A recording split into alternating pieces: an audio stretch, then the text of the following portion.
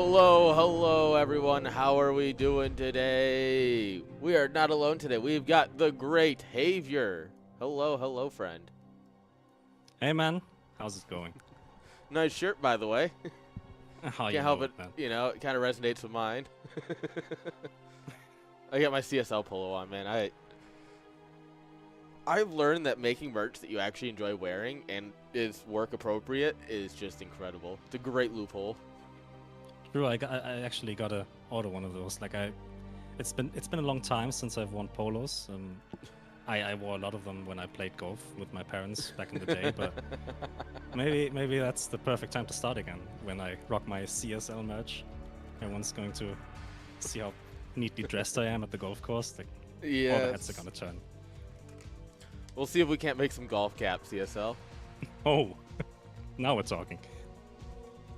I have to wear collared shirts for work.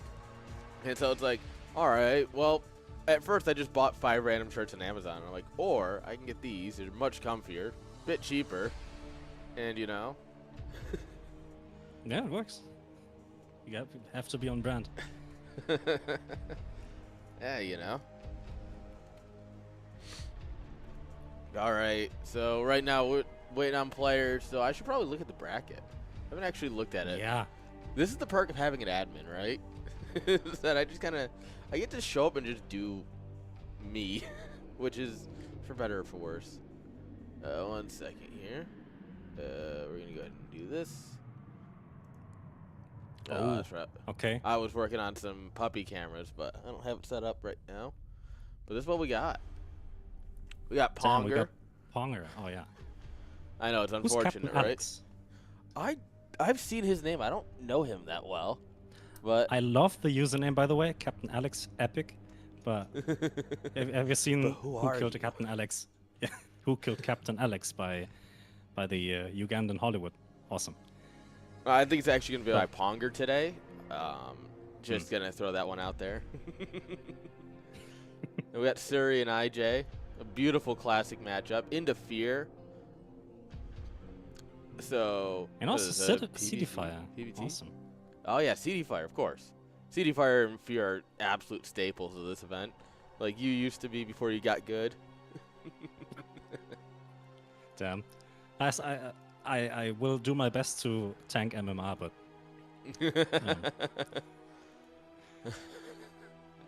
and we have no Y2 kid. That's kind of disappointing, man. No. Where is he? No, coward. Maybe he probably had to give up so that way because he would hit 1799 on the dot.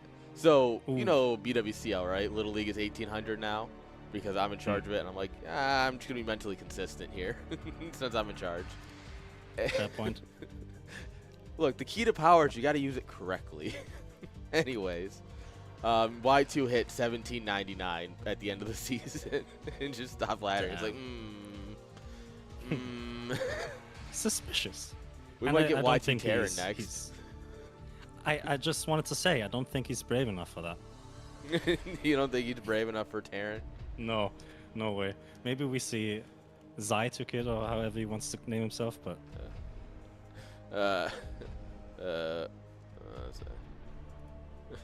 no.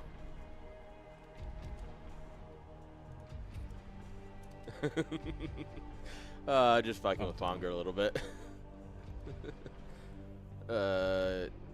Do we not have just the map list written out?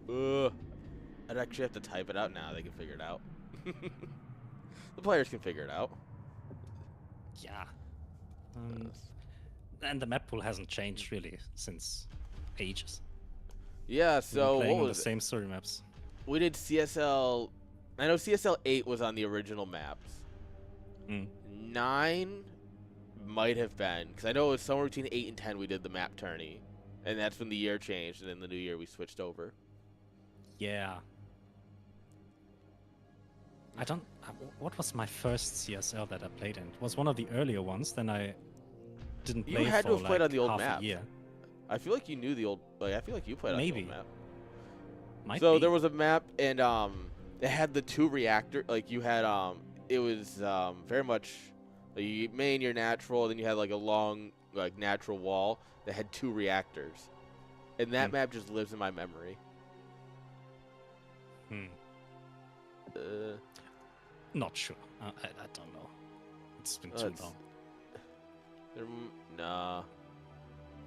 Let's see here. CSL. Oh, you know what? I see a map pack for CSL 12 that talks about old maps. Man, that's history right there. We're making the new history of Brood War. It's kind of crazy to see how long CSL's been running. Oh God, don't even. It's actually a very historic tournament from this point on, right? We've had so many CSLs. 2021 was CSL 1. Yep, because we did in 22 we did 2021 we did CSL number 1 because it was in December, and then we did 22 was 2 through 12, and then in December we did the map tourney. That's when we started the tradition of taking Christmas off. And then it goes on from there. That's all right. amazing, Hang on. CSL 5. Let's see, who did we have? Keen, Fridge, Exile, Supper, Return. Oh God, what a Keen versus Return finals. Fridge and Supper third place. Yep, and this is on Blade Runner. Oh, where is it? Blade Runner. That was the map. Ah, that was a good map. Was that a map with the reactors? Yes. Let's see here. Can I pull this up? Jamie, pull it up. It was in BSL 11 as well. Oh yeah, Blade Runner, Sanctuary, Sandgate, Seabreeze, Steel Domination, which kind of looks like a StarCraft 2 map. Yeah, Treachery and... I could probably look in the image. Yeah, there we go. So yeah, you had the reactors here, and then you had like the mineral base third, and then you come up and grab your fourth with the gas. Super turtly. Yeah, I remember this map. I did not play on those. No way. I would have remembered those. Yeah. Dude, that map I think was like the staple map. All right, let's see. 12. CSL 12. We had Fridge, Rasichko, So, Nightcat. Nightcat has a Wikipedia page? What? Why does he have a... What a gamer. What an actual gamer. Oh.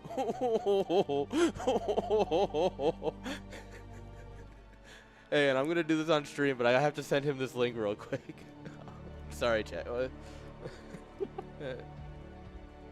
Nightcat. Nice. All right. So, Nightcat has a page here, right? You click it. BGH bot, sometimes referred to as Nightcat. Oh no! Oh, that's epic. Oh God, it's just Wikipedia is a special place, man. I guess we have a game. Nice. Let's see here. Let me get a scoreboard set up.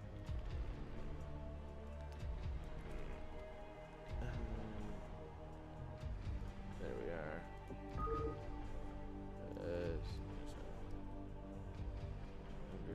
27. There we are. Scoreboard's actually kind of set up.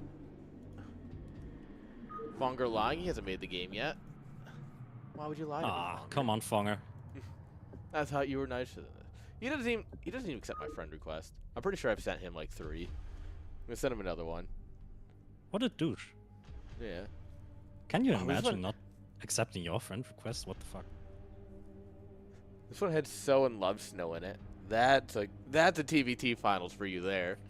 And that went all 5 games. Wow, Love Snow playing. Like, that must have been a long time ago. Love Snow was like way above 1800. Yeah. This was like, I think the only one he was able to play in. Wow. Oh, man. Who played in the map tourney? Let's see. Breeze, Fridge, Masichko, Memnon, Suri, Tech. You did. You were in the map tourney. This is your first CSL with the map tourney. The map tourney was my first one. I thought it was like 10 or 9 or something, but actually okay. I think this because this is where I see you. All right. Huh. Well, yeah, I did.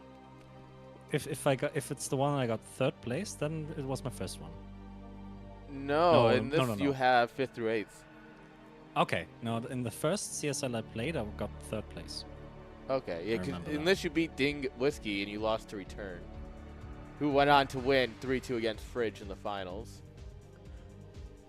Man, this is some fucking history. Oh, yeah, I found my first one. It was actually CSL number 4, and we did play on ladder maps. That's why.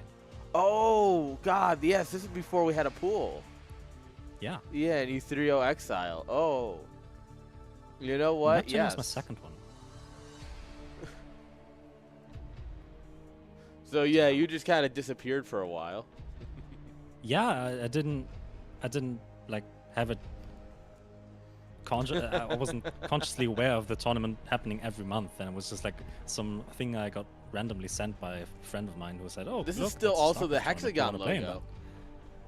that?" Yeah. We've almost got a game, guys. We're Oh, just figuring damn. out how to launch it. But this is back when we had the old hexagon logo that I made, because I'm not a graphic designer. And then my buddy made a logo, and it looked so much better, which is why we still use it. Well, the hexagon logo isn't too bad. No, I Honestly. honestly, I thought this was nice. It's textured in the background and everything, got a little shading. It's not the Yeah, worst. I have done worse. I have done much worse.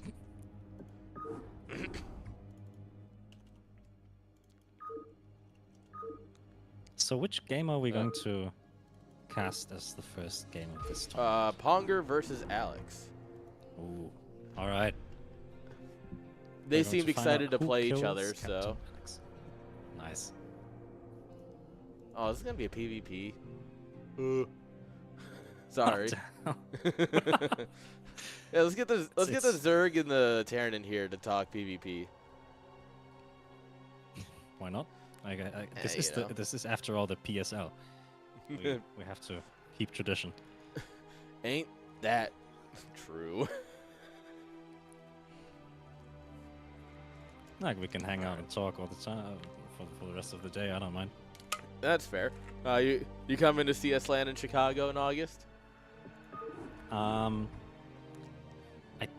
I don't think so. In August we usually have a heavy metal festival near Munich, which I have to Ooh. be at. Yeah. Yeah, of I course. help behind the stage and stuff. So it Stagehand depends on Avier. when. Yeah. And it depends on when the LAN is. I don't have the dates.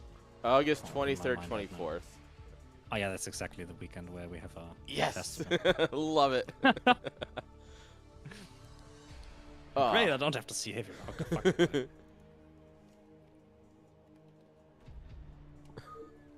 So, you better keep November clear though. I'm looking to do a November, birthday thing out there, like probably in the Yeah, Netherlands. yeah. Get everyone together. Yeah, we talked about that. Like, that's actually where I want to come. Honestly, I asked my girlfriend as well, and she's down.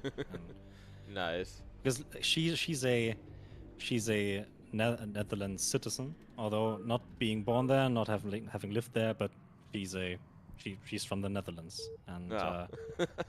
it could be a cool trip to actually hang out there. Yeah. I think Rotterdam's a beautiful city as well, so it helps out a lot. But I guess we have to talk StarCraft for a little bit now. Oh no, come on. I tried to delay it as long as I could, but I guess we got to talk StarCraft. Do you want to do our first intro? Of course, man. In the top left of which map? Yeah. This is Desert Rose. Yeah, I never see that map. Yeah, I know you've never seen it. This. all right. Let's start over. In the top left of Desert Rose, we have our blue Protoss. This is Captain Alex. And in the bottom right, we have our Protoss legend. It's Ponger. Man doesn't believe in the 24. Oh. No, Ponger, you're not EU, you're British. There's a difference now. There is. You're absolutely right. Like, I get it. Oh yeah, it might be because of us. I kinda I'm one of those people who actually likes having the option to put the turn rate at dynamic. I know it's not the best thing in the world, and it might cause some issues and some stuttery games, but if you have the option to have it dynamic, and especially when you have people who are maybe not from the same region, the caster just makes the experience a bit more smooth, in my opinion, but Yeah. I think dynamic is really useful, but I get why a lot of top players just set 16 and just don't change it. True, and also, like, hasn't the game always been, like, when StarCraft came out, the default turn rate has been 16, right? It was either 8 or 16. I thought it was 16. I've heard both. I believe 16 feels a lot more like what I remember, though. Yeah, I imagine turn rate 8, like, you would know that. Well, true, but at the same time, there was some rough games back in the day. You remember saving used to fix everything, though? You just drop a save of a game, and it would just, like, fix. You could save multiplayer games? I think you can save UMS. I don't know oh, okay. which game mode. You can save some game modes, because I remember we did a lot for UMS. I was a UMS kid, all right? I had the OG brain rot. But yeah, if it was lagging, apparently saving, I don't know how it works. I still don't. Even though I work in the field, I still don't understand it. But it reset the netcode. It reconnected everyone, and then it just worked. You would always get better connection afterwards. Okay. That's one way to do it, I guess. Yeah. And then you'd have like 20 games in your history to fix your Fisher Price router, replace your modem. All right, looking at the builds here, we have a Scout finding the base of Ponger. Both players going for gas and a cybernetics core. So no cheeky 2-gate option from both Protoss, which kind of is, I don't know much about PvP, but when I offer as Protoss, like the 2-gate build is what I do. Like that's the only thing I can pull off and maybe develop into a game, because when I try to go for a cybernetics core, I have no clue what's going on, and I either have like no tech or the wrong tech, and just having those zealots and applying pressure is nice. But I guess, okay, we're going to see a second gateway here from Captain Alex. Oh, no, he changed his mind. He's thinking about it. So, technically speaking, the 2-gate is the worst of the two openers. Like, statistically, at the high level. But it's one of those that, if that's how you want to play, really get up in their face, it's not bad. And it really comes down to your opponent's micro, because you'll hit with 3 zealots, and they'll have 1 zealot and 1 dragoon, and they have to keep that dragoon alive until they win, or until they hold, right?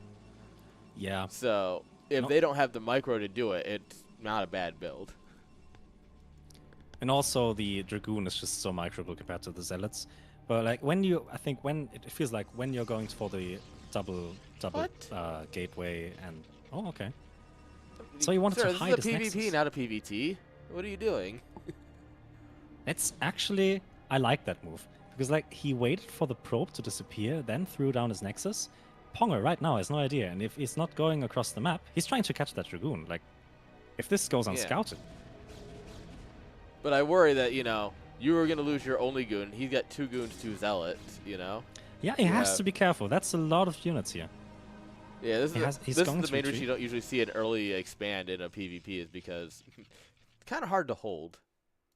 Yeah, now I think Ponger has the perfect opportunity to not only scout this, but maybe actually delay the expansion, maybe cancel it.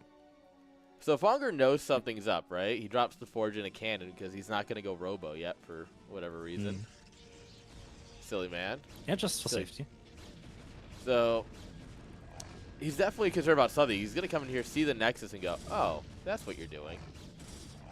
Oh, that dragoon getting stuck behind those zealots and going down, because like Captain Alex had 3 dragoons and he could have easily held that, but like these zealots doing such a great job. One's very red health, but it's getting on top of the other one. Zealots are so tanky. Oh damn, he's getting so much value out of these zealots, man. Yeah. Like only 1 dragoon remaining. I think this this push has been held, and he's going to have a nexus. Yeah, Ponger throwing, as he's really good at doing. So I guess he just has to drop his own Nexus and just hope that it works out. Yeah, both sides lost a lot of units, so neither of them can really do anything at that point. Like they either have to wait for tech or until they or wait for more income and more gateways and stuff, so they can build up, micro up. But yeah, right now I think the slight edge goes to Captain Alex. Pong are going for the robotic space, so we're going to see some Reavers. On the other hand, we don't even have a Robo yet. It started, but not finished. Yeah, a Robo, like a Reaver is so good in these scenarios where there's not enough goons to really, like, you can't afford to take a hit, right? Oh, this is dangerous. Oh, we got enough Dragoons in the back here, but some good shots if he's going to save these Dragoons. That's nice, a good trade, but he has to be careful. Captain Alex chasing, and yeah, he's going to shoo away those Dragoons of Ponga. Ponga, though, he should have already started his shuttle. It's a bit late, in my opinion, but that's definitely on the cards right now. Generally, like, you can try and go Reaver first, but that's a very defensive thing. Like, all right, I'm not going to get anything until my Robo Bay is done. Drop the Reaver and then go shuttle. That's usually if you're worried about getting pushed. It feels very defensive, but here he is doing it this way instead. Maybe it's safety. He's like, oh, you get the bigger Nexus, you'll have a bit more. Yeah, they're both playing very safe right now. Captain Alex going for that observatory to, in case any Dark Templar might be on the way to his base, or just to get some scouting in. Got the shuttle regardless, and probably going into Reavers after that as well. My poor man here, I think he's settled. It's finally like, oh yeah, there's like the whole natural to put things. Not that you would know that, because you always veto this map, right? I veto it because of this. So I've watched the stream, and you can always tell if it's someone's first time playing in the CSL because they didn't veto that map, or there's some deranged maniac that actually likes playing on maps which don't make sense. But yeah, regardless. Damn, you're hating on August Grad 8.0 here. Yep, I'm allowed to have my opinions. Can't stop me. Yeah, we can. Oh. You're right. What a great map. There we go. Now you get it. Now he's towing the party line. Me. Now we're good. You can keep casting. All right. We have a lot of units for Ponga on the map right now. What is he doing? Come on. Ponga being a little crazy here.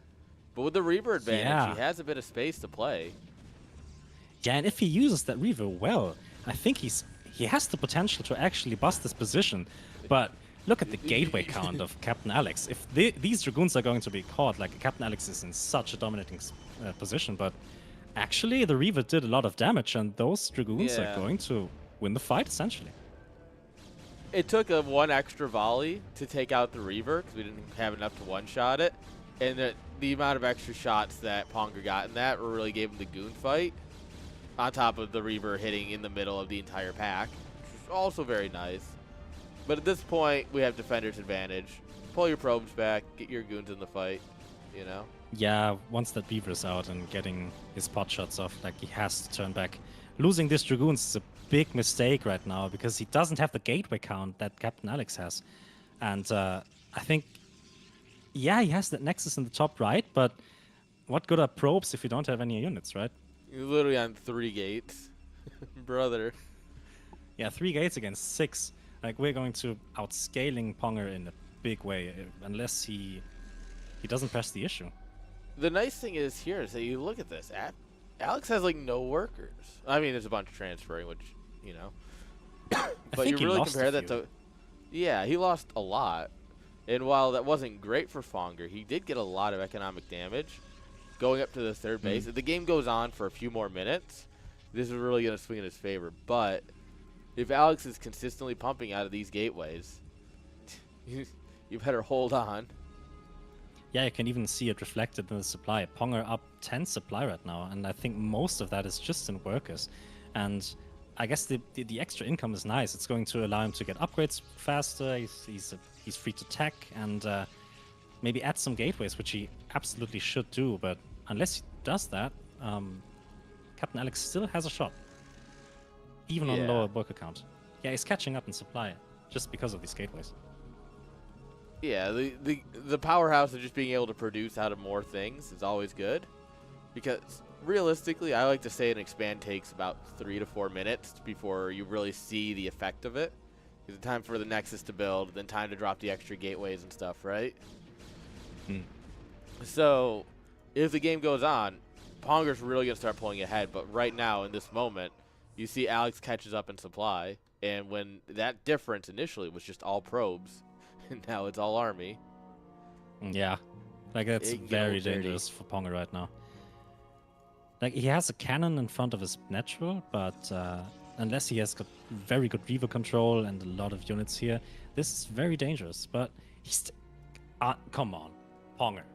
Look at the bottom left. Like, what's he doing? Yeah. Man? He's ready to take another base. What? He's pongering all over the place. He's playing refugee Protoss, man. He thinks this is a PvT. That's not how that works. Yeah, it's all fun and games until you queue against him. All of a sudden he's got an X-eye everywhere, and you're like, no, stop. Oh my god, that Reaver's going to drop. There are no probes at all. And is there a Reaver? Oh, okay, there is a Reaver. That would have been hilarious if the shuttle was empty. Like, oh, this shuttle forced a lot of lost mining time. Yeah, it's not what he was looking for, admittedly. No. Although unfortunately, the Scarabs didn't connect now. It does bring Alex back home, right? Yeah. So now he has the map control to really actually consider taking that base. We have a lot of charge lots, or speed lots rather, on the field right now for both players. And right, oh my god, the Reaver got taken out. The Reaver does nothing. This is beautiful for Alex. The Zealots are tanking so many hits. The Reaver. Oh, ho, ho, ho, ho. Look at these Scarabs connecting. Oh, Ponger is in trouble. Fooled around and he found out. Crawling across the map. Hey guys, I'm coming. Oh, I'm coming. The cavalry a bit late to the party though. Not even getting a second shot out. Oh damn. No. Now if Alex just took everything and sent it across, you know, this would be peak tier 2 gaming. Yeah, honestly, attacking is not the worst decision in an RTS. Like just in general. Yeah. He's going to find that base now. Seeing 6 cannons isn't fun, but at least he has the confirmation that there is something here. He also finds that other base. This is perfect. He's going to fork off some extra Zealots, send the army up top. I don't think he can bust that position in top right, though. Like, that's a lot of cannons. Oh, hello, unless you have a lot of Zealots. Let's see how many probes he just lost in the moment we looked away. Oh, boy. And the Reaver's still going at it. Dropping into that middle line. Oh. Got another 5. 6. Oh, that 13. Reaver's so annoying. Yes, target that probe. Not. Yes, target that one. Honestly, any damage is fine right now. Like, yeah. He's so ahead in economy. The only thing he's really lacking is the production. Yeah. Equal on upgrades at least, for now. Yeah, and it's but losing the ability to break this. Oh. That's a good move. Oh, like dropping come on, that come on, Reaver come on, please. You know you want it. Finally retargets. Gets a probe, but not the best targets right here. Yeah, getting those probes would have been big. Damn. Fonger's not even gonna bother. No. Like what can he do? he can drop his own Reaver next to it and hope that his pickup micro is better than Captain Alex's, but I guess better focusing on the huge army movement will be the play. Now the problem is that Alex is just taking these small fights here and there, lost a bit of army here and there, trying to like break the bottom left, split up the army. Now Ponger's 20 supply ahead. The bases have come online. He's got the money. He's got the infrastructure coming. Got gates for days. He should have Yeah, a lot even more though games based on the fact that he's banking 2,000, but like, oh, shuttle just dies. That's never good. Yeah, absolutely. Like every fight that Captain Alex took was in his favor, but for some reason Ponga could just always bounce back based off his huge economy, and Captain Alex never really took that advantage that he gotten himself. And now Ponga is in a position where he will actually threaten. Oh damn, that's a lot of dragoons left over from that fight. He's definitely going to lose that Nexus though, is he? Maybe a round of Zealots might be able to defend that though. He's going to get sandwiched. He does have the third base, so. But at the same time, you know your opponent's a base up and is sitting in your natural. How long is this game actually going to go on for, you know? Never a good feeling. Reinforcements coming for Ponga here. Zealots fighting the other Zealots, and that's going to be... That's the game. Don't you love when Protoss just sits in your natural? Oh, that's the best, man. Oh, yeah. Especially, like, and they can do it all game long. Like, yeah. It can be 5 minutes in, 2 minutes in, 25 minutes in, doesn't matter. Protoss always has the option, and it's a good move for a always in your natural. Yeah. I built turrets. Why did he have recall?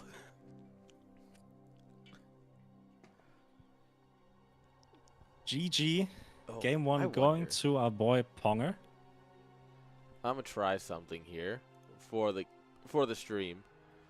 Go for it. The media source. It does work. Sorry guys. Doggo cam. Oh. I need to adjust it a little bit though. Nope, that's the wrong way. So I was sitting here and I'm like, I want a cam that you can, you know, see the dogs, right? And what I was thinking about is like different like webcams and stuff, right? That if I don't hit the desk. Like different webcams and stuff. But then I remembered I have 2 security cameras that I won't be able to hang up until like fall basically. And so I just slapped one on my table and pointed it at where my dog sleeps. And now you can see dog. Awesome. I don't have a second camera. I would show you my cat sitting right here, asleep, listening to the sound of StarCraft. It did make me realize how, because like you look at my backdrop, right? Pretty full. The poster I had here fell and I need to rehang it. But you never see that wall. And now with the doggo cam you do, and it looks really empty. Is that a Halo banner? Right, Halo ODST, right? ODSTs, awesome. Baby. Oh, that's sick.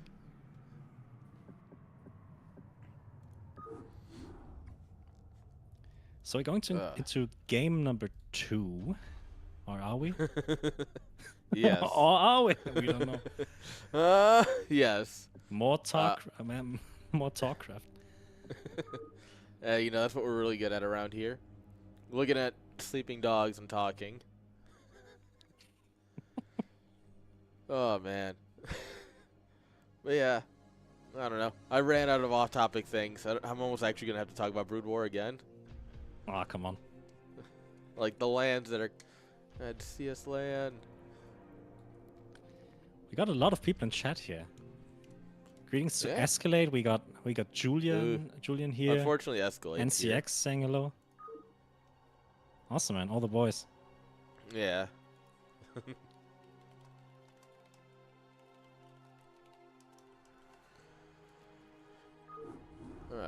Alright. Alright, I guess I have to host for these people. Oh man. Imagine. Someone Imagine has these players to do not it. being able. Yeah. The last resort, always the tournament organizer coming in, saving the day. Oh.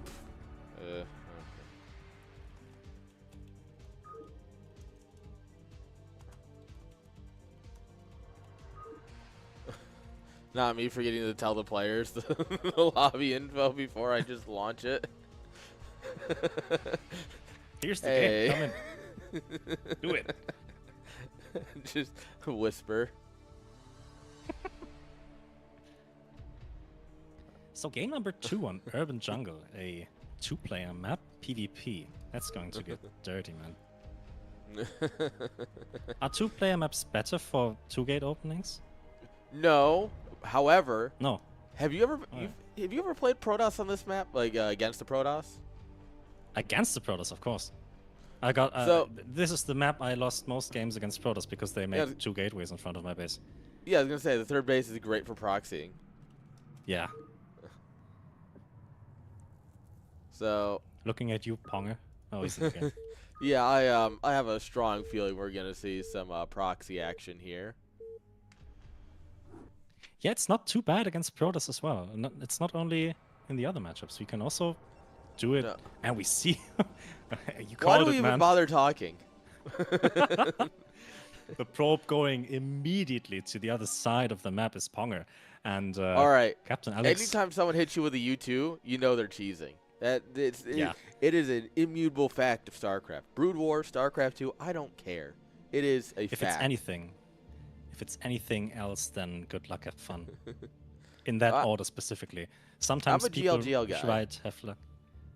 You're GG. Oh, that's dirty. I'm a GLGL. Good luck, good luck. Yeah, and you know why? You know it still holds true because you're the one who only makes Zerglings until the game ends either in your favor or the opponent's. So, like my argument stands. All right, fuck you, but also 69, nice. Nice. Fonger going for the true Fonger special.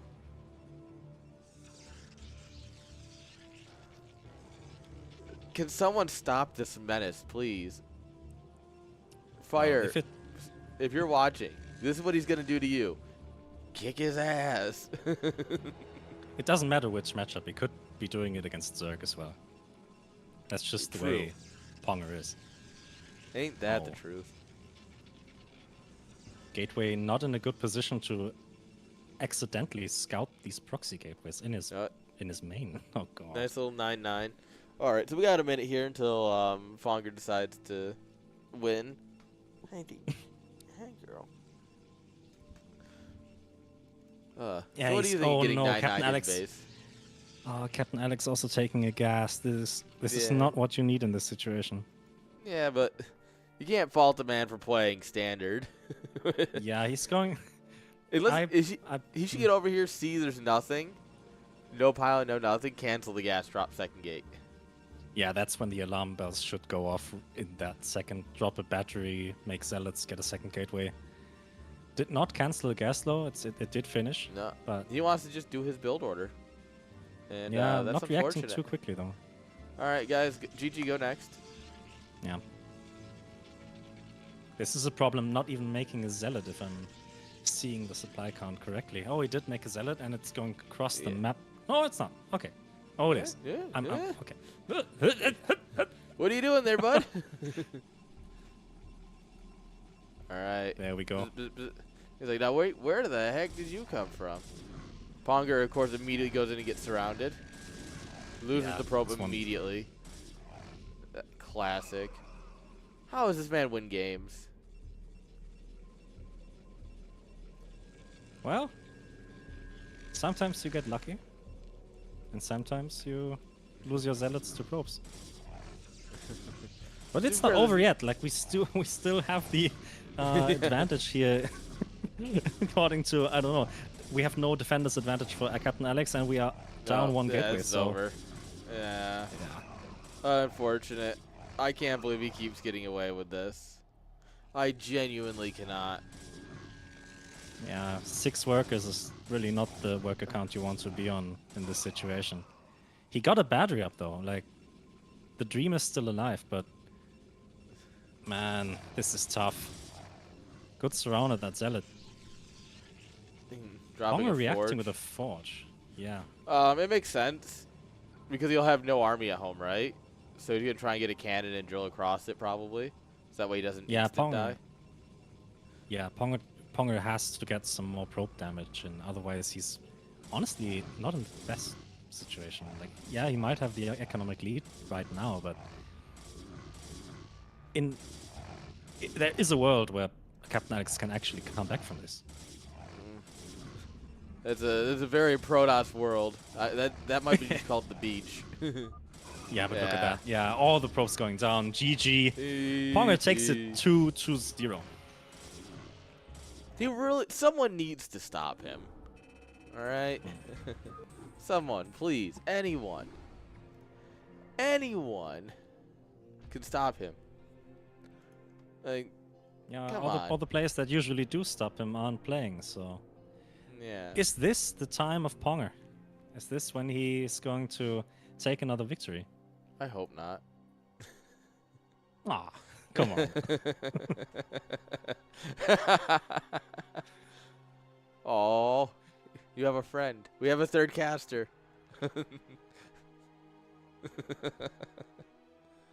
Aw. Tali, you asleep, girl? Yeah. Nice thing is I can just lean into my monitor and, yep, she's done. Jinx is on the floor. Yeah. The cat's saying hello. Cat, don't show your butt to the camera. It's inappropriate. Wrong website.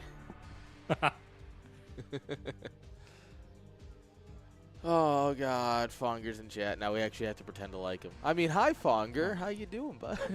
GG. What a game. I do appreciate that they the Brits have to ask if it's coming home in StarCraft because it can't come home in any other sport.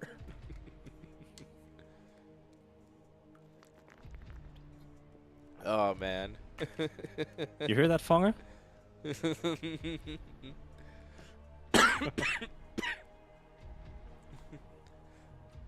Oh, I love CSL.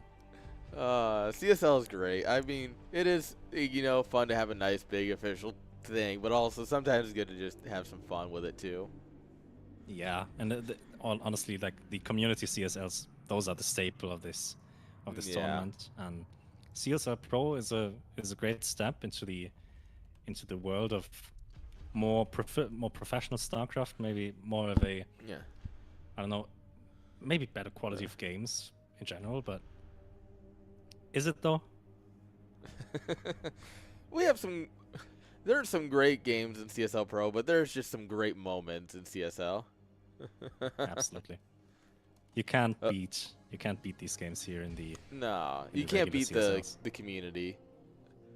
I mean, you could. We could have one without like British people, but you know, we'll do what we can. There's even some good British people, so we have to, you know, pick and choose, I guess. So how is our bracket looking right now? A bracket? You guys want a bracket? All right. It looks like Surrey and IJ are still going, which means that nope, not that button. This button. Yeah, we have that 2-0 victory. Yeah. Oh yeah, IJ's streaming this in Discord in UPL. Oh. So someone could actually hop in there and see how that's going. Winner of that gets Fear. Unfortunate for whoever. Yeah, Fear. Which race are you playing today? Is it Terran or Zerg? Protoss? I don't know. Siri does all the stuff, so I'm sure that it was. Sure that it was. Sure, it's fine. But Fire and Ponger. This is a classic. This could be a finals right here. Yeah. I'm kind of rooting for Suri. Like, he's always kind of the underdog, but always fighting it out, giving his all. Hey. And shout out to him for making these amazing map pools. Yeah, you know, like Desert Roads, your favorite map. And we get a live update. It's actually Surikata taking the 2-0 victory over IJ. All right. Damn. Another PvP? No, Fear's not playing for us, right? It was a good question. So if PvP in the upper bracket and TVP in the lower bracket is my guess. We'll find out. Like I said, I don't actually look at these things. I have an admin who looks at these things for me. I can actually pull it up though. Give me a second. Where did I have 5 windows open because I keep like forgetting where I put the bracket, opening up the bracket again and dragging it into a new window. Oh man, we're having a day today. Responses. He listed P, so Okay. we'll see. I guess we only have Protoss players this tournament. No, inside job. Be fair to our Okay. boy. True. We have only Protoss players left in this tournament. All right, Fear's actually gonna play T. It looks like he's gonna keep it fair. All right.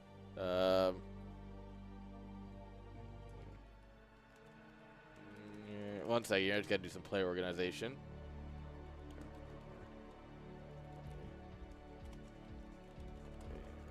Not to play favorites here, but I'm really interested how Fear is going to approach this match. Like, Yeah. So the thing is that the Fonger series is gonna be the Fonger series. I'm sure will be short. Any Fear game is gonna be 40 minutes long. You know. I'm honestly betting on CD Fire against Ponger to take this. I think CD Fire just has more experience in that matchup, and All right. Ponger maybe being the more skilled player in his main race, but CD Fire can actually 100% take this, unless Ponger really gets dirty and pulls some tricks out his sleeve.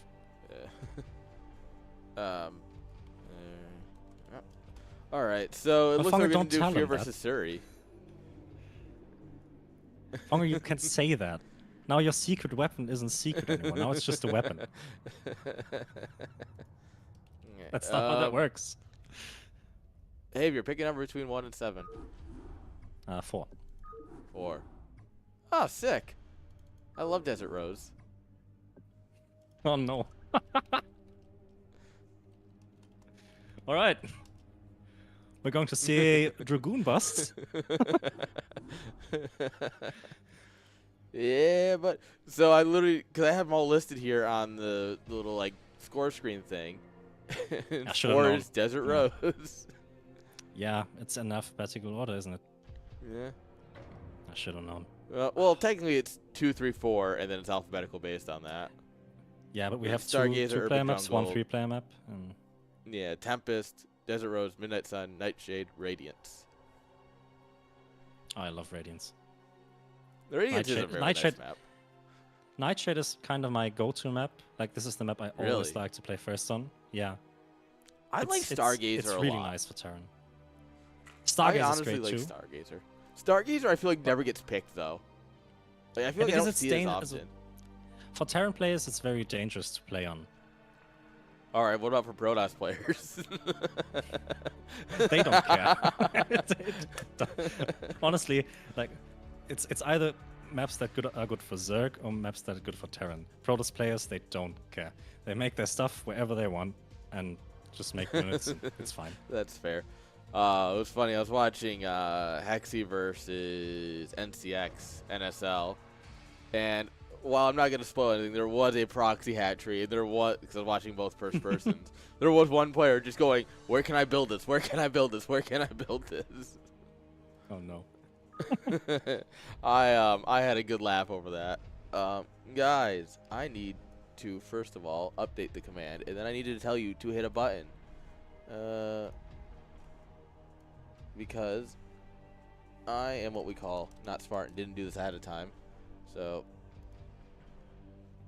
what I'll do now.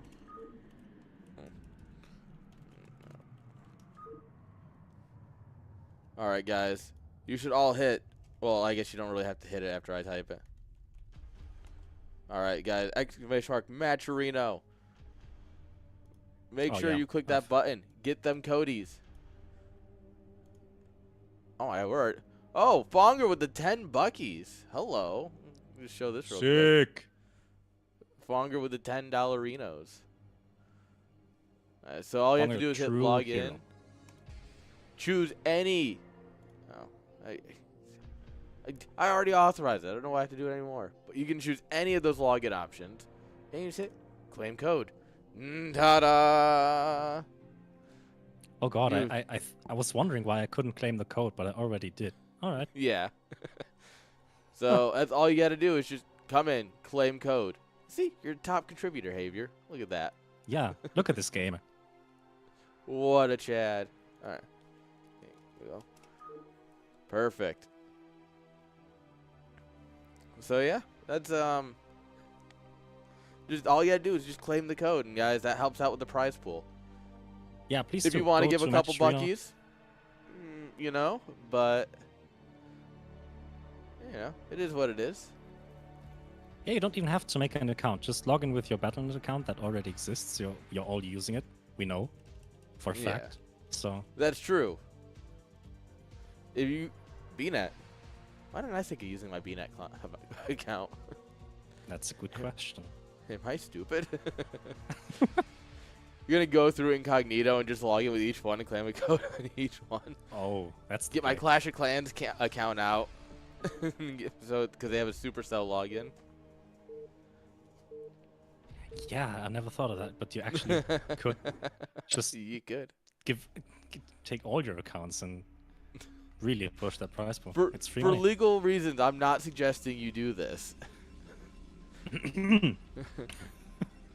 For legal reasons, please do not do this. We don't need money that much. However, if you wanted to go check out the Ko-Fi and become a monthly subscriber, because you believe in the future of esports and making new history as we go, I'm not going to say no.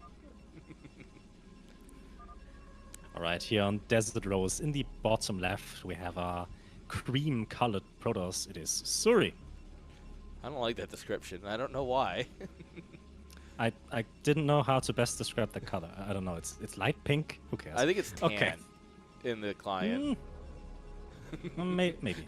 I think it's not labeled correctly, but I think Suri always picks tan when he can't pick yellow or orange. Oh. So, I think this is tan. While it doesn't look very tan, I think it is. It really doesn't look like tan. No. But here we have a very basic and vanilla blue Terran. We have Fear. All right, what's your go-to color? It's either blue, light gray, or red, or magenta. I like those. Magenta's good. Yeah. Although, since I've started dating Hexy, I've started picking yellow a lot more, I've noticed, because that's her color. It's like, all right, I need to pull out a win. Yellow. Honestly, tan also looks very good on Terran. True. It doesn't look as good on Protoss. I think it looks best on Zerg. Terran second, Protoss third. Everything looks good on Zerg, though. No, everything Nah, looks there's good some on colors Zerg. that don't. I think yellow doesn't look good. Damn, Yellow's what not a a hater. Zerg color. Yeah. Not my jam. But is it your jelly? Oh, now you got me. I knew I'd make you regret asking to cast. I'm loving every minute of it. We're getting a cybernetics score for Suri here. Only Stock 2 on standard gas. opening. Yeah, also Fear chose to wall up his main, which isn't going to do anything on this map because he has to build his factories next to his natural anyways, so I don't get the thought process. You can fit like of 4 or that, 5 up here. You really can't. Like, there's no. Yeah, Oh, there's technically one. they might fit, but you're going to see some congestion. Like once you want to have more than two machine shops, it's going to get awkward. True.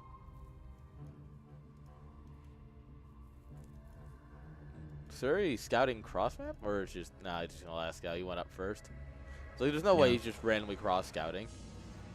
Not very. But now he Protoss knows of you. for a fact that it's actually pretty smart. Like he knows for a fact that Terran's not on the top side, and he sends his Zealot down to the bottom right immediately.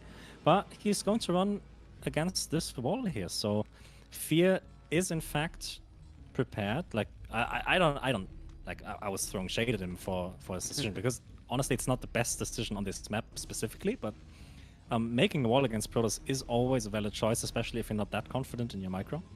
And Zealots can get so dangerous, especially in the early game.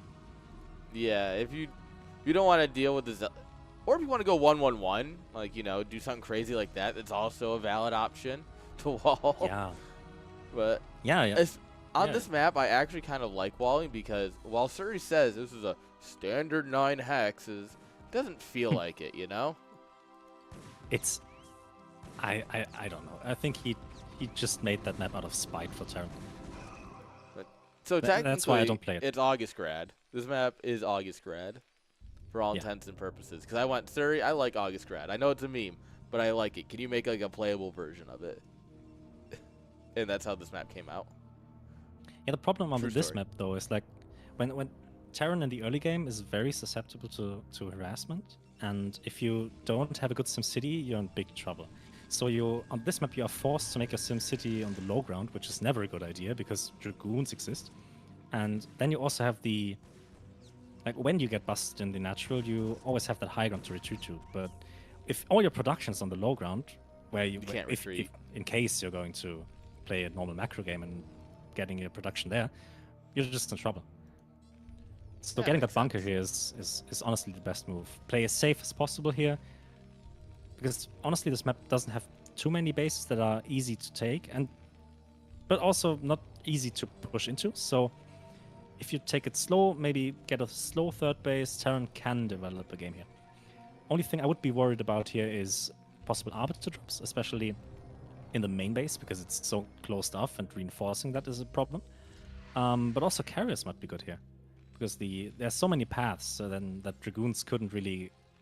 Yeah, Dragoons, what am I saying? I mean, Goliaths. Goliaths really couldn't chase you around. But like, we're seeing a dropship here. 1 or 2 vultures inbound into the main base of Surrey, so there's a potential of possible prop damage here. But the problem is this observer's going to run into it, right? Not necessarily. Like the observer's going straight into the main base, and if Fear decides to send his... Oh, he doesn't. Okay, he's going to... Oh. No. He has the star sense of a pro gamer here, sending his dropship into a different direction. Maybe trying to come from the top.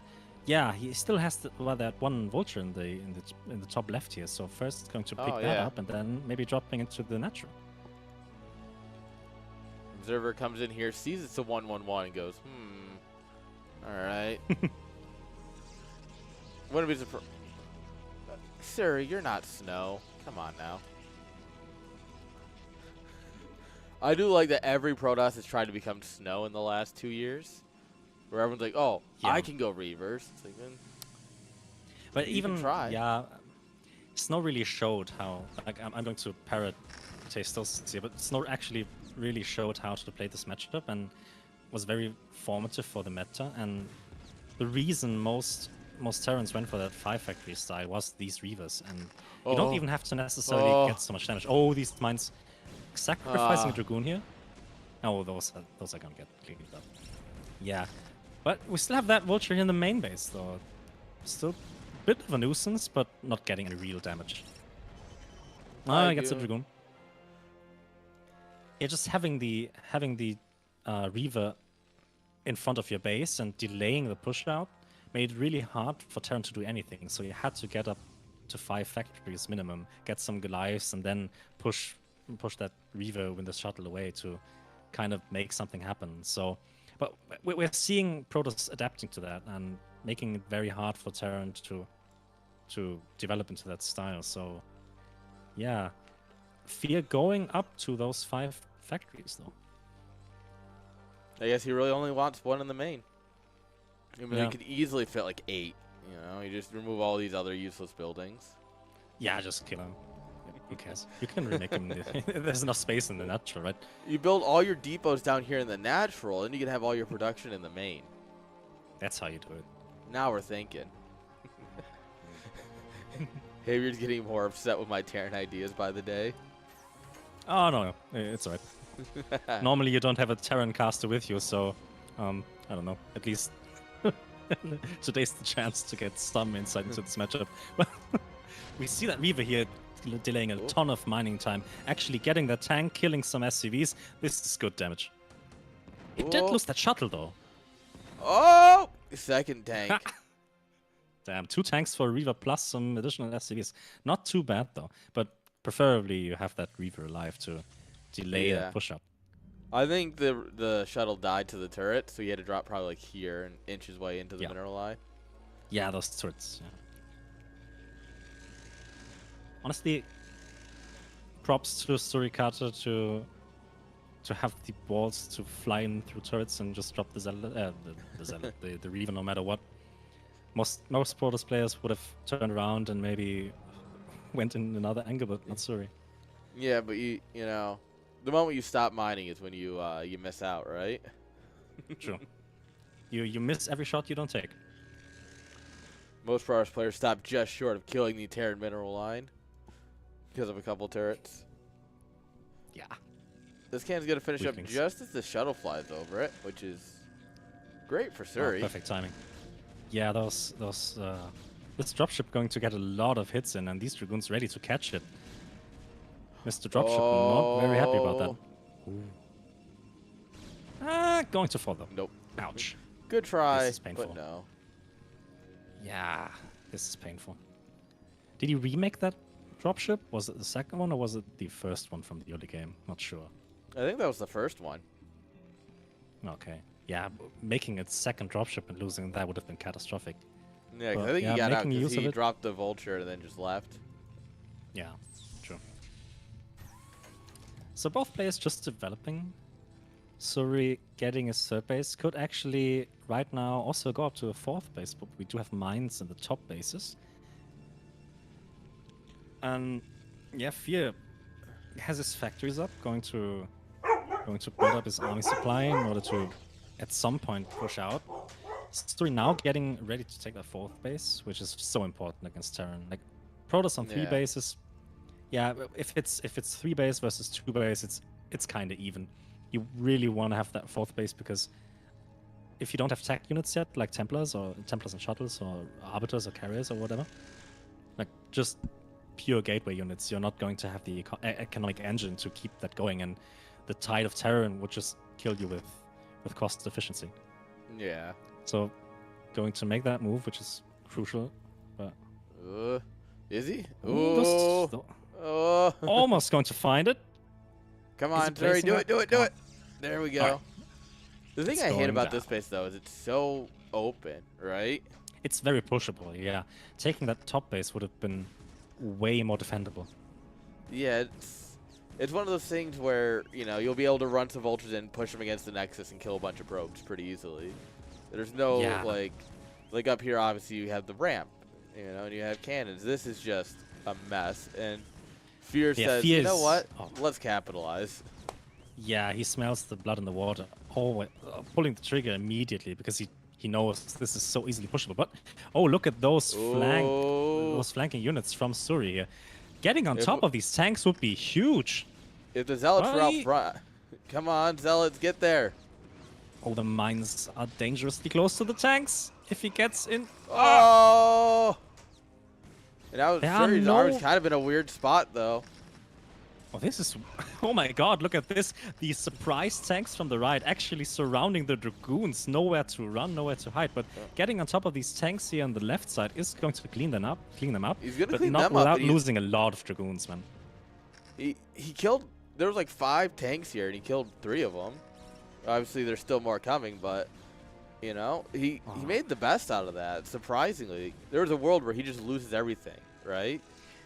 As long as he takes out these tanks, he's kind of okay, but losing those Dragoons, man, that gotta hurt. Like, the more Dragoons you have to remake, the later your attack's gonna be. You have to make the decision to spend your gas on upgrades or more Dragoons. In the best case, you only lose Zealots and then remake those, but... Yeah, he only had like 5 or 6 Zealots with that entire push. Like and there was no Zealots, so not really that useful. Yeah, he does have the Citadel. Temple Archives coming on down. Yeah, Lex finished. Honestly, Fear is in a awesome position. Like, he established this position in the middle of the map. So many mines placed here. This is pretty dominating right now. And Suri can't really take a 4th base. This is what he needs. We set up more a tank dragoons falling here. to random mines. Yeah, I do Fear's like not the making setup. it easy. Yeah. Yeah. He's actually using this to take a third base here. That's smart. Honestly, yeah, I like it. It's risky because normally those bases, like these bases, are easy to push for any race, and normally Protoss has the map control and is able to punish these kind of moves. The third base for Terran is like the most crucial thing. Either you go full all in on two bases, or you have to take a third base that is kind of defendable. But I'm pretty sure Terrans only do the first one, but we can make fun of Terrans in a minute here. D-Matrix goes down on the front tank. oh my god, Fear! Look at this gamer. The thing is that this is layered defense, right? Oh, no, those that- mines the are gonna mines, cause the some mines. problems. Oh! Look at those blue good dragoons. But still losing some tanks, but at what Haver's cost? accent got real thick there for him, and he's like, whoa. Dude, like, nothing excites me more than dragoons running into mines. It's the best thing in the game. I'll tell your The girlfriend. worst thing in the game is, though, yeah, she knows.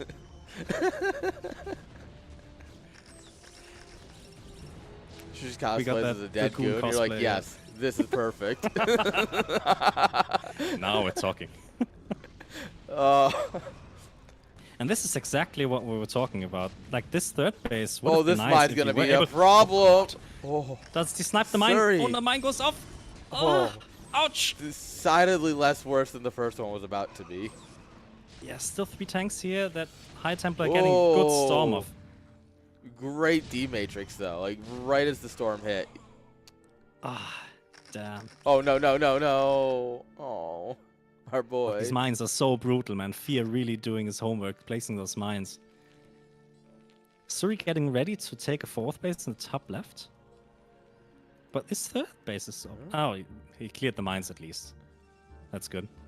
Yeah, here comes the boy. Like now, 3 base versus 3 base. That's... Suri has to kind of... He has to pull the trigger in one way or another. Either smash this 3rd base of Terran, or get like maybe a 4th and a 5th up in, if he wants to stay in this game. Oh, what because the? Fear, please. What are we doing? Look at this. This is a fear moment right here if I've ever seen one.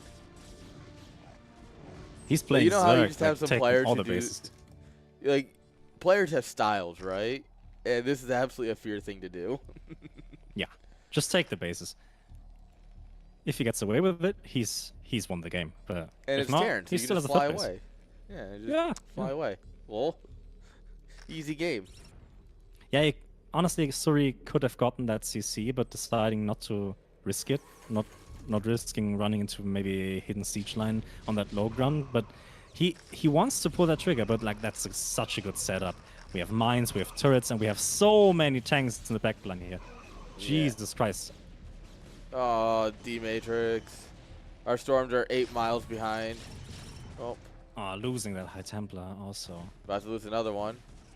Oh, that's Sorry, so painful. please. Please. My boy. As Terran, you're so happy in this situation right now. So he does have top left, so he's going to have go up to straight up to 5 bases. Yeah, he has to. Yeah, that's really the only option he's got at this point. And the thing is that, well, Haber's going to scout it, but is Haber going to do anything about it? I'm casting. I'm not playing. Sorry, Mom. Yeah, he just said, "Is Haver gonna scout it?" I'm seeing the whole map, man. Oh, I thought I said it he. Is he going to scout it? All right. Did I say Havier? Did I? I thought you did. I might have. I might have messed that up. Is Havier going to scout it, guys? What do we think? That Vulture finds the bases of Suri here, but honestly, Like yeah, for like, Fear he's just is gonna drop a base. Fear's just happy taking this base. Like, You have a command center. All right. What is quicker, building it or flying it from down here? building it 100%. Yeah, those buildings are so slow. These aren't StarCraft 2 buildings, man. And also, true. like, let me remind you, this CC was built on 6 o'clock. It's a 6 o'clock base. He waits for this base to reclaim its rightful birthplace. So, Okay. So like, they're like earmarked. It's like, all right, you can only be a 6 o'clock base now because this is where you were born. Essentially. Nice. You have to respect tradition. Like, Yeah, of course, I get it. Stay close to home. How very European of you. Just have infinite land to go. There's a lot of Templar. That's 6. Sorry. What are we doing here, bud? Taking 12 o'clock as well, going up to 6 bases now.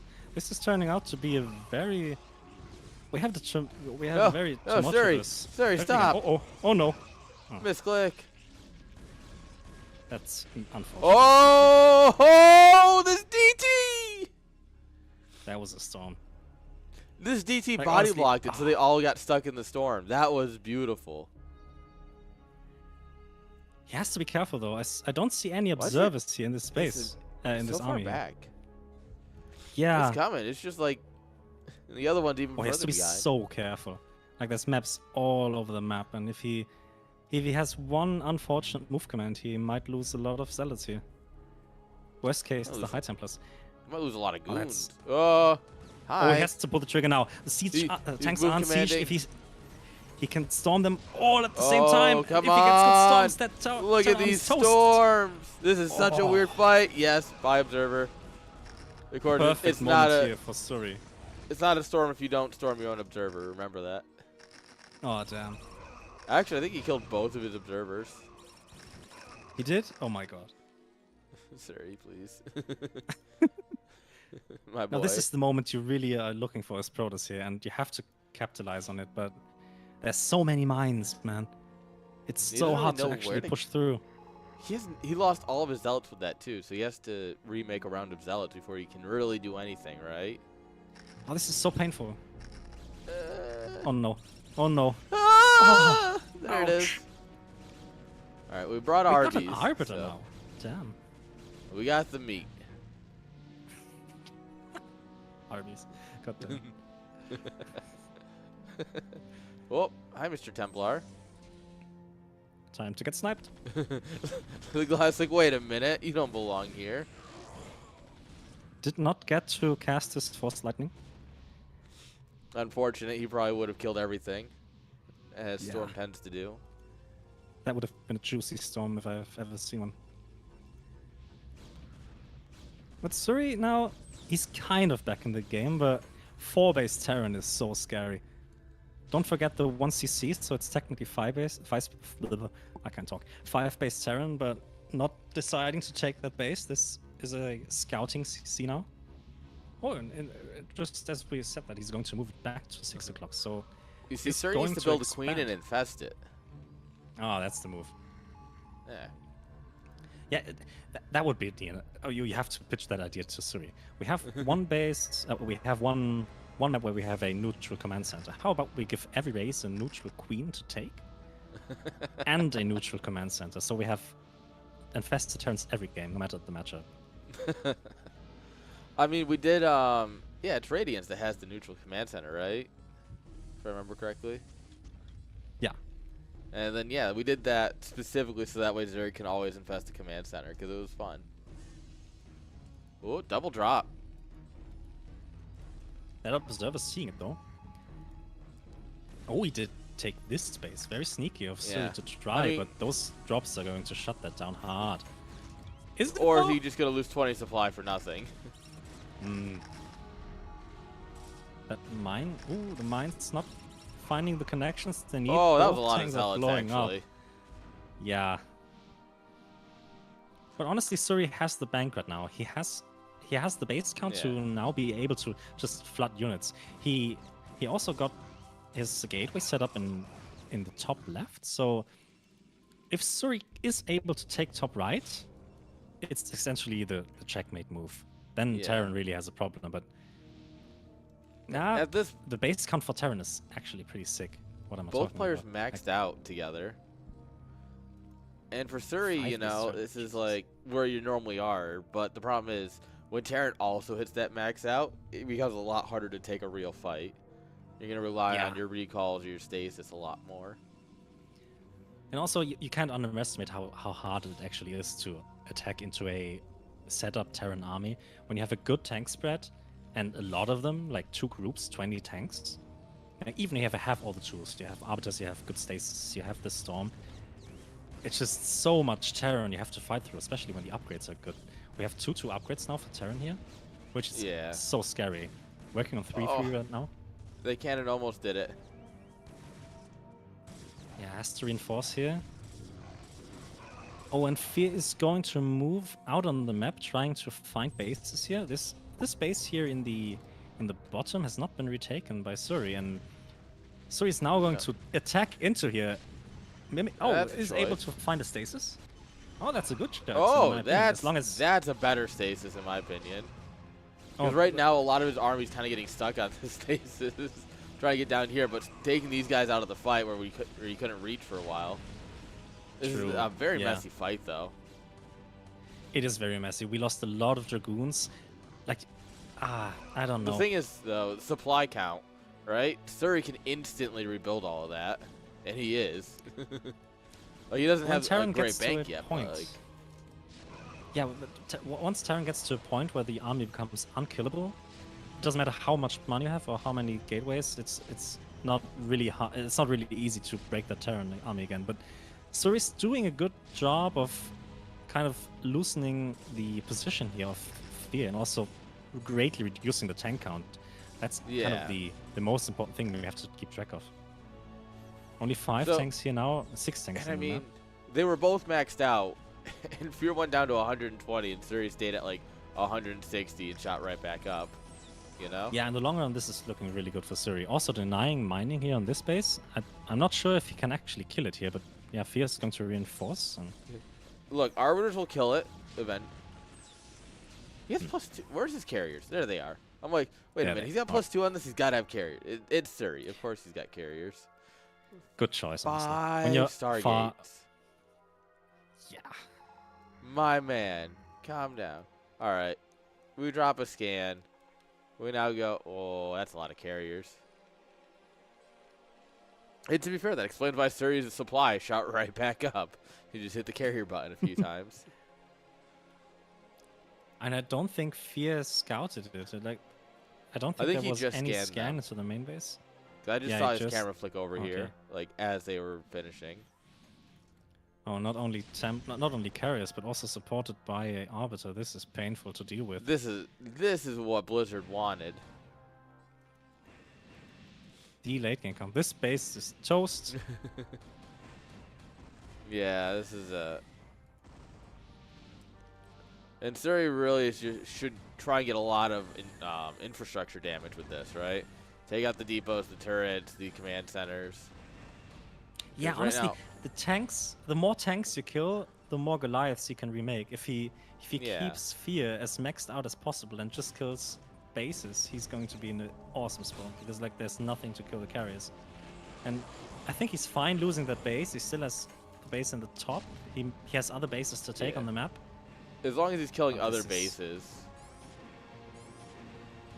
And Fear has a huge bank, like so many minerals, but he can't really spend it. And also the gas count is not that high.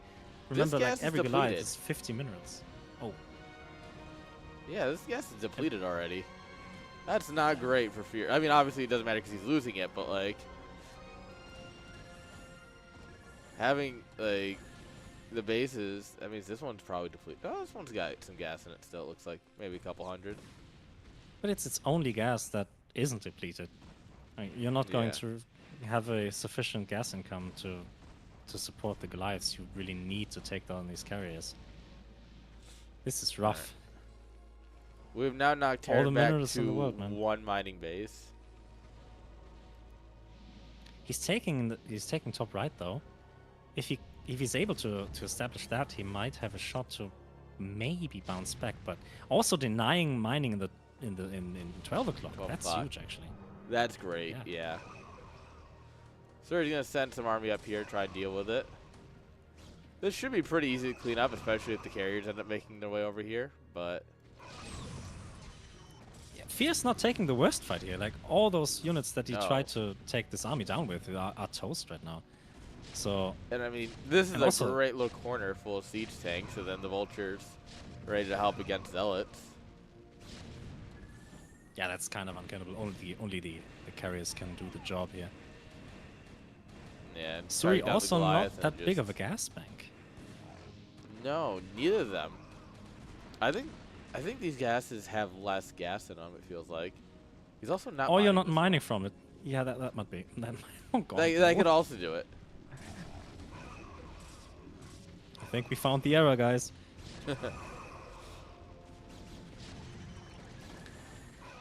Oh, that Making poor Goliaths. Arbiter. Ooh. That's actually a lot of Goliaths. What are the upgrades on those? If these are 33s. 3/3 Goliaths, oh my God! Actually, hold on. Yeah, Is he again. going to kill all the carriers? He just might. 3/3 Suri. Goliaths are crazy. 38 gas. If he- Look at this. He lost a lot of carriers here. That was painful. Yeah, 5 carries and 1's at 20 health. Suri, please. He This is is going such to a deny this scrappy game. base, which is very important. It's really Terran's last hope. So I kind of get throwing it, try and get this, but at the same time, this game went from, you know, really good for Protoss to, this game is now a real coin toss. He has to protect those carriers. If those go No. down, there's really no real threat. Like, it doesn't matter how many they are. At least that when you have some carriers, you're threatening to run in, get some damage, and running out again. Yeah. Damage for free is always nice. And you're forcing your opponent to make gas units that he, in truth, doesn't really want to make. Yeah. But once those are gone, Fear is in a sick position. Uh-oh. Oh, lost the carriers, pull the cable. Oh, no. I- Oh, that's painful. No, there's no way. 'Cause how do we call this? There's no way, because at this point it'd have to be called by an admin, which would Yeah. also be Suri. You know, he did have issues with BNet going into the game, and I was like, "Do you want to restart it quick?" He's like, "No, it should be fine." Twas not fine. Oh, that's so tough.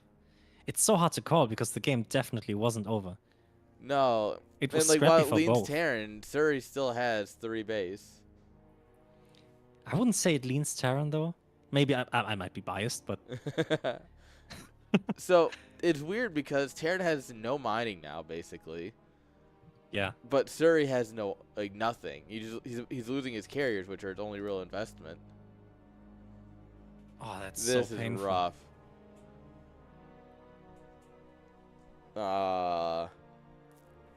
I can't believe it. I think we gotta do it.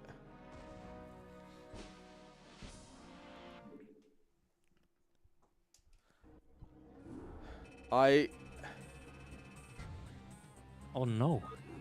I don't know. I'm gonna ask Suri what he thinks, because Suri, you know, as much as he's a little invested in this game,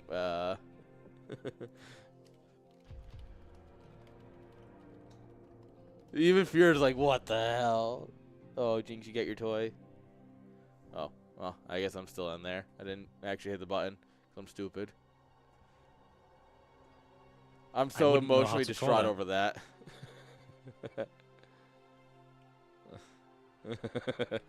And we can't really replay the game, right? It's just like, oh, let's go again. No, that absolutely has to be. That absolutely has to go to somebody. And Fear was making race to counter the carriers, but there was no carriers left, which means they were just gonna get destroyed by cannons. So we have top left mining for Suri. He lost 12 o'clock, but he had he had good mineral income. He has theoretical gas income, which he did not use. Terran has no mining at all, but he lost all its carriers.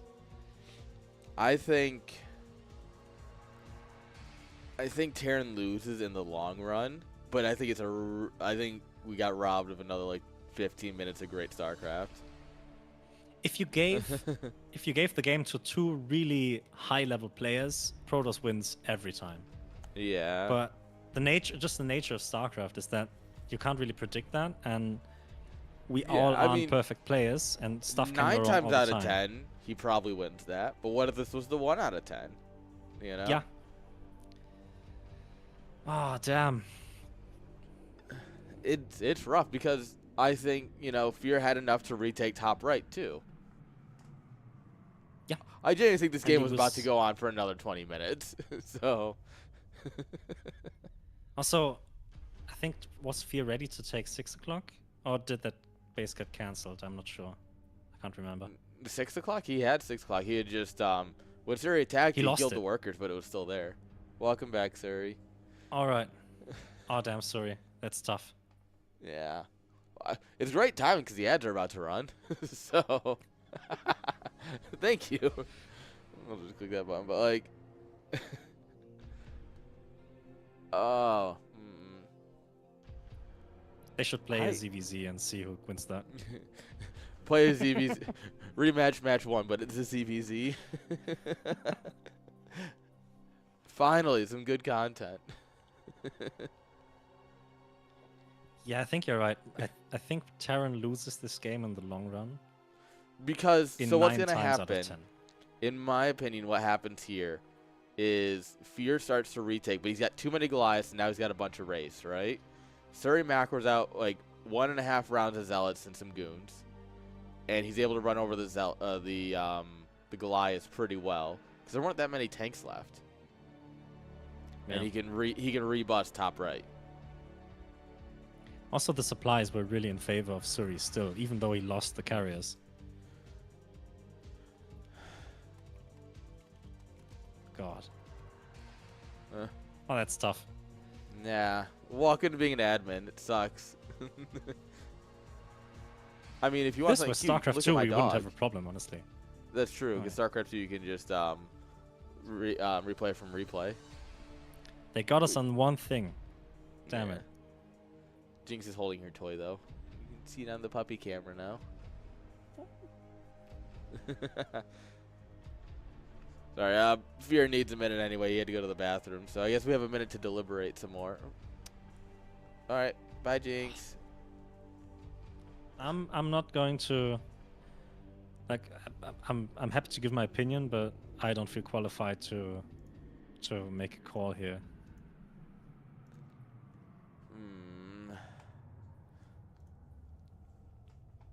I'm Because just we going to can't. shove this all to the admins, and that's your problem to deal with. Yeah, it's.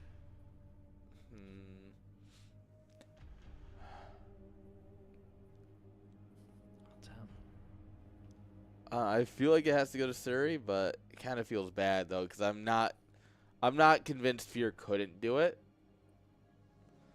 Because situationally, Protoss was ahead. However, these are the kind of games where Fear does his best work. And the game was very crazy. Like, Terran was ahead, then we had Protoss in a good situation, then Suri threw it, and then Fear got back, and then we got carriers, and everything was going to fall into place for him. But then he lost all his carriers to good upgrades. Yeah, it's like if Suri still had the carriers at the disconnect, I think it's a lot easier of a decision. The fact that it was down to 2 right as he disconnected makes it so much harder.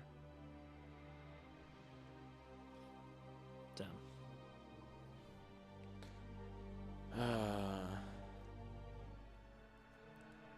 Let's wait for Fear what he has to say. So coin toss, got it. Yeah, maybe they come to an agreement. Maybe Fear says, "Yeah, I felt so lost in this game. I think this went to Suri," and maybe they shake hands, give the 1-0 to Suri, and go into game 2. Or he's demanding a rematch. We don't know. The thing is, we can't have a 30, 40-minute game and not give a point out for it, you know? Yeah. There It's he tough. is. Hey, Fear. So it's a tough one because I think more often than not... okay. Yeah. Fear's just fine to go with it. Okay. If Fear's fine with losing the map, then I'm not going to fight it. Player decision. Sounds good. That's fair. All That's right. fair. Like, the game, honestly, Fear, it was so still winnable. It was winnable under certain situations. You got the carriers. If you had somehow managed to get the top bases mining, you would be back in this game, especially with the upgrades. Like, upgrades for Terran are insane. And tough. Yeah. Didn't have, but we did have no gas. We had no real mining. We were in one base, which is terrible. That main was going to dry up very quickly. Just being able to take the bases in top right would have been a feat. And then still could have lost, so. Yeah, there's definitely a world where Surrey runs him over, and there's definitely a world where he rallies now that the carriers are dead. You know, that's what makes it rough. And the thing is, sorry, did you? Fonger. Sorry, did you? Did you realize that you weren't mining gas from top left? Yeah, both your top left bases weren't mining gas, by the way, Surrey. That's if one you were thing mining you have those to hold against you. gases, yeah, if you easy were to mining say. them, Like, oh, you just remake your carriers, but no Yeah. problem, man. But man's working with 30 gas, like, why don't I have any gas? like, we can't say he theoretically has those gases, but like, what if he never realizes and those gases don't? Did you matter at realize all? before or after you disconnected, Surrey? Okay. He saw on the replay. Yeah. Oh, all right. There we go. Game number 2, which I'm sure will be just as crazy. Jinx, did you drop your toy? Oh no. You poor little idiot. She's looking down like, well, why is my toy down there now? All right. You are Game number helpless, girl. 2. Surrey is up 1 point. We're on Stargazer. In the bottom left, we have our orange Protoss. It's Surikata. And top right, we have the blue Protoss. What? No. He's a Terran player, all right? It's Fear. Look at these probes. Look at these probes, chat. Oh, they were buff. They hit the gym. Jacked they got- probes. They got promoted, man. They have 20 more hit points, man. Like, insane. I have to say, Well, that's they the have more first than time I've had to 20. rule on a match. It doesn't happen like that often. No. Like, oh, we just... Didn't we just update the rules and set something like a disconnect is always in favor of the one who didn't disconnect? No, I would Alright. never do that. That's stupid. It's so the ruling is if the game is less than 5 minutes, you replay it. Everything's the okay. same. Obviously, spawn was it. locations, kind of hard to handle, but everything else you have to do the same, right? So if you were playing random and you got Terran, you have to select Terran in the lobby. That makes sense. If it is longer than 5 minutes, then a replay is supposed to be sent to an admin for review. But would it be However- the same situation then? Because, like, if you selected random and you disconnected and you got Terran, and then you have to pick Terran, the opponent would know. Yeah, which is And the if you thing didn't is scout it- that Yeah. sub No, I 5 get it. minutes, like you've probably scouted, but it's it's Yeah. a balance of trying to make it reasonable for rules, but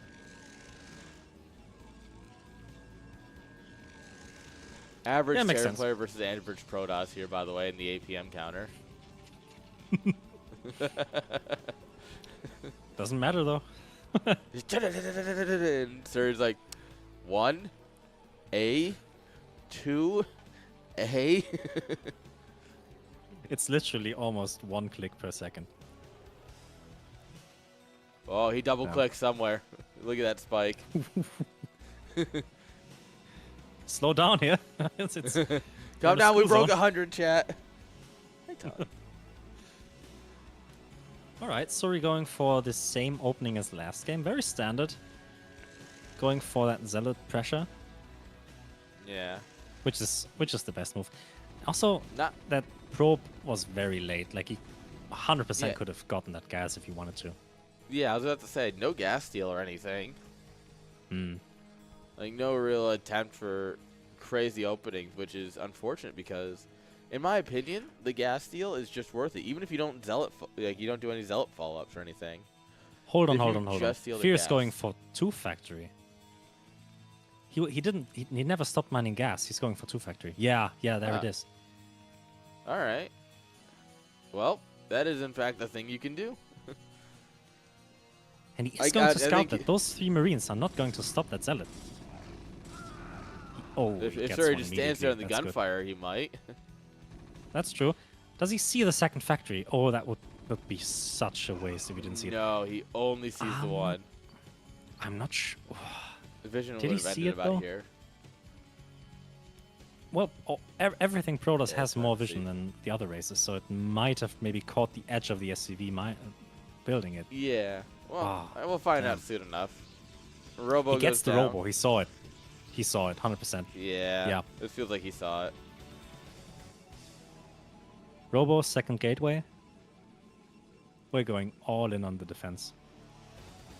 Understandable. And Fear, yeah, getting that bunker. Either to just deny scouting or make it look like it was a normal game, but Suri's not buying it. Like, he knows what's up. Well, it's one of those, like, it was, like, so close to not being scouted that he might have assumed, nah, he didn't scout it. Yeah, I think we both thought that he didn't see it, but Suri Only saw one it, machine apparently. shot, though. Is he going? I think he's going for mines first. Yeah. I was if trying you to can do this, some. Yeah. It's weird, though, Just because normally trying to you get would as much damage with mines. Sorry. Go you'd ahead. expect, like, a 2-fac to be double machine shop, right? Or you can do multiple. Like there's ones where you just get one tank and more vultures earlier. You can do some vulture builds. In other matches, you also have the option to go for Goliaths in some weird cases. But yeah, the stock standard one you kind of first learn is getting 2 machine shops, 3 tanks, and then rallying vultures after that. But Fear not Yeah. going to do that. Like, there's Alright, no we're way he getting- gets in. Like, those Dragoons are in good positions. Yeah. I think his hope is just get some mines down and maybe drag him in. Or you can try to do the aggressive mines. Oh, yeah. Suri's not going to have Every anything to do vulture. this for a while. Oh, Oh, damn. good mines on the He ramp. gets those mines down. Yeah. Oh, yeah. But we have an observer already, so those mines aren't going Yeah. to do anything right now. This vulture, though, getting good damage. Like, Yeah. 2 or 3 SCVs. 2 or 3 probes already. Yeah, because But he had to wait for the honestly, observer not to the come over damage. here so he could clean that mine so he could actually get up. Not great. You could... Yeah, you could have also just maybe ate the mine shot. Just take it. The Dragoon's not going to die from that. If it's just one mine, it's fine. Yeah. Yeah, Fear not getting the damage he was hoping for. And now Suri's just going to start mine clearing, pushing across the map. Oh. Uh-oh. Nope. You gotta do like, what is it, like you like move back hold position or something? Stop command, it's Yeah. weird. It's really I'm hard glad to I do. play Zerg. Zerg is so easy to micro. It's just box select, A move backwards, and your Hydras just do the rest. Yeah, Hydras are very quick in clearing mines, though. Yeah. So are Lings. Go, Ling! Just 12 mines following them. That's a Bye, dead observer. Yeah. That's why you just gotta click past it, because it'll survive with 1 HP. So Fear is getting that second CC in his natural expansion. Yeah. Suri also expanding. You gotta feel comfortable as Suri in this situation here. Yeah, Sure, you have hell- vultures on the map right now, but Oh. Alright, you lose the pro, but the Nexus is down. You know? You got Yeah, the because- pylon wall started. and also every vulture you lose that still has mines in it is so painful. Like, it's fine Yeah. to lose those vultures, but if you didn't lay the mines, then it's a problem. Yeah, so at this point, the problem with losing all your vultures, though, is that you have no map presence. Like, it takes a lot of time to rebuild them, and right now he's a lot more interested in building tanks than he is vultures. Yeah, you have to trade it somehow. If you don't get anything with it, it's bad. But if you're happy to at least get some scouting done, get some probe damage, maybe get 1 or 2 mines off, then Yeah. you're kind of fine with losing. But you're right, you can't lose too many. Because then if you don't have any vultures, like any attack from Protoss will catch you off guard. Yeah, I've seen that a lot of times where it's, oh, I got all this damage done with my vultures, and then all of a sudden 6 zealots run in and kill all your tanks. And you're like, Yep. oh, how did that happen? It's like, well, I can give you some ideas. It's not the best feeling in the world, I can tell you. I'm All right, sure you're so we have... you're familiar with it, right? Of course, man. Yeah, I've seen everything. Those zealots, you can't underestimate. One zealot against 6 tanks, who wins? I can tell you. Getting a starport before any additional factories. Is he going for That's interesting. maybe some drops? Do we have an armory for Fear? That's what I'm interested in. No, we have no armory here. Okay, so it's not. Oh no, we do. We It's do up. have. Yeah. It's up top. Okay. You get +1. So probably going for upgrade Terran, getting a second starport and an armory early is just to make sure that all the upgrades line up nicely. And in this situation, I get it, because you're not going to be ahead economically anyway. You can't really get out on the map. You can't really push. Protoss has everything he wants and already has 3 bases up. So upgrades are kind of the only thing you can rely on at this point. So I like the idea. Yeah. But Fear is trying to maybe establish more of space in front of his natural to at some point get up that third base and not get contained, most importantly. I mean, the thing he's got going for him right now is that Suri is really just being greedy, getting ready to take a 4th base here. Not a lot of goons or anything out right now. Getting his RBs nice and quick. Yeah, he's right to do it. Like, those arbiters are going for 3-base arbiter. Like, it's very in vogue right now to go for a 3-base arbiter. Yeah. You get so much control of the map. Terran can't really attack you. Like, these pushes we've seen from Terran when they're going up to 5 or 6 barracks or what I'm saying, factories, and trying to press the issue, arbiters shut that down really well. Like, if you get 1 stasis up, just the cloak in general is nice. Yeah. Forcing out scans everywhere is so good. 100%. But Fear's not going to take any risks, getting as many turrets as he can. Really playing safe this game. Suri over here expecting a 3rd CC soon with a setup like this. And he should. It's almost done. Yeah. Fear's playing this very smartly. But he has also not... He really hasn't any choice other than to do that. And Suri sees what's going on. He's going to get his 4th base. And the game is going to develop into a big macro game. Right now, all the cards are in Suri's hands. He might be able to actually delay this 3rd base. That would be a huge move if he got under there with his arbiter, got maybe a stasis down in this choke point, and then like Fear has no way of actually taking this 3rd base, and Suri would get ahead immensely in this way. Yeah, if Suri can stop the 3rd base even just for a little bit, just, oh, okay, you're about to land it. All right, send it back to your main base for a minute here. That's the so perfect impactful. timing. Clears all the mines, and there's actually no units for Terran here. This base has to retreat. Might even lose it to these Dragoons. Yeah. As long as the Zealots can come over here and deal with the tank, yep. That CC is taking a real hurting. And even this, though, it's back on the high ground. You know, you busted the position. There's no mines. There's no turrets. There's no depots. Terran this is can't extra do painful. anything. Yeah, you got the CC, you invested in it, and you delayed your factories for it, and now you don't even get the rewards from it. So this is extra painful. And he has a lot of tanks, but he understandably doesn't want to really get out on the map with those. So, yeah, Fear, I think he is going to establish that 3rd base, but at a much later time than he really wanted to. All right. Catch most of the vultures. And there we go. All right, now we got a real army trailing here. Yeah, we need those He has to wait for his arbiter, yeah. Or the arbiter, yeah.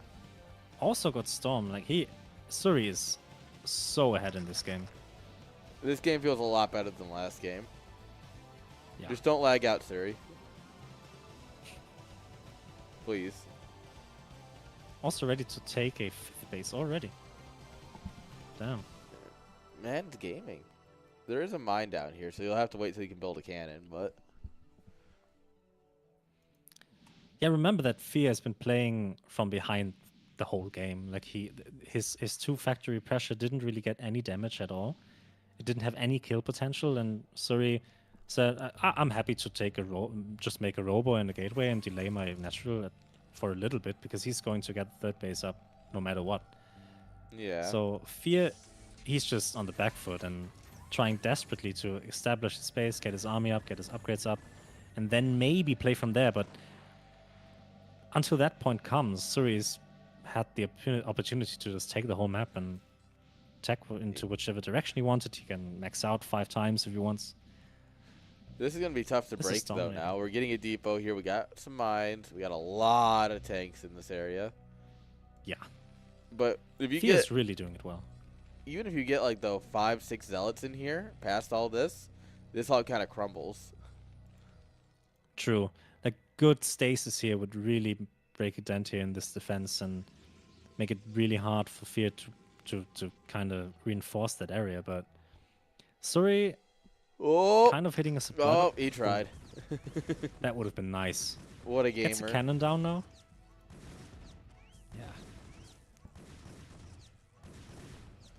Yeah. That pylon might actually die. Sorry.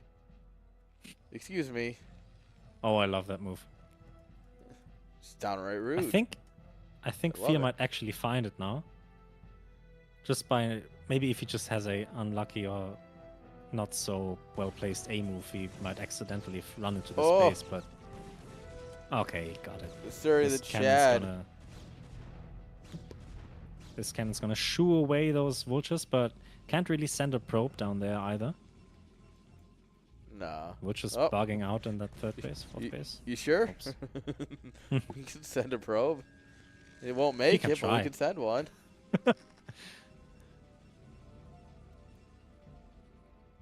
This really just isn't going to get scouted, is it? Nope. Fleet beacon coming Suri on also, down. Yeah, like Suri has to do something in this position. He can't let Fear get maxed out and then push up across the map, because then there's always the chance that he just wins the army fight and then you have a maxed out Terran army in front of a natural. And especially on 2-player maps, this is kind of always the checkmate move, because there's no way to expand off into the corner and make gateways there. You only have that base and you have to play with it. Yeah. So Carriers is actually the best, in this situation at least, kind of the best thing you could do. Just get a dominant position on the map, keep Terran back, and attack into Carriers. I like the carriers a lot more on this map than Desert Rose. Desert Rose, to me, is just way too open for carriers. Like, yeah, this map has a lot of high ground, low ground, like walls, doodads. And it's just, that's something that Desert Rose severely lacks. True, yeah. On 4-player maps, generally carriers are more of a win more move. Like maybe on the edges you have like nice pathways to harass and fly around, but really the center of the map isn't really accessible for carriers. Here though, yeah, you're right, absolutely. These high ground positions, these blockers make it so hard for Terran to chase these carriers. Oh. But yeah, this is the moment we've been waiting for. Go Terran now Templar. moving out. Ooh. We have Stasis.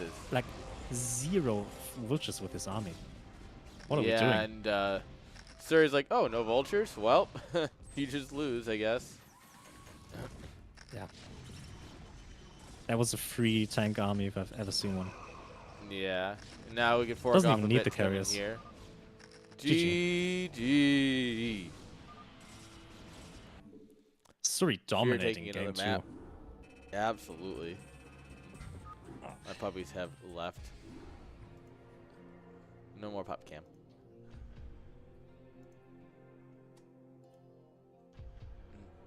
All right. That was the semifinals though, so we're playing best of 5. Yes, I think Fear forgot.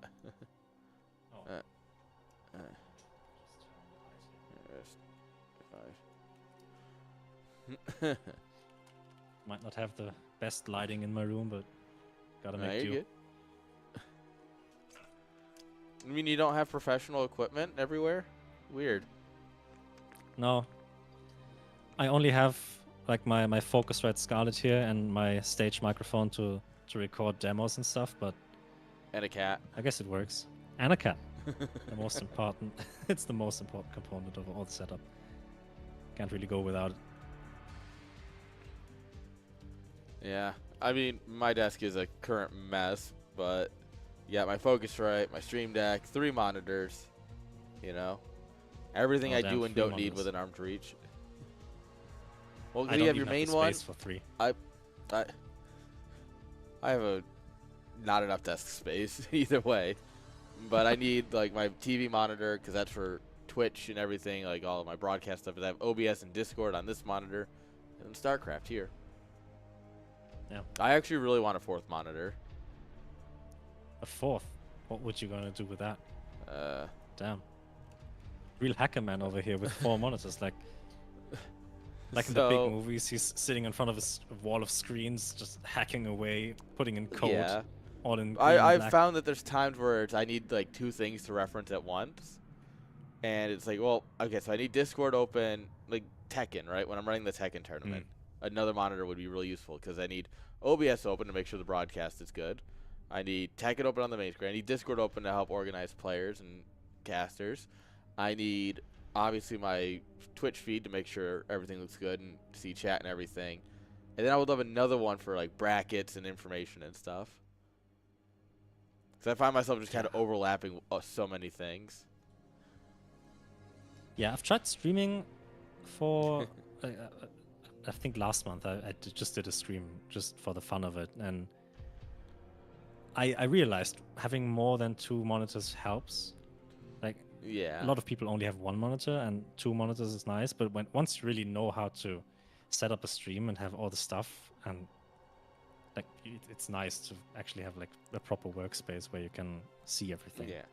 Well, one of my plans is hopefully I don't want to do it in July because it's going to be ungodly hot out, but probably this fall, sometime after June, I want to build drawers for my desk because I have one of those sit-stand desks, and it's not the best, but I'm going to draw like a couple drawers on it and a spot next to the up-down for my Stream Deck to sit in and everything, maybe like a holder for my Scarlet, and I'm going to clear out all the stuff off the top of my desk.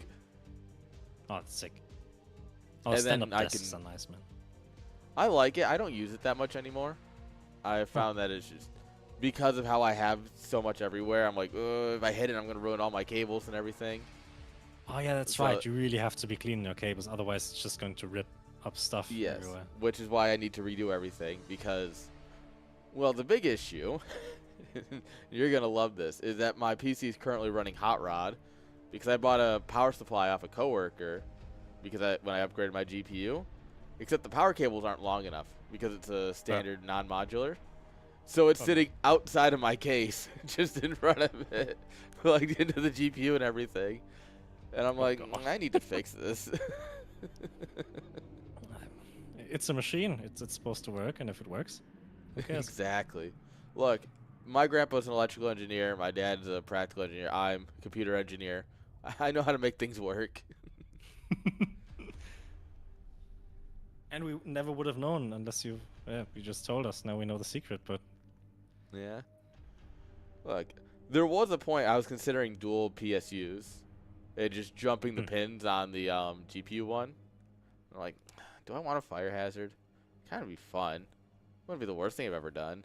Nah, I'll just hot rod it. oh god. Look, there's a series of okay decisions being made here, all right? Not good, not bad, purely okay. All right, looks like Fear's back from his break, so.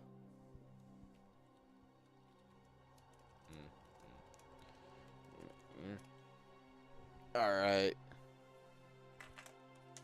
Yeah, both players ready. Just waiting for the lobby right now. Yeah. 1 second here.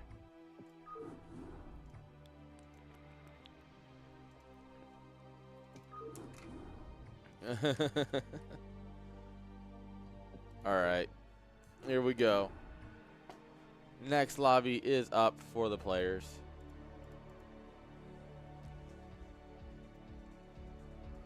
When we're having game 3 on Midnight Sun. Ooh. Yes. I like Midnight Sun a lot. I just like snowy too. maps, you know? Wait a second. Do you see that? What? Look at Fear. He picked red. Wait. Mm. Wait. Oh, wait a minute. Wait a minute. I see what you mean. Yeah. Fear going for the surprise race switch in the middle of his tournament run here. I mean, both of them are eligible for the tournament. Therefore, he is allowed to switch as he plays. That is well within the rules for anyone curious. As long as the races you're playing are within tournament eligibility, you are allowed to switch. All right. Bottom right, I've never guys. seen Fear play Zerg though.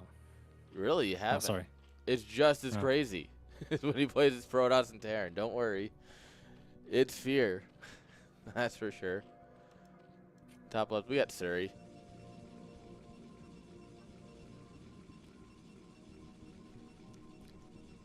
So PVZ cross spawn, is there anything you have to take into account here? Like, you obviously have more time to get your cannons up as Protoss, but Yeah. as Zerg, is there, once you know it's cross spawn, does that eliminate Hydra pushes entirely? So is there something? It depends on what you want to do. So it will either you're gonna have to push earlier. So a 973 will have to be really clean.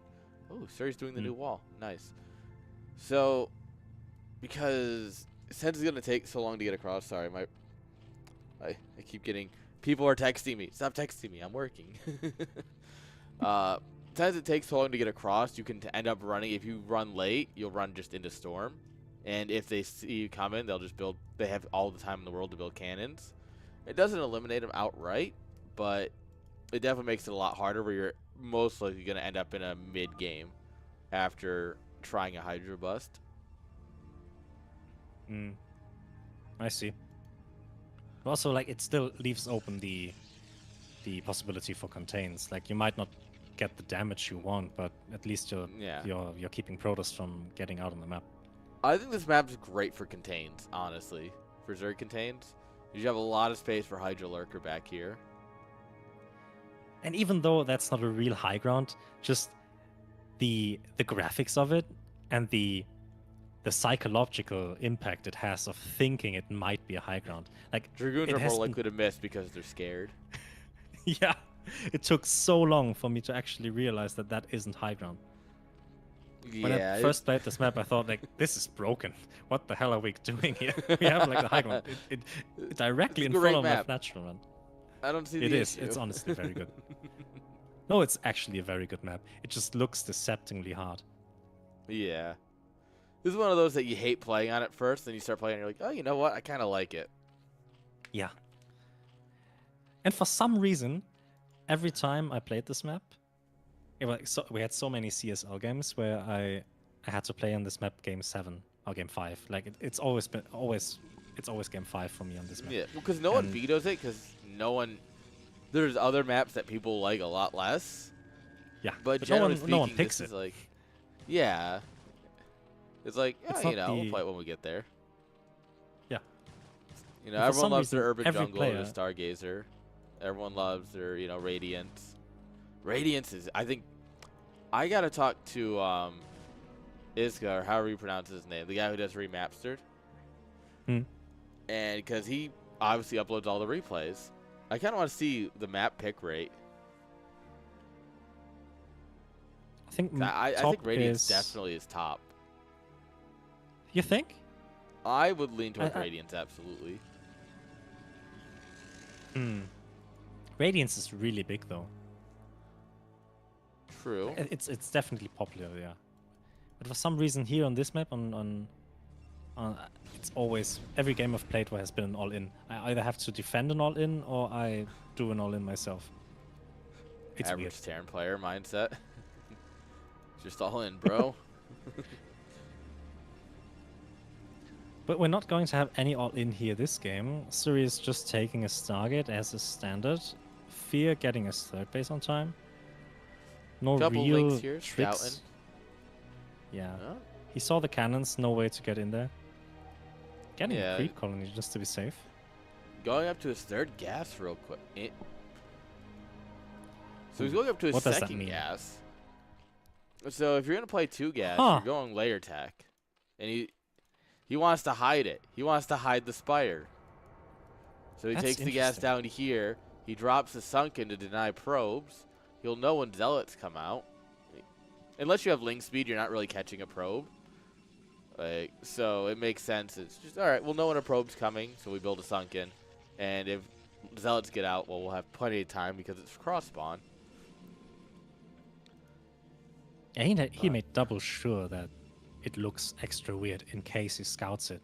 Because like you have you have that Sunken here. That means, oh, you want to hide something, but you want to hide the fact that you don't have a second gas, so you're going to get Hydras, right? But then you have that gas at the third base. Like we have a lot of mind games going on in this game. Damn. This is Fear. A very interesting take on something I've been doing recently. So what I've been doing is I will do 2 base, right? And I'll put my Hydra Den out front. As part of the wall. Like we see now. Yeah. But I'll be going mutas behind it. And as long as you can deny the scout, you build 1 or 2 Hydras, their Zealots come over, get shot at, and go, oh, congrats, you built Hydras, and they prepare for it. And then you fly in with 6-8 mutas, and you just ruin their day. But look at that. Suri is deciding to attack third base, and he actually scouts the third gas. Oh, the second gas, rather. Oh. He's going to come in here. He sees the snow. Oh. So. He gets a full scout. Oh, man. Suri's on top of this. Yeah, so with a properly timed like this, with Suri doing a very good scout with his Corsair, theoretically you can kill 1 Overlord before your Scourge pop. All right, yeah. Also, I think he's going to get that Overlord at his natural, right? Yeah, so there's 1 Overlord kill at least. It's always nice to get a second Overlord from the other base where the Zerg is, but he doesn't want to risk it. Like losing a Corsair in the early game when you know for a fact that your opponent is going for Mutalisk, that would be disastrous. Yeah, once you scout it, you just fall back.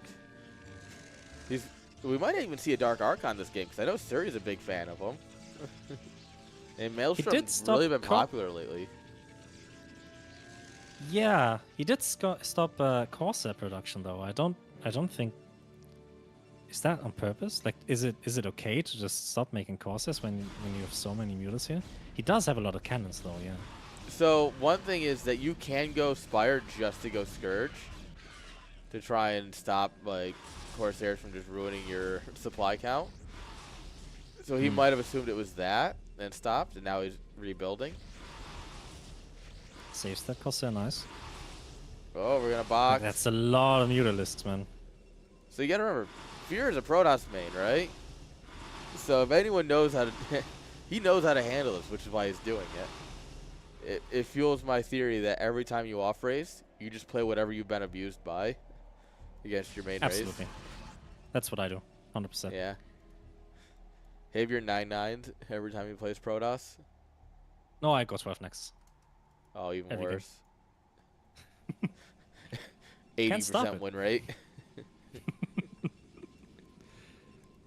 What if I told you that my Protoss isn't even eligible for CSL?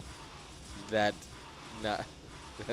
It would be like Fear or Fonger, like, oh, my Zerg's not eligible because all I did was 9 full speed every game, and suddenly I'm like 1900. It's like, well, yeah.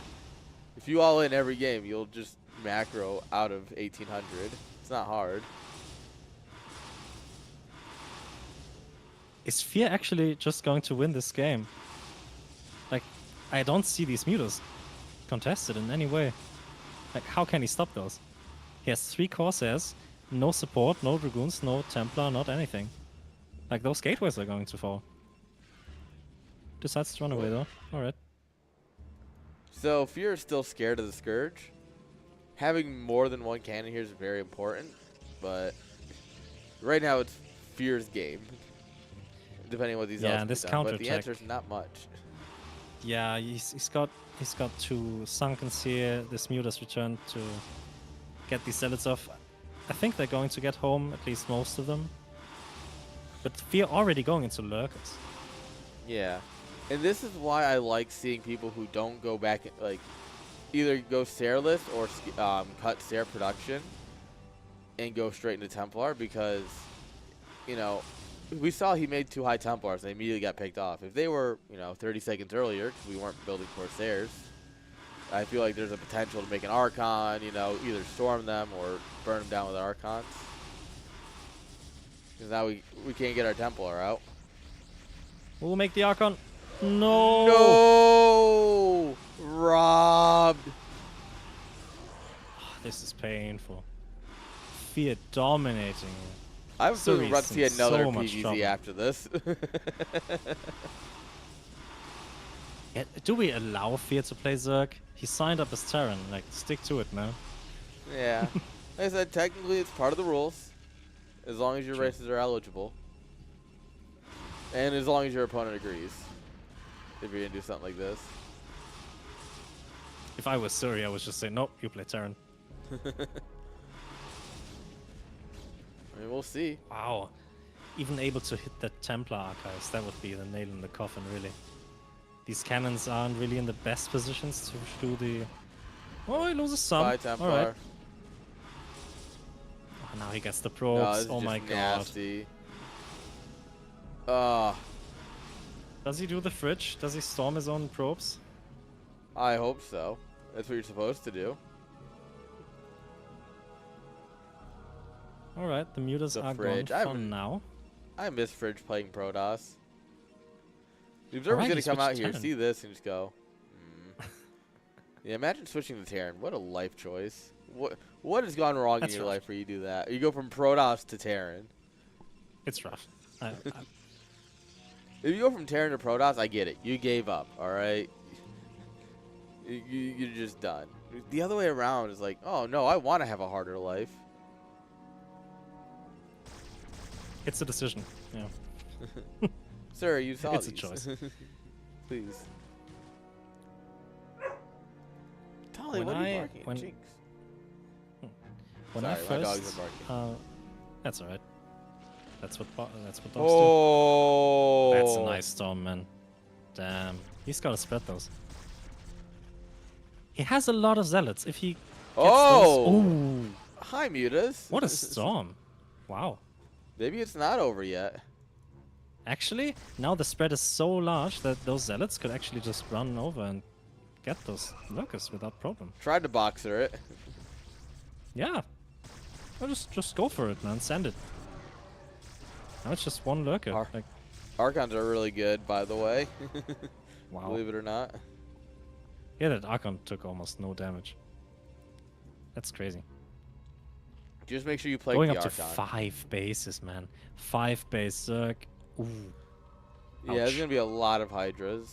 And it really comes down to Suri's Storm Control. The only thing Protoss has against a battle Zerg like this is Storm. Because Yeah, you Archons would- are bad, Zealots will fall apart. You really need to have just a lot of Storms. And good news, he doesn't. Oh, wait, no. Bad news, Yeah, and remember, doesn't. he lost 3 gateways to the Mutalisks. That's so much Yeah. production just missing. And on top of that, he lost Damn. 4, 5, 6 Templars, maybe, as they spawned. Was even forced to make an Archon. That's a lot of storms not ready. Damn, all these zealots Yeah, are gonna have to a good time, man. this is not Ouch. great, TM. Cannon's trying to come on up here, but they're not gonna do Yeah, it. it is. This third base is gonna fall. No third base for Protoss this game. Nope. Oh, bye Templar. The only Templar that had energy. GG. And we got a series. Fear getting his first victory. Fear said you're not taking it that easy. Hi, Tolly. Oh boy.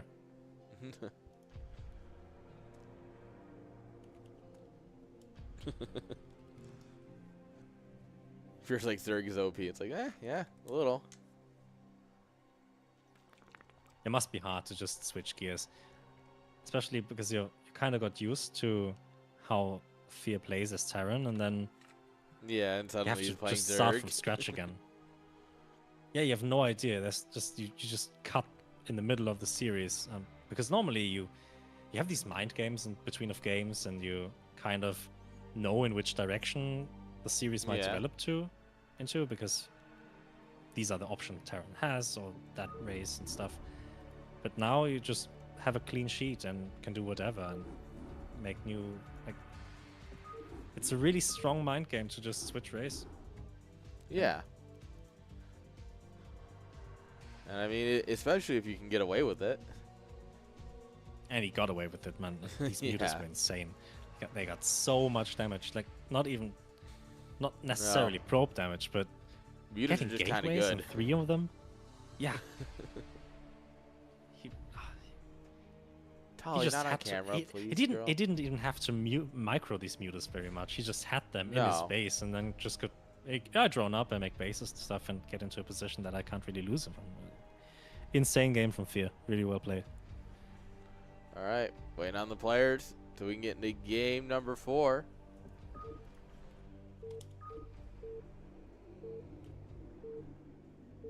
All right, here we go.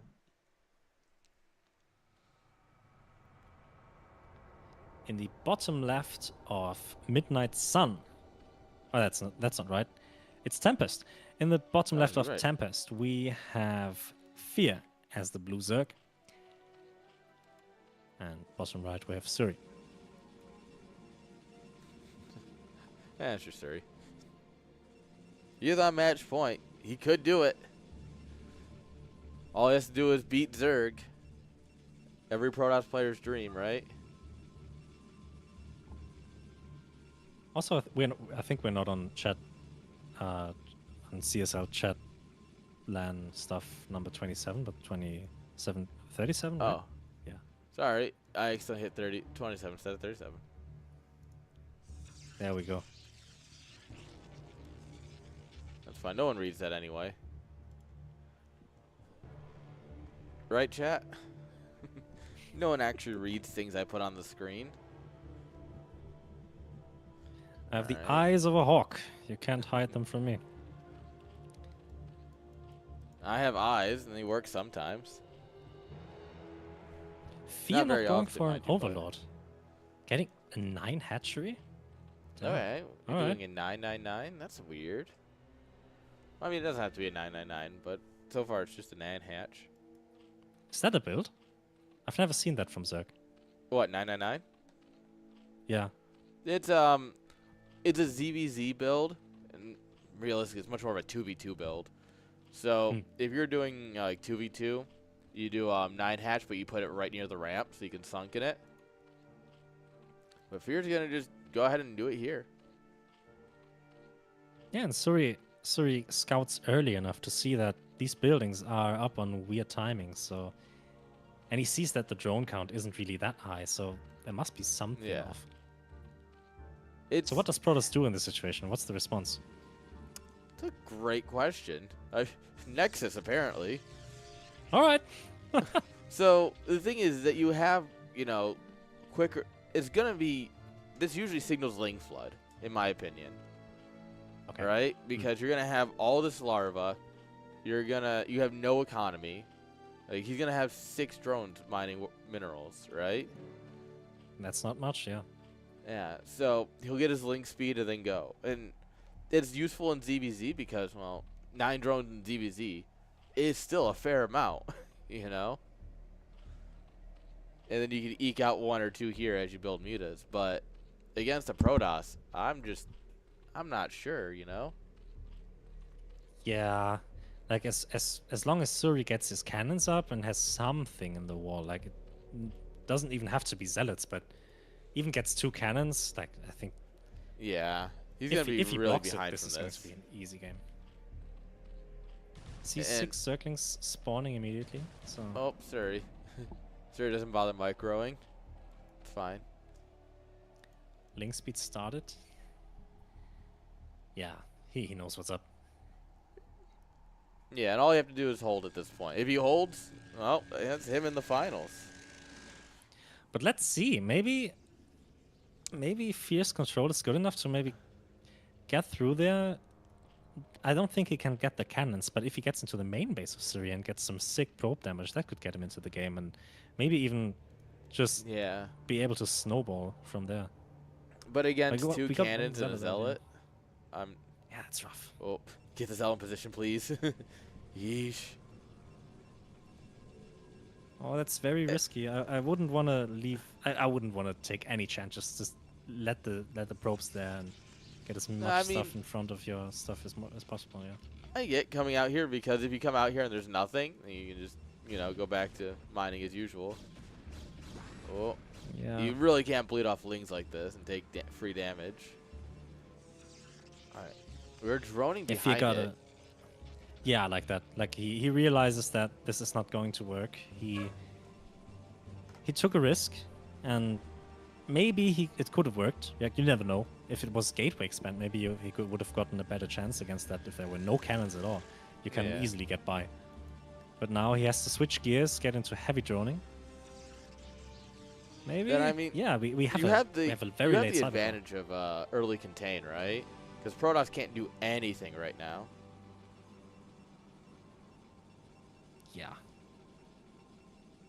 And with the latest cybernetics score, you also, like, 3 cannons is a lot of minerals you have to spend in the early game. Like, essentially, you want to just only make 1 cannon and get your cyber core and another gateway up, but all of that is delayed. It's definitely, like, it wasn't free for Surrey to hold this, and I think the 3rd cannon was a bit of a, is he actually gonna do it? I don't know. Jinx, better safe than sorry. Yeah. I say that a lot because a lot of times you see someone lose because, oh, I don't need to build a second sunk in here, and then they lose, right? Like, no. Just be safe until you are at a level where you actually can get away with it. Exactly. And especially if you're a player not on ASL level. Like, these, a cannon more or 2 won't make or break the game. Like, I get that optimization is important in StarCraft, but the game is fluid enough. Like, it's not as rigid, or I don't know, a lot of times, and this is like the tier 3 mentality, as I would dub it, right? Is that it's like it's all about mechanics. It's like, well, yes, Brood War is a very mechanically demanding game, and there's a lot of weird mechanics about it. You can like what's the word I'm looking for? Mineral boosting, right? Oh yeah. Sure. Mineral boosting is a great thing to learn. It's really useful. But learning how to spend your money will win you a lot more games than learning how to mineral boost, you know? Yeah. And like these things like mineral boosting. Go ahead, sorry. Yeah. I was going to say, and that's like the tier 3 mindset. That's why I kind of joke. And for those of you who don't know, CPL tier 3 players tend to always be like, oh, well, what about these mechanical things? Like, all right, dude, but have you tried building overlords or depots or pylons, right?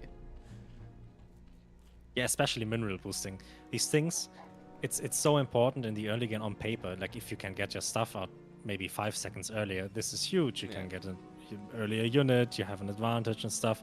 That's all true and well, but if you're not on the level to actually capitalize on these things and carry these advantages into the late game or the mid game even, it's not going to help you that much. So having good fundamentals, keeping it safe, is most of the time just good enough. Yeah. And the other thing is that StarCraft is really a game of capitalizing on your opponent's mistakes. Well, you shouldn't plan for your opponent to make mistakes, especially if you're playing at like an ASL level. But at our level, and basically every level that's not 2300 plus, it's a game of your opponent made a mistake, capitalize on it. It's not a game of optimization, you know? And the thing is, you have to somehow force these mistakes. Like, mistakes happen to everyone, and as you get higher, it's about forcing them, sure. Today, in the 1800 limited CSL, it's about capitalizing on your opponent's mistakes, I guess is the best way of stating that.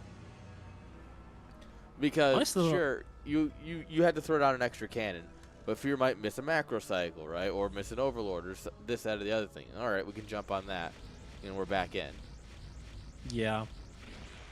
Honestly, I have to say, though, even on 1800, 1700, 1600, people do play pretty really well. True. Yeah. Everyone makes mistakes, be it mechanical mistakes, macro mistakes, decision-making mistakes, but like in general, people just play solid StarCraft. You can see that they know what they're doing to some extent, because Yeah. it's a hard game, sure, but Yeah, it's absolutely. not like F-rank games or Bronze League and StarCraft 2 where people don't do anything. It's not to talk down.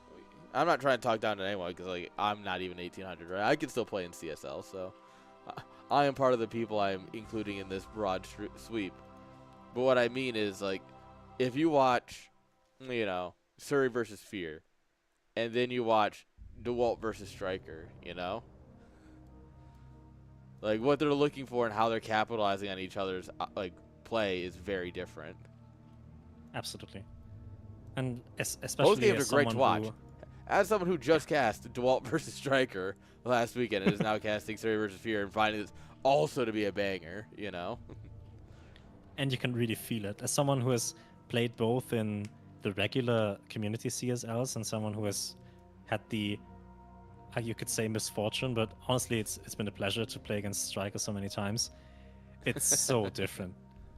Like, it's fun to play against a really good player and see how well you're fighting up against him, and maybe like sometimes I get good games in and it feels like an even game for a while, but yeah, it's just a different beast.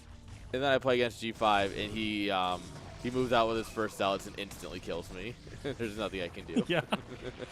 And I was like, oh, sick. I'm just bad at the game.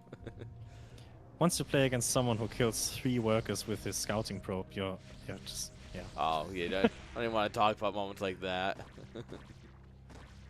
Well, they happen to everyone. And honestly, yeah. Everyone watching, if you're like not sure if you want to play in those tournaments, like here in the CSL, if you're like maybe 1300, 1400, 1500, because I have some friends who are in around that level and they see, my boy Javi is playing in that, I could never win. But honestly, just go for it. It's so much fun. And as we say, the games, even on that level, are always entertaining and you always have a shot. People make mistakes all the time, and yeah, we've seen some big upsets through CSL. Absolutely. And you know, at the end of the day, it's also like you don't have to play everything to win. You can play to actually have fun in this game. I know. Hot take, weird thing to say, but you can actually have fun playing this game. Like that's so yeah. Consider I play in a lot of things tournament. because it's just like I don't win. I lost my NSL game. I might have gotten a little tilted, but I still have fun doing it, you know? I think I lost every CPL game. Big drop, by the way. This is sick. I think I lost every CPL game last season, or close to. Dude, last season of CPL. Like, especially with... It was the first season that we got, like, really strong players in. We had, like, G5 and... Who was it? Yeah. There's some really, really high players in. And we also changed the thresholds for the MMR, and I somehow got into tier 0, and I didn't win a single game.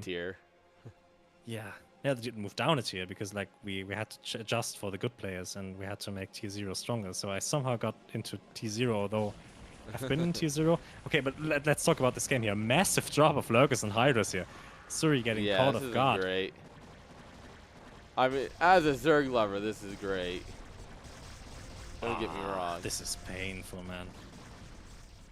Poor Surrey. Is Fear just gonna run away with this series? The reverse sweep would be pretty great. The Surrey's gonna feel really bad, but like a reverse sweep's always, you know. For the fans, this is great. For Surrey. Oh, what a storm! The bad day to be around weather. Yeah. As someone who lives in Oklahoma, I do know a thing or two about weather. Storm here. Or maybe another storm. Find it. Oh, if he loses that high Templar. Come on. All right. Second storm. Do it. There we go. The problem is... We did... Oh. To be fair, Fear, that's a little brave. That was a little bold, my boy. Yeah, 6, 7 Corsairs against 1 Overlord. I don't want to... I know who wins that fight. No, have you ever had 3 supply to make units. Like X out of 3. Because I have. Come on. Or 4 or 5 or 6. It happens.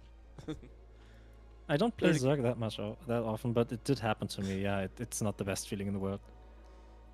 Yeah, when the Corsairs are just allowed to run free and they kill every Overlord on the map, and you're just like, this is sick. I can't play this game anymore. It's so frustrating.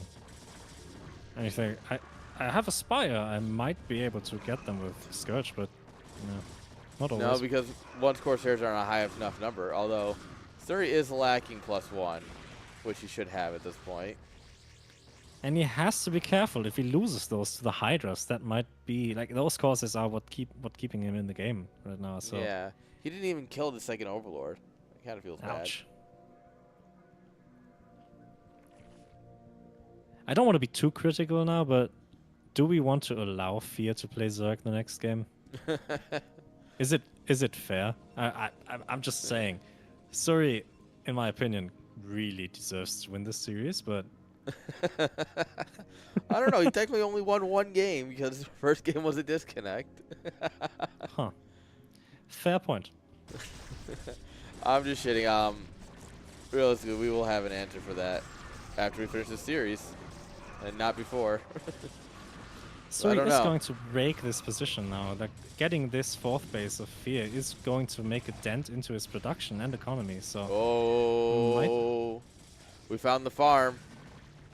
Yeah. Oh, they were full. Oh, God. Oh, my God. Imagine if they gave birth. It's a miracle. Amazing. Big counterattack coming from Fear, though. A lot of Hydras running across the map into the position of Surikade. If he's not ready, though. Oh, the cannon's not. But look at that one. Like, we have no High Templars here. That's very dangerous. All High Templars here in that position. Do we have High Templars in the 3rd base up or 4th base? Nope. We got 1 that just came out, fresh out of the oven. Oh, damn. Temple Archive's up there. What the heck, Surrey? All right. Yeah, he lost it. He had to make it somewhere. Oh, that's right. He did. That base is toast. Games like this are so weird where you start finding buildings in random spots. You're like, what? Oh, look over there. It's a beacon. Oh. So he's still on 4 bases, though. He just took that base on the top. Yeah. But losing those High Templars. Oh, he can't let that happen. Good storms. Oh, man. He's just going to hold. And I do mean just.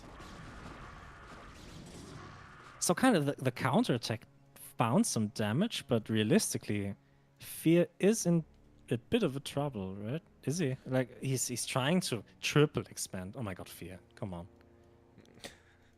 That's Fear for you. And the thing is, it works really well against a player like Surrey, who tends to sit around with 1 big army and 1A, 2A around. Surrey doesn't fork off army as much, so when you get stuff like this, it actually kind of works. To be fair, like, these 3 bases, they're going to take some time to actually pay off, so if Surrey gets high enough of an army count, gets a lot of Templars, maybe 5 or 6 even, and just storms the living crap out of Fear's army over and over and over again. Ooh. Like, this Protoss army Or he finds really it in the middle of the map by accident. Yeah. Like, Fear can't let that happen. He has to be very careful right now. Yeah, he's in a very fragile position. He is at Hive Tech. No Hive. Greater Spires. He's going. What? Sick. What a gamer. Absolutely. He finds that base, though. Fear moment. Yeah.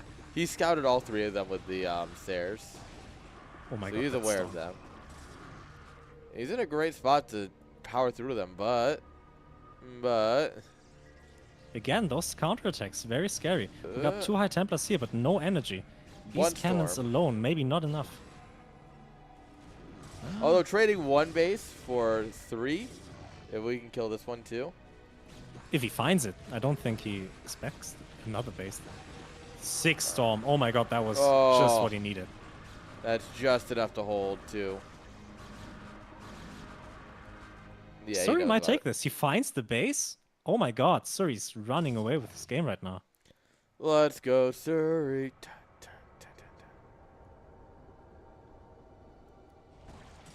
Now he was on Alright, top of everything here. I think he's gonna start sharking for the win condition. I'm not sure he can get it yet, but he needs to regroup as long as everything, get he- some more goons. Yeah, as long as he denies that these expansions, like 3 base Zerg, really doesn't have a shot against 4 base Protoss, even 5 base now. Retaking this Yeah. base on the triangle position in his main base, right? Damn.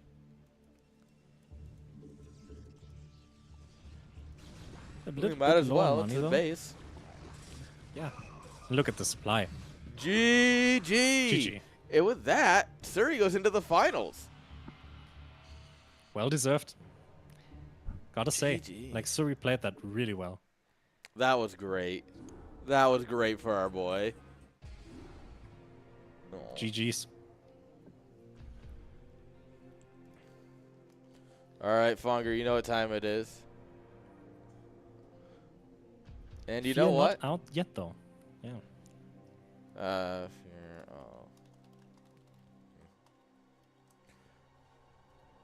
Man, you know, he put up a hell of a fight, and Suri said, you know what? No, I'm actually kind of good.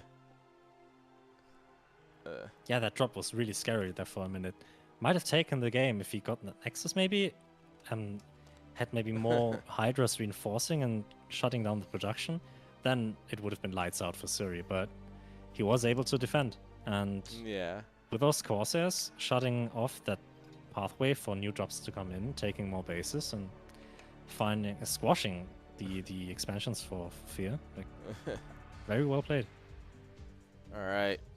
I just pinged our person. We're going to take a quick break here, chat, while we get set up for our next semifinal. Don't go anywhere. We'll be right back.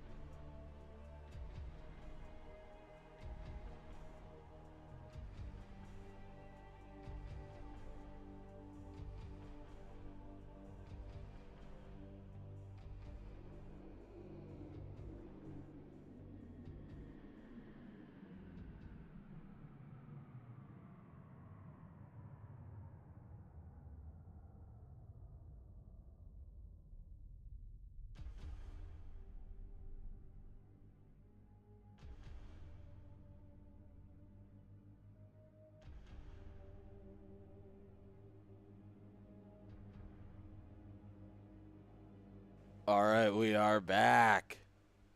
Okay. We are back. We have a game. We have another semifinal. I should probably set up the scoreboard. You know, that might be smart. Another PvP. Cityfire from Germany, I think. Sounds about right. Yeah. I know it's somewhere around there.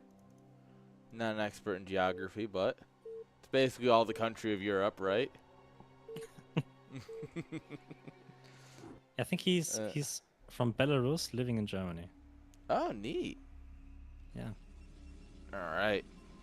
Well, do you want to Unless introduce? I'm confusing him. Yeah, here we go. On the map, Radiance. There we have it, Radiance. Nice map.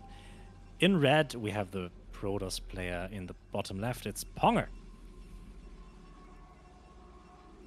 And here, in light bluish gray, the best colors for Lego pieces, we have Cityfire. Blue-grau, as I would say in German. Blaugrau. Braga. Blaugrau. I didn't say I was gonna pronounce it correctly. I just know what it says on the screen. Man, I've been working on Swedish, man. I haven't had time for German. Oh damn! Yeah, right. That's unfortunately. that's, I kind of actually need to learn that. Hey, you said that you were at one point trying to learn German, but I guess I learned priorities enough shifted. to like basics. I can. So the neat thing about German, right, in Germanic languages, is since there's enough overlap with English, I can, with a bit of like Duolingoing and learning, I'm kind of able to read most things, because German is like almost English word, very long compound word, almost English word, almost English word. Mm-hmm. And I've learned enough basically to be able to read menus and then say my order in English, which is enough for a home story cup. Yeah. Beer. The menu at Home Story Cup, yeah. Well, Any I drink mean, will do. True, but at Cafe Extra Blot, you know, you got to get my breakfast. Yeah. Oh man, I'm looking forward to Home Story Cup. Yeah, I just wanted to say I would so love to go with you guys, but I got plans. Yeah, unfortunate. What a nerd. And to be fair, it's a StarCraft 2 tournament. Like, yeah, but it's a great reason to drink. Exactly. Speaking of, I got my breakfast right here. Oh. Right, going for cross scout here is Cityfire. Smart. No it's scout Ponger. here for Ponger yet. It is Ponger, you know. You always want to cross scout him because something's going to be in the middle of the map. True. Yeah, I didn't even think of that. Yeah. There is always the possibility for him to do anything unexpected, so being on top of scouting really going to make the difference here for Cityfire. Alright, so both players going Zealot and everything, you know, it's pretty standard.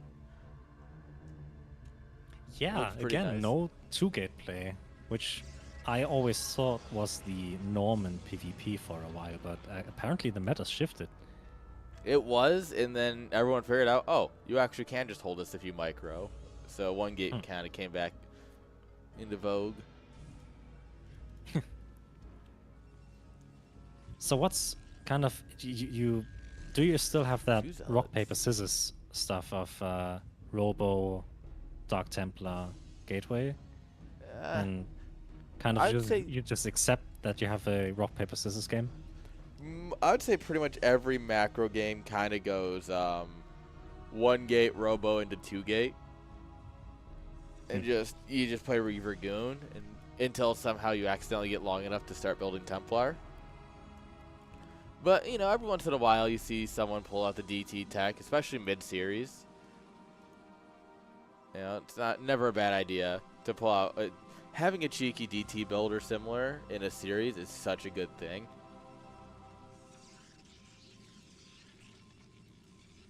Yeah, we see both the Robos for the players. Well, we see Robos for both players here into that second gateway, so no one's taking any huge risk. No one's trying to get like a cheeky leg up. No proxy. No. Oh, we don't have a Nope. second gateway for Ponger here. All right. Oh, no, he's probably going to play one game. He's going to play really aggressive with his Robo, most Yeah, likely. probably Reaver. And then CTFire trying to just be safe, get an observatory here. Yeah. Observatory not be first is pretty surprised by anything. standard, but the perk of being Fonger is that you play a weird enough game that they feel they need to play super safe, so you can just do whatever the heck you want. Oh, absolutely. So that's kind of what intimidating he's playing to on against right Ponger, here. Which is why I have the reputation that I do. It makes it so I can win more games, because no one knows what to do against me. Army moves out. Probe moves in. Aha, you see everything. Yeah, he does see that robotics support bay here. The Reaver house, as I like to call it. Yeah. But those CDFire on this 2-gate production going to have more than enough units to fend this off? The Reaver house. Rip the shuttle upgrades. What about my shuttle speed? Well, The Reaver Den. To be fair, it kind of. I call it the it looks like Defiler a hut hydra. instead of mound. So Oh, all right. I just realized kind of that the support bay kind of looks like a Hydra Den from its shape, right? And also has these spikes. yeah, kinda. Yeah. The Reaver Den. Alright. Sick. Great. Another thing for me to say, and then at some event, someone's gonna be like, "What are you talking about?" And I'm like, "Oh, okay. Well, here we go." Honestly, CDFire, it looks to me as if he just is on top of this matchup. Like he has such a robust build order. Also has his Reaver house up right now, and Yeah. Ponga not really leaning on his advantage of getting that very quickly and trying to find some damage rather than just sitting at home and doing nothing, letting him expand while taking a nexus of himself. So, kind of, they're both mirrored, but CDFire just has more, it feels like. Yeah, and I mean that supply reflects Ponger being ahead, but like, is that just in workers? Like, because I mean, look at this army, you know. Not that dead even. It's just CDFire has more tech, and His nexus kind of is is a little comfortable. bit quicker. You know, he's held the first attack, so he's feeling pretty confident. you can really tell if someone's off racing because there's these little things. You might not realize them when you're against someone against a player of another race, but Oh. here we go. Like in a mirror matchup, you can really see the difference. But oh my god, he's so on top of things. He catches that shuttle and has to move away. Yeah, this observer. I thought Ponger was gonna commit for a moment. I was like, come on, do it, throw the game. But he knew better than to commit. And did he forget that Reaver? No, he has a second one. That's It where would have his been real so funny advantage is. if just It's an empty shuttle. All right, I wanted to drop something. No, the worst is when they Oh, do man. that. Like, oh, I'm gonna fake him out with an empty shuttle, and then it gets in, and you're just like, why did I not put a Reaver in this? Yeah. Aren't I the idiot now? Yeah, the only reason to fake the shuttle is if it's like by timing. If it's so quick, he snipes the shuttle, gets the first Reaver, doesn't get the second Reaver though. So that Scarab Oh, that doesn't connects done, in the though. middle. Ooh. Damn, nice Reaver hit. And now Ponger has a really good lead in Dragoons, but the defender's advantage is real.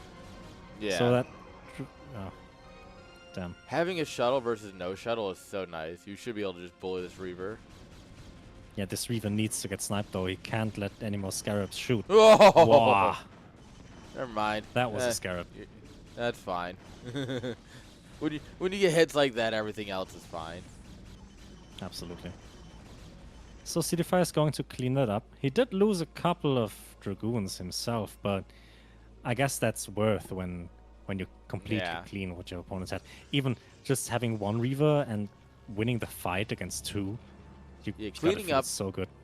Cleaning up Fonger's Reavers is everything, right? Because you can have a lot of goons, sure, but a couple of Reaver hits will reduce any amount of goons to nothing. adding more Reavers here, so having 2 Reavers in that shuttle is going to be nice, especially if he tries to push out now. What's the gateway count for CDFI right now? Just on 2 gateways, adding a third one. Yeah. All right. Fong, you're playing gateway, man. After losing the shuttle, he's like, you know what? I don't want a micro. I want an A move. Yeah, CDFI really got to keep on his Reaver production, because once these Zealot legs finish, and Pong is going to just run ahead in army supply and have so many Zealots and maybe get a good surround. But if you have enough, if he has enough Reavers, then he might hold on here and get an advantage. But Looks like Fire was watching earlier, checking all around the map to make sure there's no other bases. you know, if you have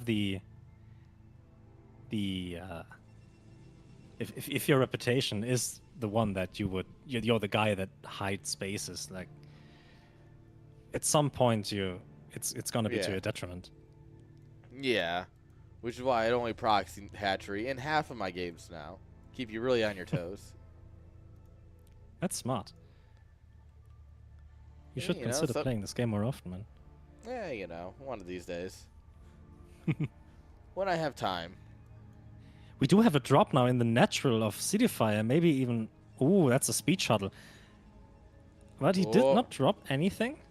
Is it empty? There's no way, right? No, it's not. No, we do have a revive. Oh my god. Oh. Scarab trying to find a target. Oh, it does. It's only 3. He did get a couple of probes, though. That was not too shabby. Yeah. All the mining for CDFire is stopped right now. Every single probe being on a journey. Running. Yeah. That was nice. Just throwing a wrench into the macro of CDFire and just keeping on his toes. Like just the threat of, I might send another Reaver in, and you have to keep on track of that. And maybe then creating a diversion and crashing in with these Zealots into his main army, that might get him a victory here. A little forward here, Mr. Shuttle. Oh, that's a lot of Zealots. No, this is a perfect actually right for Fonger, because he splits his army. Like he splits Fire's army away from his base. Yeah, CDFire's his Reavers weren't in position at all, and not being able to get any Scarabs out, and Fonger cleaning house. GG. Damn, with a decisive move running in there. Just that was good. He split off the army, drove a wedge right in the middle, and instant win. What, you know? This is a lot quicker than our last series, at least. Yeah. Do we think we can have this whole series from the time game 1 took of last series? Damn. I wouldn't hope so. I like long games. Yeah. I want all 5 games is what I want. I want all of them. I'm greedy. All the content.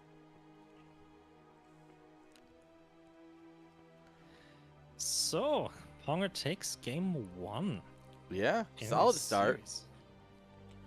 And I do think Fire has been considering what to do against him with the scouting and such. It's like, all right, you definitely, you know who you're against, and you're thinking. I definitely wouldn't count him out though, because I think in this game he really showed that he knows more about the matchup. He has, like, the build just looked so much tighter and more thought out than what Ponger did. Yeah. But he just got caught with his pants down. But if he gets his act together and, like, is on top of everything that happens, I think he might still have a shot to reverse.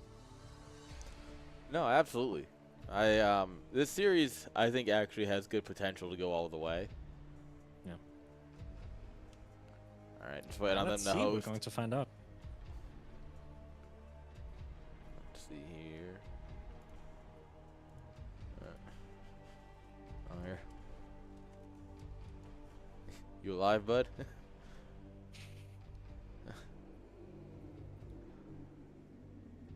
Waiting on him to host. Oh, they didn't pick the maps right in front of the game, right before the game. Amateurs. Yeah.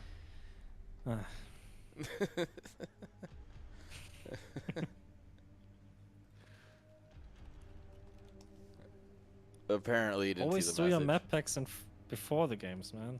Yeah, come So on simple. now. Hack before we start, because we don't want delays. Fair? I don't care. I want production value.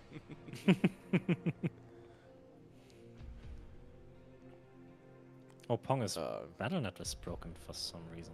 No, Probably. right. It seems to have been a weird week for BNet. True, like we've got so many error messages when we were trying to play. Yeah. Blizzard, man, come on, do your job. You know. The poor person having to take care of all the Blizzard service. That one I wouldn't intern. want to have that job. Yeah. Honestly, depends on how they do their infrastructure. And since I'm pretty sure they own... Oh, I don't know if they own their own data centers or not, because they did move U.S. Central from Texas to Chicago at one point.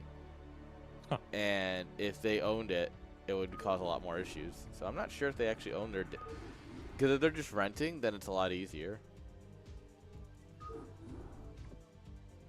You know? Yeah, makes sense. I mean, it's almost like I kind of do this Honestly, for a living or something. Yeah, I have no clue about that shit. You could tell me anything, I would just be there. All right. I'm what we call a nerd. I'm more Weird, of a geek. I know. Geek. Alright, well, we gotta make sure we show off our CSL branded koozie, guys. Make sure you can pick one up. ! Merch. Oh man, those are sick. Too bad I don't have too many cans here. Like the only can It drink fits I bottles. can really get are... Well, it fits standard US bottles, at least. That's the problem. Yeah. So it sucks. That's my problem, at least. Skill issue. We have proper bottles. Ours can take 500 milliliters of liquid. That's All true. right. In the top left, we have our green Protoss. It's Seedifier. And in top right, we have Ponger. I do love a good pint bottle. Unfortunately, for some reason, we don't sell beer by the pint unless it's at a bar. That's weird. Like in German, we invented the word. It's not really invented. We just took the perfect word for us. We have a Mass, so like a measurement, the Mass. So that's the measurement for beer. 1 liter. That's what a beer is, and everything else we call just a half beer. Like a pint of beer is half a beer, because like a normal beer should be a liter. Right? That is so very German. I love it. And now I'm gonna start measuring that, and I'm like, no, babe, I only had 1.5 beers. I don't know what you're on about. Yeah, said I had 1 beer. It's 1 liter. Like that's just how it is. That's the Finally a standard culture that measurement for understands liquid. it. I mean, I just got away with saying, you know, I'm part Irish. You know, I can't count as high as I can drink. So. Oh, Ponger, is he going for a cheeky 12 Nexus? He is. He's gonna get first scouted too, which means it's gonna get blocked. Ouch! Not This is today, Mr. hilarious. Ponger man. Yo, come on, Fire. Recognize what you see. The pylon's down front. Yeah, he immediately made the second gateway. Yeah, all you And gotta now do he is block blocks the the nexus. Yeah, Can he? come on. Oh, oh, Yeah. oh no! Oh no! Ponger is such a bandit, man. He can't keep getting away with this. Immediately throws You down gotta the just drop a forge. pylon Oh, here or something. You God. gotta start blocking cannon spots. He doesn't have the money for that, though. Like, He's got- 2-gate openings are so tight, you can't really you Yeah. can't really spend your money on anything else than what you need. I mean, I guess there's a chance that he gets his zealot over here and he can deny any cannons since there's only 1 pylon, right? And he still has the probe. Like, if he manages to body block the probes from making any cannons, then he should be fine as well. And normally, like, it's good he saw it, because normally with these 3-gate openings, or 2-gate openings, sorry. How oh, does man, he keep gets the doing cannon it? down. even gets... I don't understand. But the Zealots here, that cannon's going down, 100%. Yeah. Someone called 911. No. Fire. Go. Come on. Go. Please. Yeah. Like, we really needed a Protoss player here, because I wouldn't even know which would be the better call in that situation. Do you want to just kill the Nexus, go for probes? Like, yeah, go, No, at this point you absolutely send it up the ramp. Because his gateway's half done. You know, he can't do anything to stop you. Yeah, that's right. Like, there's nothing that can contest these Zealots. Yeah. Cannons are never gonna get up, and yeah. This trickle of Zealots here just completely messes. You can absolutely just let the rallied Zealots deal with the natural too. Yeah, not even attack the gateway, just get the probe kills. Yeah. Wow. You have enough Zealots to just bully through the mineral line. He's gonna go for the pylon. I actually kind of don't hate it. I'm not convinced it's the right play, but I don't hate it at all. Oh, it is. Yeah, GG. Absolutely. GG. Yeah, turns out it's the right play. Turns out kind of good. You can't have units if you can't make them. Makes sense. Big brain. Well, good news is that the series ain't over yet. Quick one. You called it.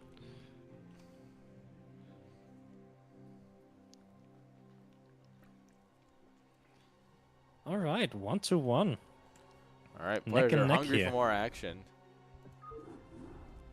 You know what would be so funny if Ponger just went for 12 Nexus again this game? He wouldn't do it twice, would he? Well, let me tell you something. The ultimate mind game.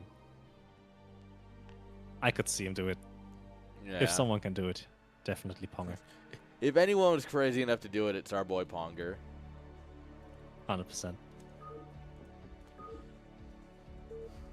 Great, he's going to do it now, ain't he? On a 2-player map, though, that's a little crazy. Come on. Right? Especially on a 2-player map. Oh, I'm kind of scared he's actually going to do it now. All right. On Stargazer, game number 3 between Ponger and Cityfire. Bottom left, we have Ponger in red, and top right, we have Cityfire in blue. All right. 2-player map, but he's not sending a probe out. Who are you, and what have you done with my Ponger? Do you think he's actually just going to macro game this? Well, that's the ultimate cheese. You'd never expect that out from him, right? Yeah, that's true. I'm pretty sure he said something about the CD Fire being like his kryptonite, which I think tracks with his results. He's 1-1. I wouldn't say kryptonite. Well, I meant like over time in CSL history, not today. Okay, fair enough. I think CD Fire's pretty consistently beaten him, but I'd have to double check to confirm that compared to what he said. Well, to be fair to Ponger, playing mirror matchup in a matchup with your off race is unforgiving. That's true. All the cards are stacked against you. I don't know. I'm pretty good at PvP. I made carriers. What? I may have lost the game I went carriers, but I won the game I macroed. That's all that matters. Nice. Is Ponger going to proxy? Yes. Seems like it. Proxy Robo? Well, you could be doing 3-gate Goon. So you can, if you want to build just Zealots, you can do 4 gates. If you want to build Goons, it's 3 gates on one base. Damn. Not getting a gas though. So oh, is he? He is getting the gas. All right. We're looking either at a Proxy Robo or a 3-gate Goon proxied. What about a proxy Stargate? Get those void rays, get those batteries. that will show him. Make them scouts. Oh no, whatever will I do against this? Scouts are so funny. I love them. But we never see him. That's such a shame. Yeah. Like, but no, honestly, no, I don't. I'm glad they're not a thing, but... That's fair. I like seeing people build 1 against Zerg. Because 1, it really confuses them, and it's good at picking off overlords. And 2, it takes 3 Scourge to kill a scout, not 2. It takes 3. So Zerg's going to be like, oh, ha, ha, I built a pair of Scourge. And then it's going to survive. And they're going to go, wait a minute, what? Timeout. Yeah, the real damage that scouts do is psychic damage. That actually happened. We discovered this because of a game of CSL Pro. It was, I want to say it was DeWalt versus Julian. That feels right. Yeah, here's the proxy 2 gates. Nice. He had a scout and 2 Scourge flew into it and it survived. And we're like, well, we all just learned something new today. I don't think any of us wanted to learn this today, but we did.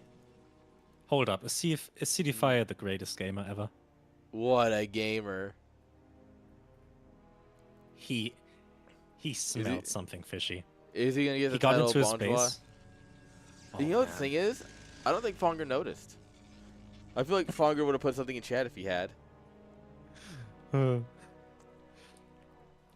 Yes, good on Fire. He got into his base and just saw there was nothing out of the there was something out of the ordinary, but yeah, the lack of infrastructure just gave it away. It is just gonna be zealots. Yeah, you have to shift gear now, right? Well, yes, but look at this. Ponger isn't mining any gas. So there's only one thing he can build. Yeah, that's what I meant. Like, okay, you can't wait for Dragoons. You just have to pull the trigger, especially since you've been scouted. Yeah, and CD Fire gonna follow it up with 3-gate Goon himself, thinking that that's what he's against. Honestly, not too bad, because 3-gate Zealots, 3-gate Goon, like, especially up the ramp. Yeah. So, if Ponger can maybe make a Goon jail and try and take some Goons out of the fight, there's potential, but this is still going to be rough. With any amount of micro, it's going to be really good for Fire. He's got a micro his life, man. Microing for his life right now. These Zealots are pretty dangerous. Their damage output cannot be underestimated, but... Ooh, that Dragoon might fall even, but no, it gets away. Has to be careful, though. Yeah, this entire game comes literally down to your micro. There's nothing else. Oh! 2 Dragoons falling. That's unfortunate. Another Dragoon at the natural. Getting caught. Oh no, is Ponger going to do it? GG. No! No! He can't. Instinct to just... He can and he will. I hate life. I hate everything. Yeah, honestly, good on Ponger for having the killer instinct to just pull the trigger. He saw that he got scouted. He got the gas. He didn't need it, but... Alright, yeah, I guess we're doing it. And he won. It really is just unfair.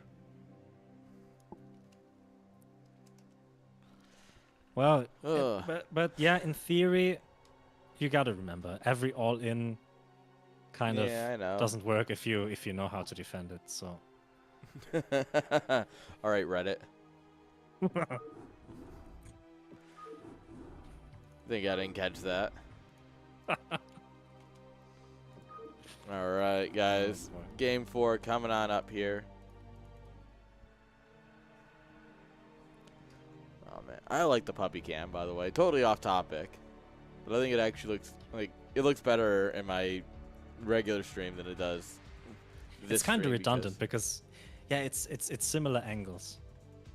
It doesn't add too much to the picture. Yeah, I have like my camera here, right? And then this is just kind of like right next to my elbow. So it's just like a better angle where you actually see them instead of this beautiful thing. Yeah, if you went back a few centimeters, we could actually see your whole body. So you'd have another body cam. That'd be fun. Yeah. Yes, that's what everyone wants. The ultimate Aaron experience. Sorry, wrong stream for that. You had to go to the other website. Could be though.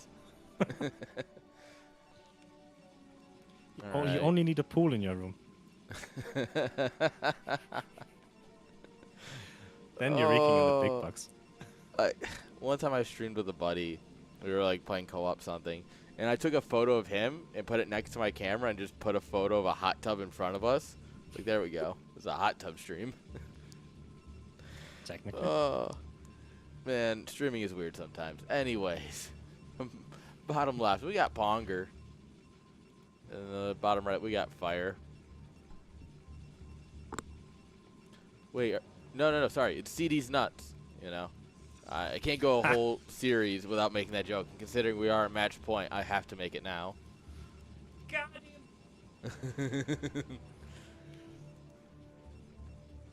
It's very important that I make these jokes. It's like whenever we play on Urban Jungle, I have to call it the 69 map. Nice. Exactly.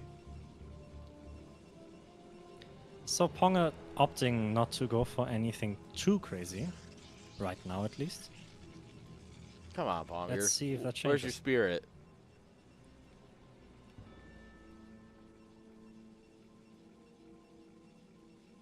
Also Gateway coming down for City Fire.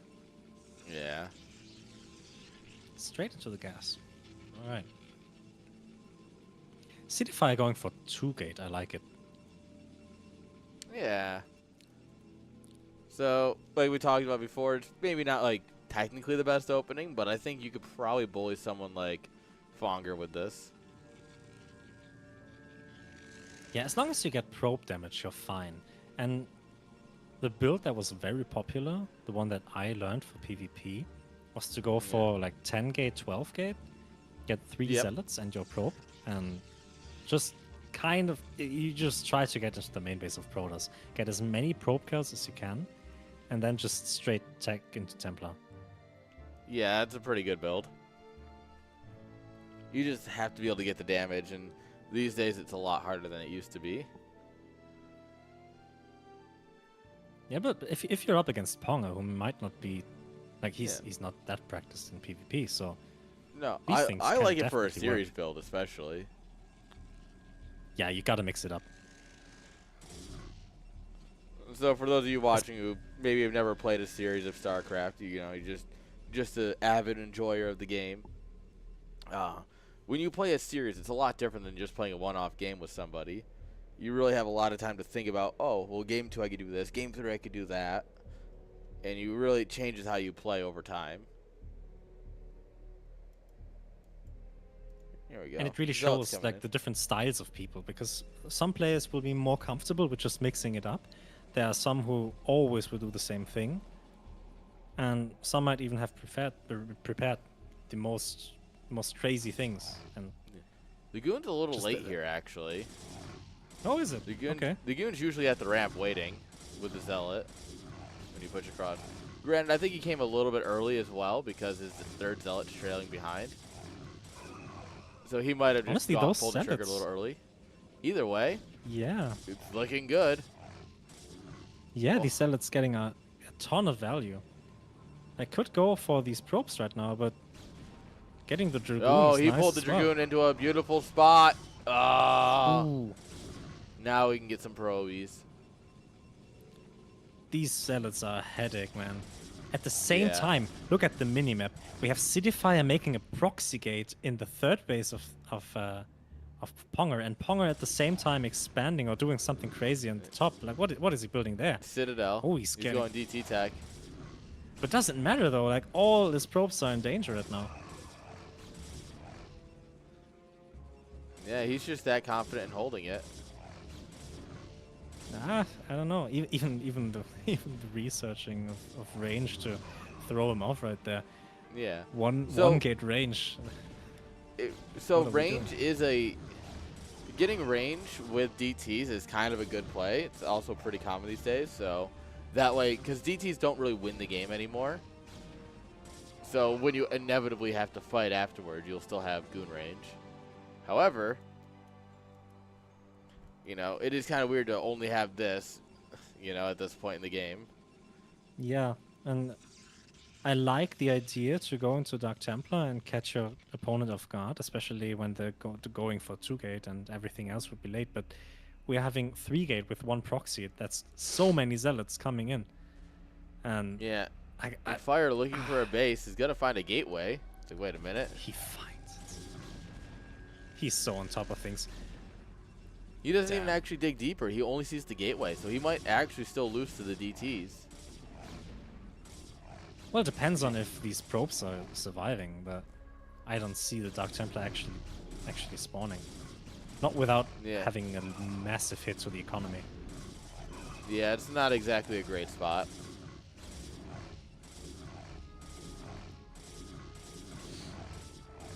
Ponger, though, does retain a lot of his probes. Like, his micro's been on top. The drills are good. He's even cleaning up the zealots here. Still Yeah, he's having about to lose his 11 only probes defensive mining. gateway. Oh, yeah, that's right. He still does have a gateway on top, but he did send at least... Oh, he sees it. He knows exactly what's up. Yeah. Just throw down a forge and you're fine. Alright, yeah, there's the forge. We should be good. Guys, it looks like we are going to go to game number 5 here. Yeah, the writing's on the wall here for Ponger here. Nice try, He's though. really Like, trying. I like the balls to just check into Templar. Like, it takes a long time to get DTs out, and when you're under Yeah. that much pressure from zealots, just blindly going DTs, and I respect it. Bonger is one of the players of all time, that's for sure. And his probe micro actually doing a lot with very little here. Yeah. Very little. He's got 8 workers. 9 if you count the one guy mining gas still. I think we have a DT now coming into the main base of Cityfire, but there should be cannons. Ooh, that cannon isn't finished yet. But Yeah, but he's got a wall of the block. DT. No way. Yeah. So he's going to got have to use this. this DT defensively. The thing is, though, right, is like, cool. Yeah, Ponger understands it. It's like, oh no, you'll stop the zealots. You still only have 5 workers. GG.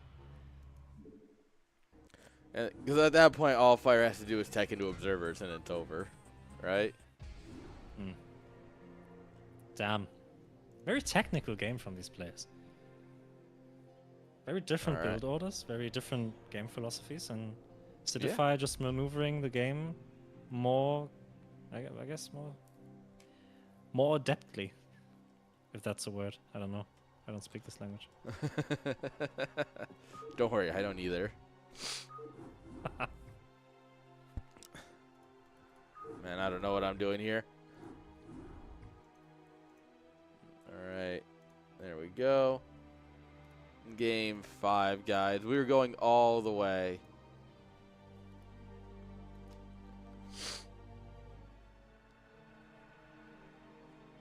Oh, damn. I think Ponger really it's so weird to call him Ponger. He's Fonger. Yeah. I call him whatever I Like- want. Bye, Tolly. Bye, Jinx. Yeah, Jim really has to find a way to get a cheeky win here. It's like if Cityfire... I think if Cityfire... If I You was see, the thing- Cityfire, I would just play super safe right now. The Have all the problem is here, fundamentals right? down. If Ponger wins, you're going to hear 2 World Wars and 1 CSL. All right. The red Protoss here on Midnight Sun. In the bottom left, it's Matthew. It's Ponger. And top left, it's CD5. Damn, doxed. Got him. He's a guy named thought- Matt who lives in the UK. That narrows it down to several. Is he actually called Matthew? I thought I we just actually have call no him idea. whatever we want. Yeah, no idea. I have his name somewhere because he's bought merch off the store, so technically I have visibility to see that. I just don't care that much.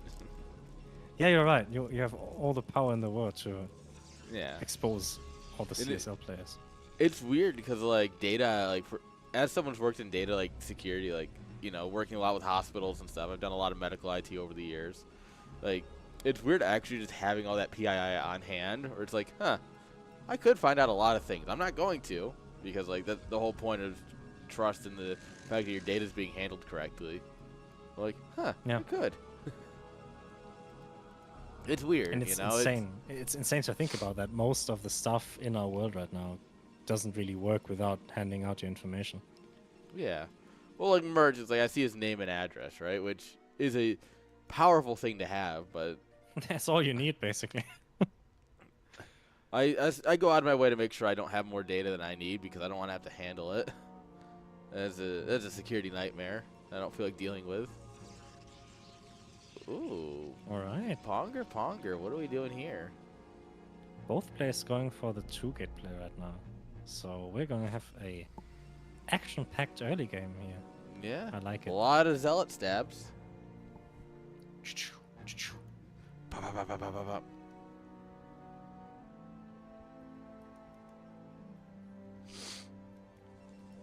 Ponger going to scout Cityfire first. Cityfire went again for the cross spawn, checking for proxy kits. Can you build in the center of the map here? I don't know. I believe so. Yeah. I think the logo is buildable, or at least around it is.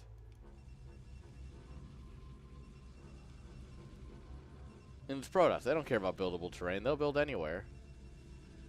And honestly, I like the choice on that map because you don't have a high ground main base, so you can't rely on that on that high ground advantage. Gets off the mana pylon. Oh. We do get the probe out at least, but yeah, look at that. So obviously it sucks to get mana pylon, but getting the probe out is such a big difference. It really is. Like, it still hurts your economy, and it really screws up mining, but at least you don't have a worker that's doing nothing. Yeah. And it looks honestly, like Funger's PvP, just mana gonna cancel pylons. it. Yeah. Yeah, mana pylons in PvP aren't. You can't let them finish, really, because Zealots just do so much damage. Nah, you let them finish to show dominance. Come on. Yeah. Like, the builds are so tight, like, you just throwing away 100 minerals hurts. You at least want to get back 75. Will you drop a gateway next to the pylon, also in their mineral line? Oh, that's when we're cooking. Yes, that's how you play PvP. All right, 5 Zealots against 4. That's not a fight you want to take. No. And this is just good old defender's advantage here, right? Up to 7 Zealots. Funger's just going to make a lot of Zealots. Zealots. Yeah. I wonder if he's planning on going just like mass speed Zealot. Now I have done that before, and it's kind of fun. I did it in a 2v2. It was beautiful. Yeah, it's fun as long as you don't run into Reavers, right? But yeah. If you get the surround, even if it's slow Zealots, just that wall of damage coming at you, and you're not really having the DPS to deal with it. That's scary. So Ponga moving across the map. Oh, that's a good surround here on that first Zealot, but Zealot wall. Here. Oh, look at that. Ponga really getting a bit of a more surface area than Cityfire here. He has to retreat. A lot of those are in the red and yellow, while here most of his Zealots are still fine. Like, some of them are hurt as well, but yeah, I'd give that advantage to Ponga here. I think the Zealots that are hurt for Ponga are more hurt, but there's more damage across all the Zealots here for CD Fire. Yeah. Now with that Dragoon out supporting, how did Ponga get more units out? Doesn't make sense to me. Protoss, man, they can do anything. But so is Cityfire, so he should have. I don't know. Oh, he's laying a trap though, having these Zealots here in the right and now flanking with him. The thing is, these goons are really good here, though. Yeah. This is awkward.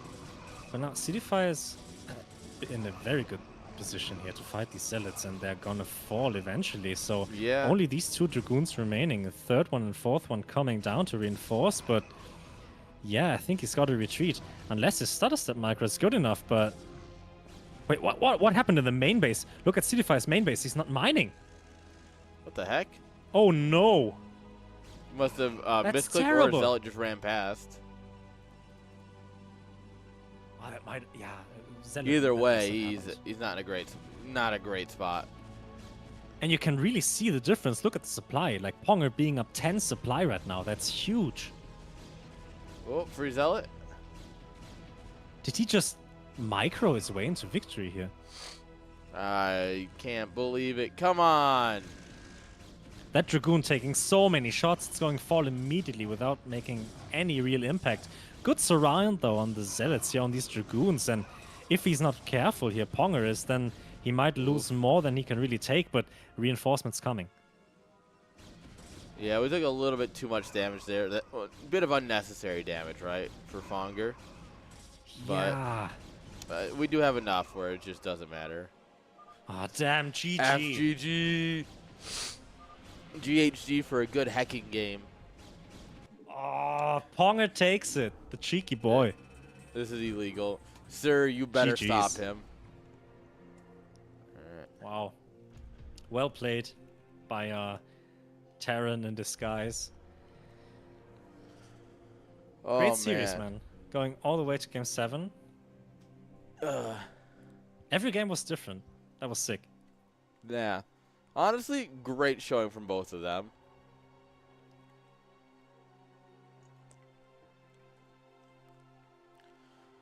Well, now it's time for 3rd place.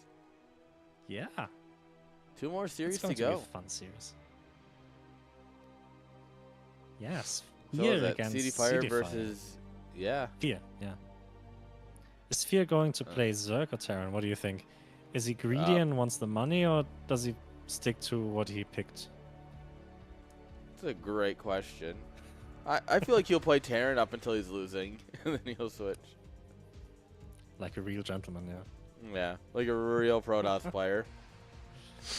Yeah. Alright, I just sent them a ping. We'll get their attention. Oh, man. What a tournament. Dude, it's a great day for StarCraft. You know? I remember starting these, it was just a fun thing to do, so I had something to do, and now here we are. Holding out, we're having a lot of fun, a lot of great games. What the heck? I heard a puppy. Oh. Weird. I don't see a puppy. Alright. Oh, Desert Rose gets banned immediately. I respect it. Rip.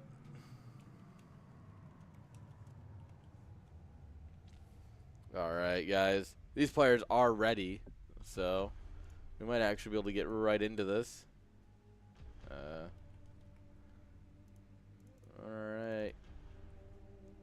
Alright. Fear says he doesn't need to ban every time, but yeah, I guess that's Fear just doesn't how believe in tournaments work. bans. Nah. Who cares? Well, you want me to veto Just play maps? any map. No. Just host a map, bro. Go. Go. It really is just how it was back in the day, too. It was just host a map. Go. It's probably going to be Lost Temple. Map pool? I don't know. Oh, it's Dire Straits. Sick. Dire Straits, do you remember that map? Yeah. It's what I was like, wait, what? Why is Dire Straits playing? Oh, you mean the map. Yeah, it is. I'm sorry, you know. Playing out of nowhere. I mean, it tracks, you know. You are a musician. I got my guitar right here. I can play that riff if you want. I don't know. I love Money for Nothing. I kind of like Sultans of Swing a little bit more. True. It's like a personal preference. It's definitely Money for Nothing. It's a more iconic guitar riff. I will gladly accept that. I just like Sultans of Swing a lot. Sultans of Swing is kind of like it's the radio song that they have, and for good reason. That's true. It is such a great radio song. That comes on in the car, you just turn it way the hell up. Yeah, I'm down. Yeah. The same, yeah. Especially for driving in a car, Money for Nothing hits different. Ooh. I have like 2 or 3, no, I have 1 or 2 Dire Straits albums in my car right now, so they're in the rotation of CDs I put in. I have a 300 song playlist that's just called Driving. Nice. Because it's I still drive my for grandpa's nerds. car, so I can't fair. have my phone connected to it. My car connects. My phone connects. Not well, but it connects sometimes. So there's like a wonky at like 2.2k hertz, where it's just like it doesn't like it's for some reason that frequency it bends it or something, so it's always off a little bit. And there's a few times where you can really hear it. Ah, damn. It's so weird. I couldn't live with that. That's why I don't Like, use my Bluetooth very much. I'll just put my AirPod in while I'm driving. Is that legal? Yes, We couldn't do that here. One. 'Cause Okay. It's a Bluetooth All headset. right. It's like any other Huh. Bluetooth headset. They're treated the same in the U.S. at least. Huh. Both in is a big old no-no because then you can't hear anything. But one Yeah. is totally acceptable. That's a weird sight though. Like I have my earphones in when I'm driving a car. Like never seen that. But yeah, makes sense. It's an AirPod. It looks classy. Mm. It's not like one of Is it them, Ray-Bans or whatever cheap brands. Is it an AirPod Pro though? Yeah, of course. I actually plan on getting Nice. the Pro 2s. I would like to get them before I go to Europe because I want have the the hearing Pro aid 2s. They're- capacities. Yeah, they're Because I'm really good. actually, I'm going deaf in my right ear, and I'm finally just like, I should probably do something about this. Oh damn, that's not good. Yeah, welcome to doing sound for the better part of a decade. Oh damn, yeah. No, I got the Pro 2s and they're really good actually. I think they also the soundproofing stuff. Oh yeah, Sick. I love the ANC. Yeah. You see, I say that I'm going deaf, but my ears are still good enough where if I have the ANC on, I can still hear people talking directly to me. Huh. So like, it's one of those like, yeah, my hearing's bad. All right, how bad is it? Still better than like most people probably. Which is why I'm a sound guy. Well, you can't complain then. Yeah. Alright, Fear's is what still it mining gas, so that it kind of looks like a 2-factory play again. Or Yeah. maybe a quick starport. Maybe double starport even.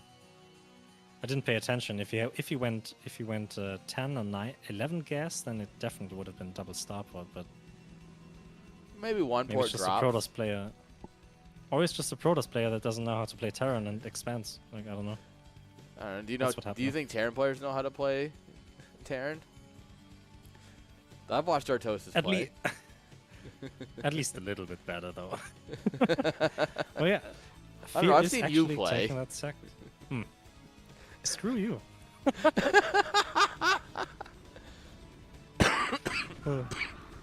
No bunker though. Yeah. No, we're being Citify, super greedy here. Yeah, Citify is showing Fear here why you don't make that wall in at the natural and you just get a bunker here. Forced to pull these SCVs, which is never what you want to do. And those 2 Dragoons, it's just 1 Dragoon and a probe. Right. It is really going to be making it here. a weird 2-fact. The second one starting super late. No, it's not a 2-fact really. It's Oh, yeah. It's not a 2-fact, but it's 2 factories. yeah, you really This is why I love When you get the I CC. love StarCraft build orders, yeah. Because it's one of those like, well, he built 2 factories. Yeah, but it's not a 2-fact. Wait. What? What are you talking about? Or the classic like, oh, I'm gonna 8 racks, and you build 8 barrackses, or 4 pool, you have 4 pools. Yeah, do you know that picture of this is a 4 pool and you have 4 spawning pools? Yes, That's the I love classic that one. one. One of my favorites, they actually came out of StarCraft 2, was the Forge, where they have 4 forges next to each other. I'm just like, yes, finally a good Protoss build in StarCraft 2. I can get all the upgrades and more. The 4th one actually just makes them faster. It's like a free chrono boost. No, that's for the cannons, man.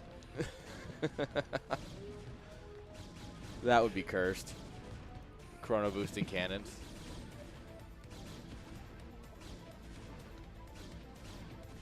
So If you could do that, I'm Citify- absolutely picking up. Oh, yeah.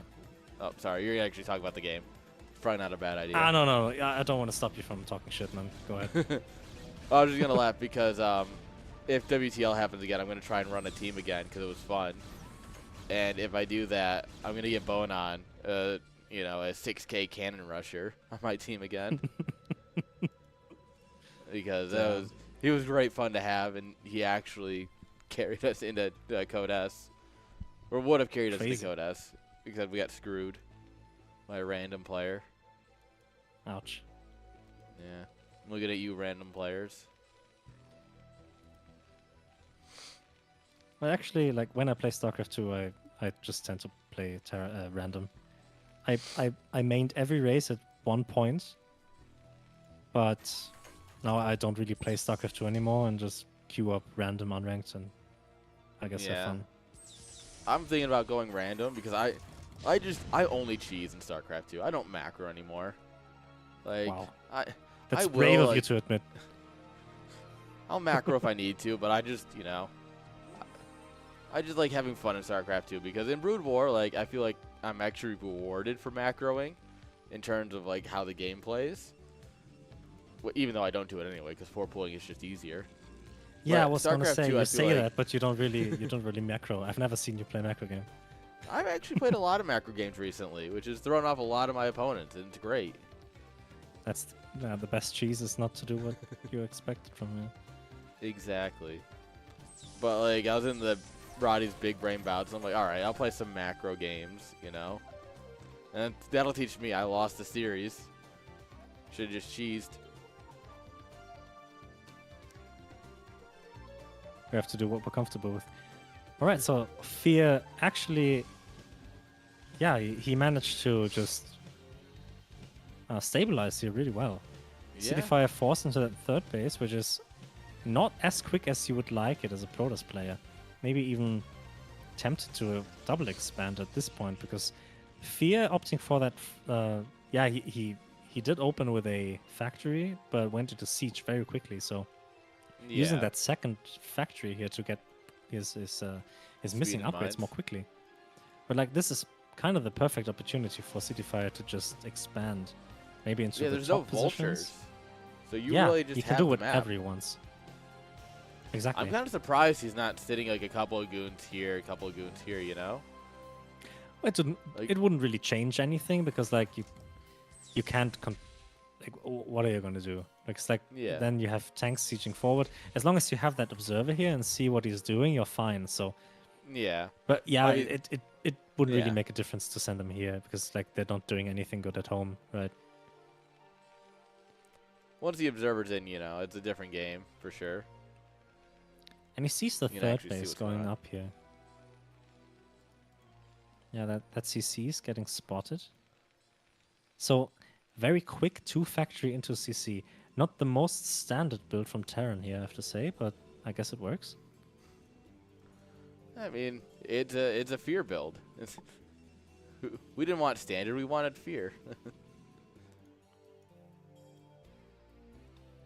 So Dragoon's running across the map now, trying to contest this third base, but honestly, with that many siege tanks and also some on the high ground here, not the easiest task to perform. Yeah, you're not gonna. You might be able to deny the third, but that's about it. And denying third is exactly what you want. Like you're happy with denying it. But it's also a mineral only, so it's not nearly as good for Terran. True. Like, still deny it. Yeah.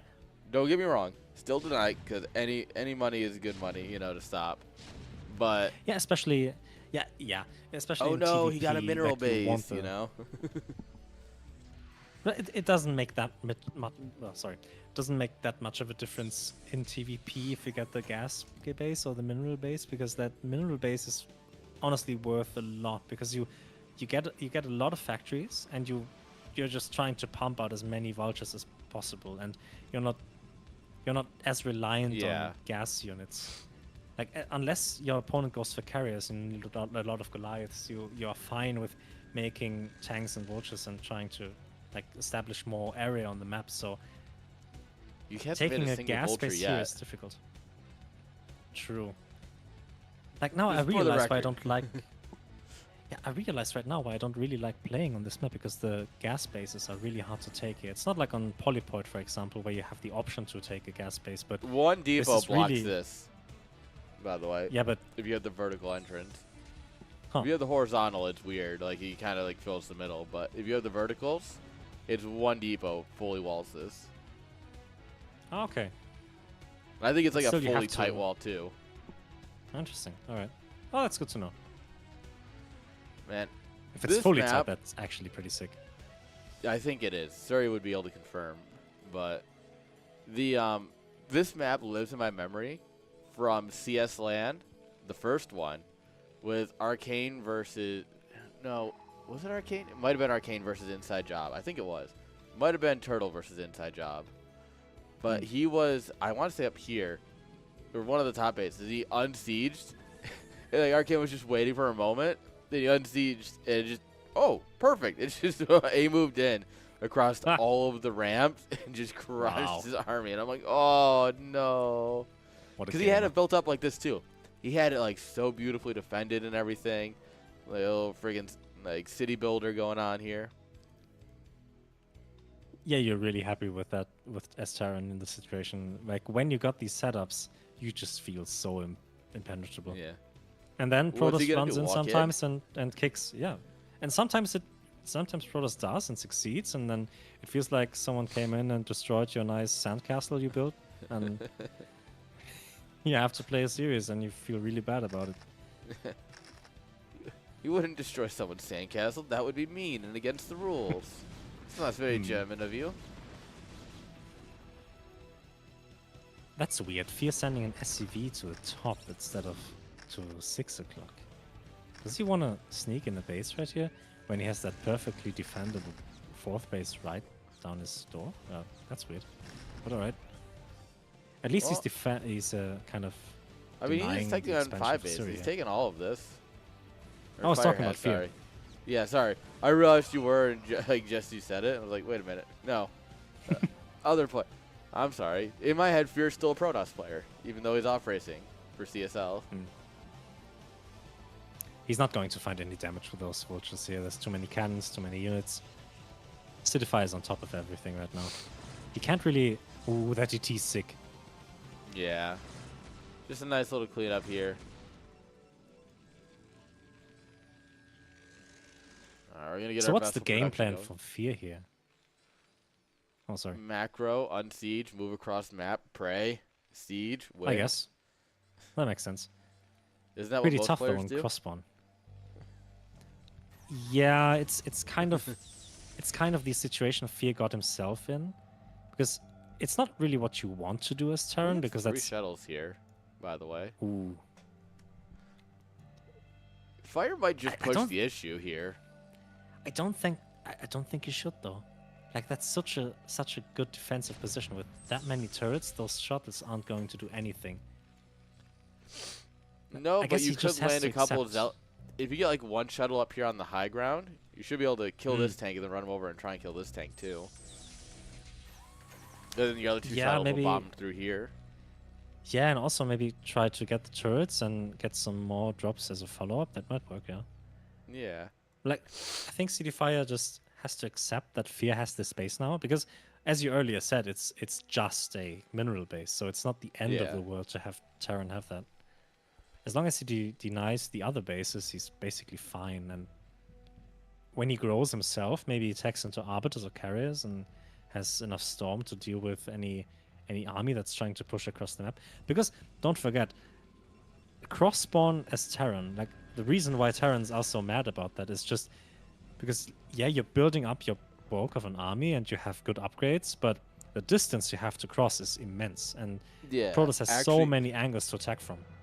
Yeah, actually getting across this, actually push your opponent back. That's why a lot of cross-map games, it feels like, ends in a fight in the middle of the map or something. Like, you finally, like, you crush the Protoss army or you get crushed, and then it's like, well, that's kind of the game. Yeah. Like, Fear has the supply right now to stay in the game and not really die to anything, but... Oh, look at this. Not in position for a second, and Citify pressing the issue here. Yeah. Damn, dropping a lot of zealots here. But he's losing a lot of supply. There was only 1 mine there, so it doesn't really do a whole lot. Everything else was just standing in the tank fire. Sheesh. That was a lot of Dragoons. That's the scary thing about Terran. Like, the army, if used properly and cautiously and with patience, it's so hard to fight. Yeah. But then again, look at the minimap. Like, Citify is everywhere. Like, literally everywhere. He has every base. He controls the whole map. And honestly, if he loses one base... That's how rich he is. He can lose this base. It's not... Yeah, it doesn't have that many probes. He can't let him get in front of him natural, though. No. We don't really... Where's our army? I guess it's still in the shuttles? Nah, it got killed. Like, it's most of the supply we have right now is still in the gateways. So we're Yeah, I waiting for that. guess. Arbiter trying to get a stasis off. It's not the best stasis in the world. No. But look at that. The army kind of shrunk for Fear here. Like, running across the map, he lost enough zealots. He lost enough vultures that it's only tanks right now. And Yeah. with those reinforcements from Cityfire, he might be able to clean that up. But if he reinforces and get those mines up, that's actually quite dangerous here. We do have a Reaper in a shuttle now. I do worry that it doesn't really matter, though, at this point. Fear has 3,100 minerals banked. Ooh, he loses that shuttle. Cityfire taking a lot of damage right now, losing 2 bases at once with a lot of probes dying. He still has his corner bases, and there are a lot of gateways there, so he's not dead yet. He's able to get units across the map, which is the most important thing here, but he kind of has to break free here from this position. Otherwise, he's going to lose his main base where all his tech is, and that's going to be awkward. I think this one has the Reaper in it. It does. Nope. That goes down immediately. Sick target here. Oops, that mine was also money. Whoa. Oh no. I think I we're don't think about he's to going see to a break GG this here. here. Well, he's not out the game yet. He still has the corner bases and gateways there, so there's a chance he might break free, but I don't know. Yeah, It's tough to call. He can't stop Terran from getting at his main base at this point. So unless he's Yeah. really rebuilding all of his tech around, you know? Which doesn't seem like. Yeah, We at least it's need to drop really a Cybercore tough. somewhere. In Templar Archives. Good on him on staying in the game though, like trying to fight it out to the last drop of blood here, but ooh, it's going if he is able to break this now, he's going to be in a good position because Fear really hasn't got a follow-up because he's still on 2-base mining essentially. But 1-base mining although, Yeah, so if he breaks, the game is won. Yeah. So I mean, he's look trying. at We this. got some Zealots coming in from the back. Is this the moment he actually breaks through? Because like he still has some production in his main base, but Yeah. I don't know if it's he's going to really break tough through to call. here, but I definitely think it's not that bad. the mine drag, is it going to help? Yes, it is. And yeah, Only this is 4 not a tanks lot remaining left. here. Fear though realizing that there's also a lot of production in the other corners of the map here and going to send Yeah. some vultures to intercept.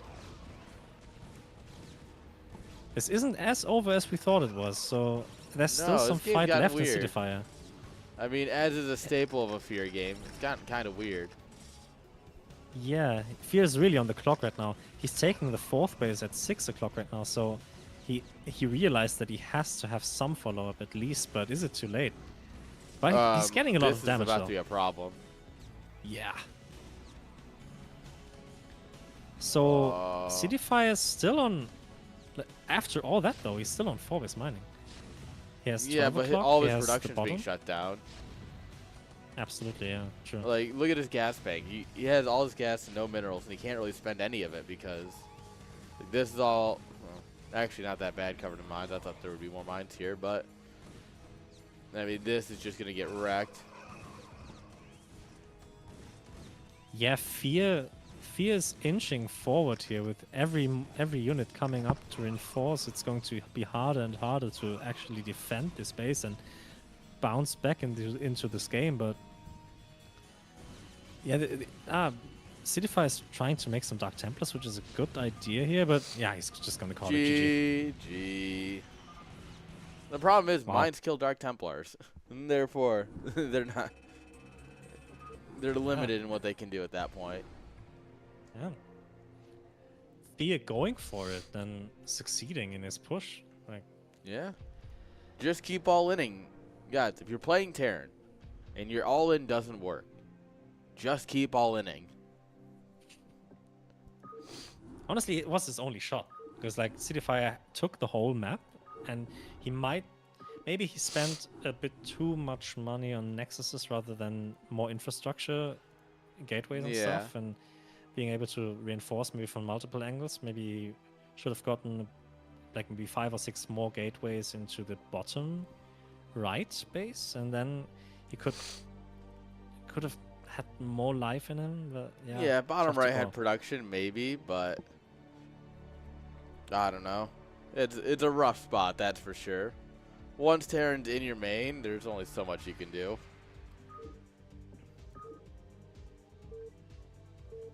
Damn. So we're going into game number 2 right now. Fear leading 0-1 in this game for the 3rd place match of this tournament. Yeah. Winner gets money, Yeah. loser does not. This is where it actually matters. We're on Alright, Nightshade. Yeah. Should we Sorry, actually go ahead. choose the players this game? I don't think we did last game.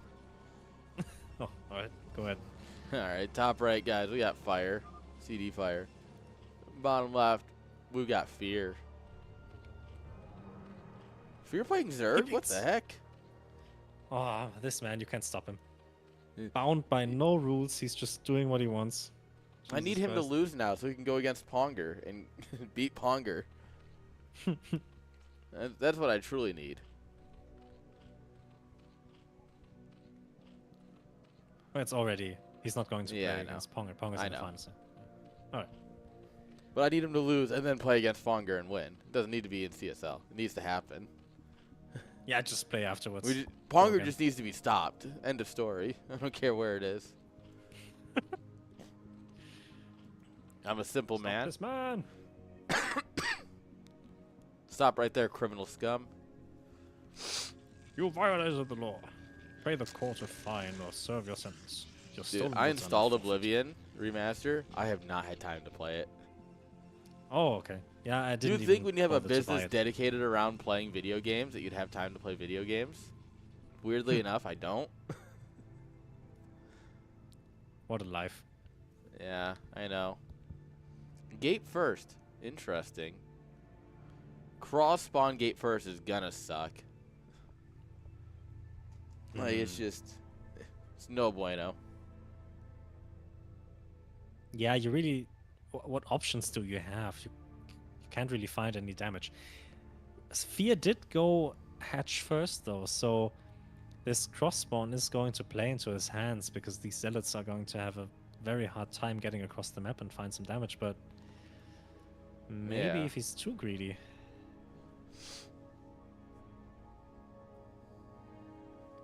So I always like a good 12 hatch against Zerg or against Protoss.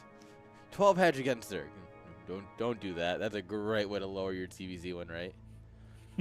But 12 hatch against Protoss is really good. Sometimes they might cannon rush you, which is why you should keep your Overlord over your natural hatchery. But Not We'll happening see. this game. no, nope. Can we get the third down? Oh, he's trying. He's trying to juke. Fire though. No amateur hour here. Oh, no, naughty Fear. No 3 hatch before pool, or before gas. Yeah, that would have felt like the ultimate greed to go 12 hatch, then another hatchery, and then taking your gas. But It's doable. yeah, I've that done it. zealot's. Well, yeah. But that zealot's not going to let that happen. Like there's no real answer to that right of the second. I think the hatchery Yes, out heals it. It's weirdly close. It's gonna be very low HP though. Oh yeah. It actually might be equal. Just looking at the number change, it looks like it might just straight up be equal. That Which would be an proc interesting thing to dancing learn. around, yeah. Oh. Yeah, right. Yeah, look at that. Like that HP bar isn't really growing. Yeah. So you see, he gets up to Zealot's like coming 50 in something now. and drops back down to 40 something, and then goes back up to 50 something. Well, that hatchery's So gonna much finish with damage like with Zealot. 600 HP. At most, it's gonna actually finish with like 400 HP, I bet. Yeah, it's definitely going to be in the deep orange, maybe red. Oh. All right. tells me what it thinks of it. It's actually going to be at 500 at least. Damn. I should have stuck with my original guess at 600. Would have been closer. 550. There we go. Ford, but Getting no +1. cannon. Nice and greedy. Yeah, I like it. You've seen the 3rd hatch, you've seen the 12th hatch, and yeah, there's no real risk of you getting any Zerglings in. You will have the Zealots ready. Yeah, he's going Sairless. I like this. Yeah. Just straight up going into Zealots and trying to push the issue here. So, Zealot High Templar was popular 3-ish years ago, if I'm remembering correctly. Oh, was it? And I love it. I genuinely think it's a great PvZ build. It requires a bit of micro, obviously. You need to be able to move your Zealots around and storm accurately. But you don't need your Observers because you're just storming down Lurkers. You're storming down Mutas, and this is a game where we'll get a Dark Archon if he went Mutas. But I think he's going Lurkers instead, which is unfortunate for us. Yeah, Cityfire took his 2nd guess, so it definitely will be some kind of Templar tech. I wouldn't mind him also just... Weird. What? Oh, I'm actually a little... I'm actually a little sad. Yeah, I don't understand this, honestly, but yeah, what do I know? I would have really preferred him just going straight up into a lot of gateways, playing the good old man Protoss style, just trying to push the issue with Zealots here, but Cityfire, I guess he saw something that we didn't and decided to go for that Stargate. I mean, it's a safety Stargate. It'll always make sure you get the Scout. You push back Overlords, you know, if you're going DTs. Maybe he wants to do a Corsair DT, which would be fine with this. Still a little weird, but... No Templar Archives, though.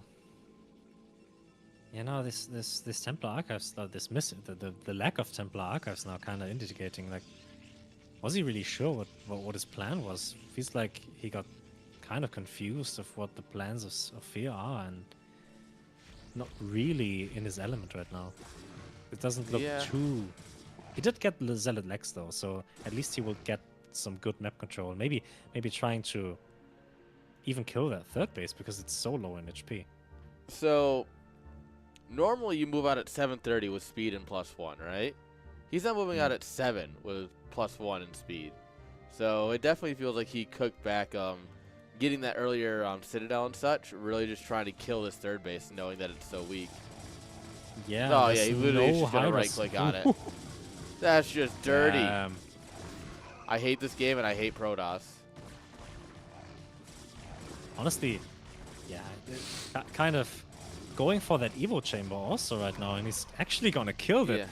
Just ignoring the sunken colonies, like, who cares? Now getting a good drill here, and these Zealots are dancing a lot right now, so not getting the best shots at the sunk colonies, and damn. Is he going to lose any workers here? I think he's lost a couple. Yeah, he lost 2 I drones definitely know here, he's but not targeted that down many. a couple of drones. No, yeah, instead of going for beautiful. these sunkens, maybe. Wow. So Maybe you kill the focused his extract, focus. you kill the Evo, right? So that way you have more surface area on the sunken. But just the follow-up drilling and everything was so good. Like in this situation, like wouldn't have been just nicer to click the drones down because you had so many zealots, and yeah, the sunkens are a problem, but if you kill the drones before the sunkens kill your zealots, you're pretty happy, right? And now there's no zealots here in the main. So you should split off a couple of zealots to try and kill the one sunken. Ooh. Look at that, the Dark Templar coming in and finishing the space here. No support, but don't forget we have Lurkers and Hydras going into the kill right now. Not really many cannons to defend and no units really to speak of. Alright. Yeah, High Templar's coming.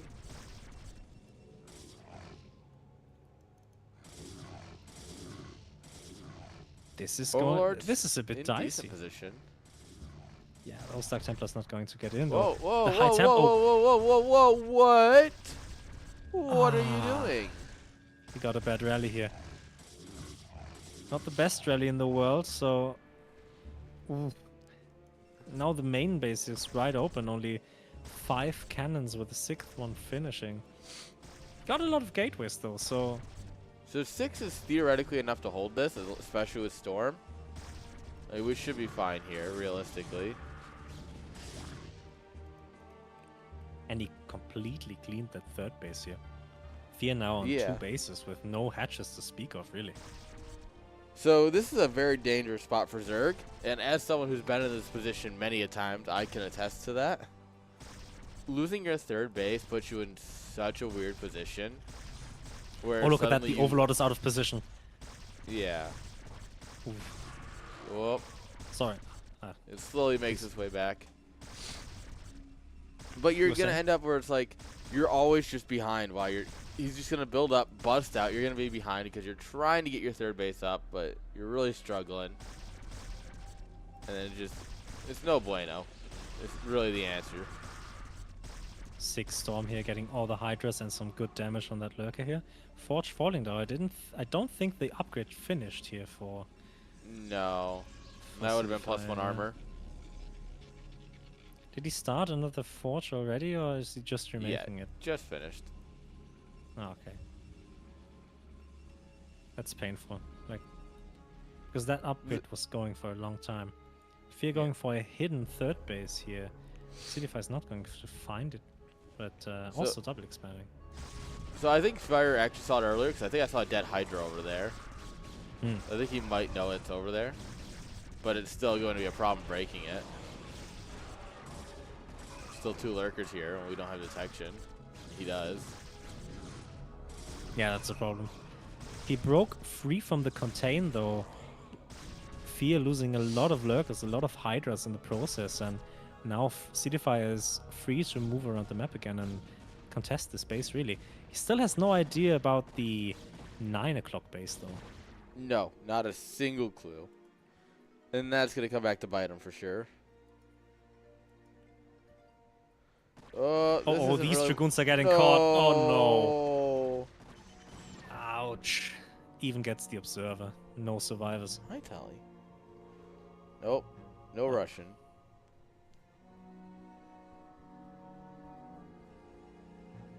Really back and forth here. Alright, 3rd base coming on up here for Protoss. But going against 4 base Zerg that you don't know is 4 base is going to be rough.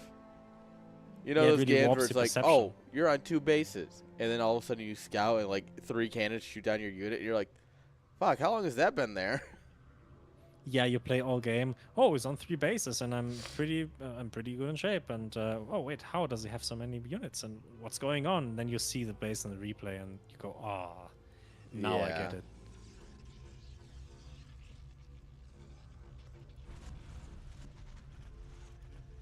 A lot of Hydras now trying to walk across the map and maybe deny that 3rd base that is getting scouted right now, but Cityfy it's going to be hard with the choke point and Storms, but he might try. Yeah, he's free to try, yeah, no problem, but with those Storms I wouldn't really want to run in there. Not the best of the choices you could make. I think he's going to try and split and hit from both angles, but there's 2 High Templar. And we got a wall of pylons there, making it very awkward here. Cannons also warping in right now for Cityfy. A group of zealots trying to attack that group of here. We're actually going to push the issue. Why give him a chance to attack when you could just storm your own zealots? Yeah, Lurker's not ready, and kind of the perfect timing to attack right now. Lurker's borrowing, no Storm as of yet, but we're going to catch these Lurkers here and, yeah, basically stop the attack from Fear. Completely in its beautiful tracks, play from Fire here. Absolutely incredible.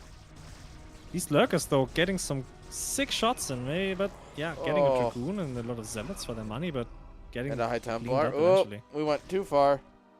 Uh-oh. Sniped the Templar, sick. That's just beautiful. You'll love to see it.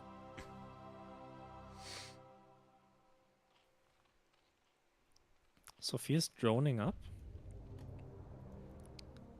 Both players really developing. Seafire up in supply by a huge margin though. See, Fear actually supply blocked this moment, so not really able to grow. Oh, this helps though. 6 storms. Ouch. Almost kills all his own stuff. Hi, girls. Well, it's bedtime. AKA 3 p.m.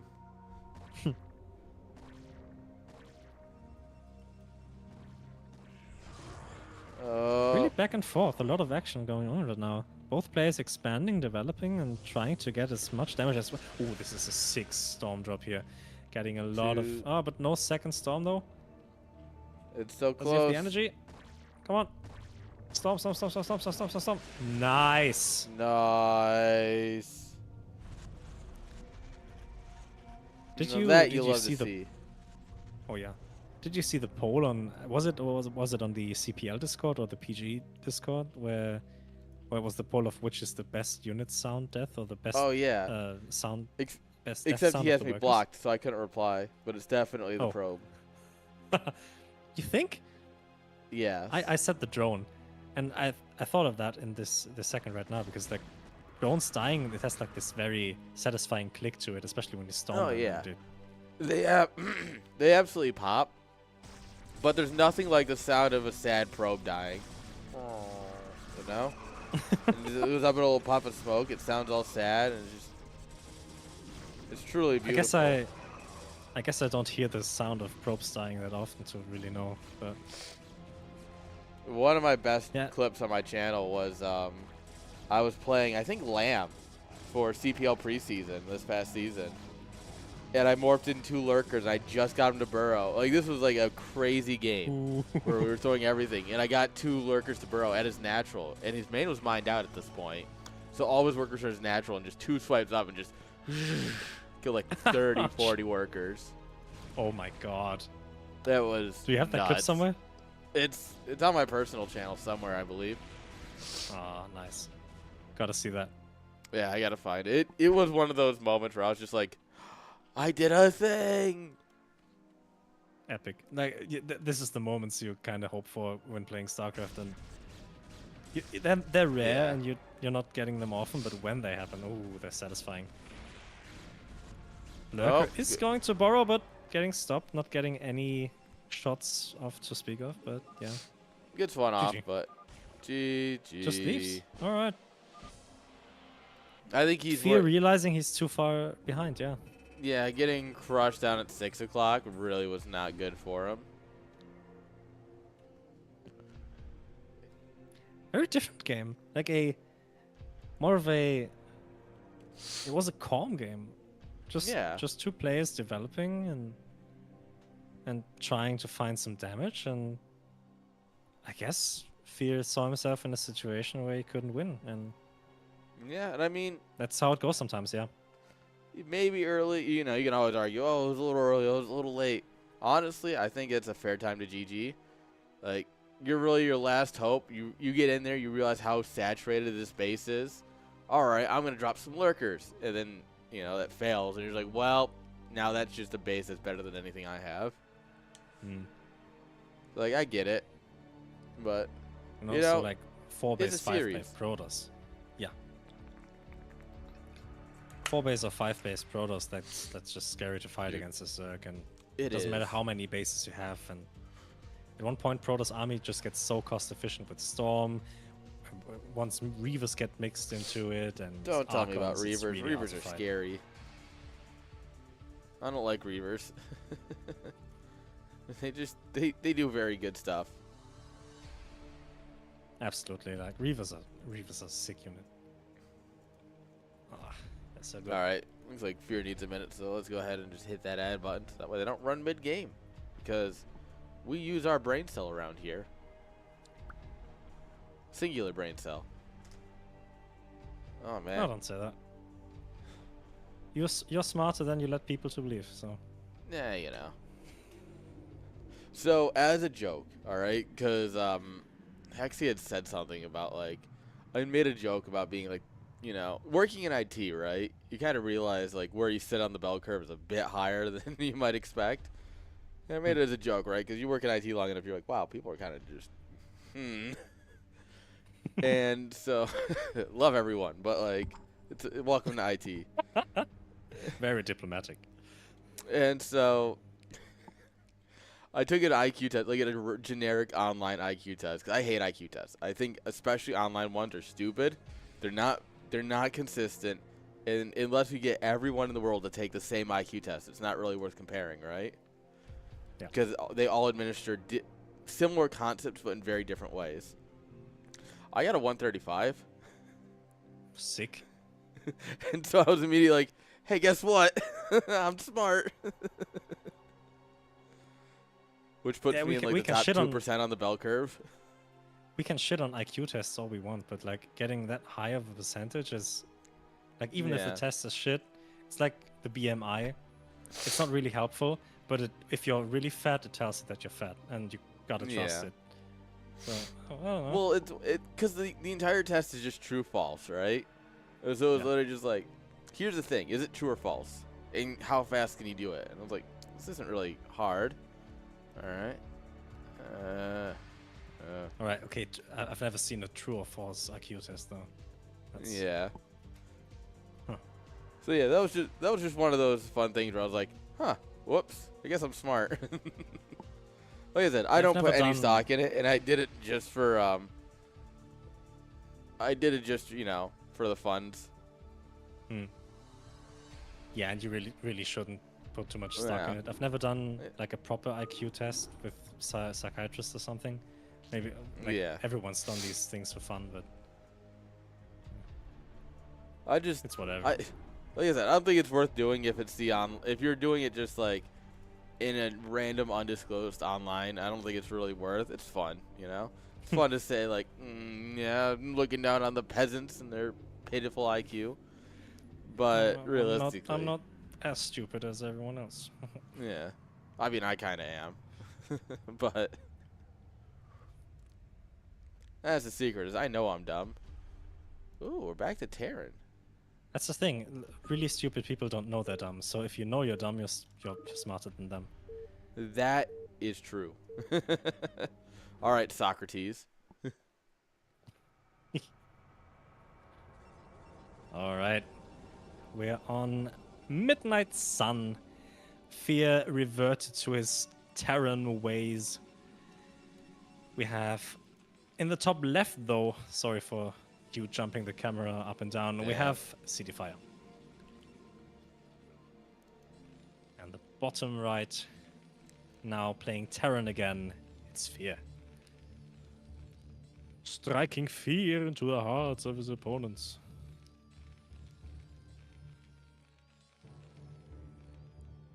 Look at these gamers. Sorry, I had to sneeze. Bless you. Dankeschön. Ah. Bitte. Allergy season is rough. Oh, I'm so glad I don't have that problem. Yeah, must be nice. It is. Where's my allergy pills? I'm gonna do my legal drugs, kids. Don't do drugs. For legal reasons, don't do drugs, but I'm gonna do drugs. Damn, you've changed. You know, popping pills, right?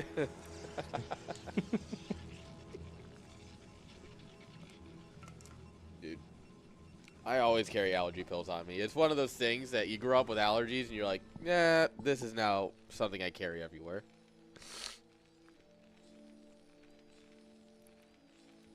Oh, all right. Protoss gonna Protoss and just cross scout. That's something like CDFI has shown that every game, so why should he change? Yeah, that's true.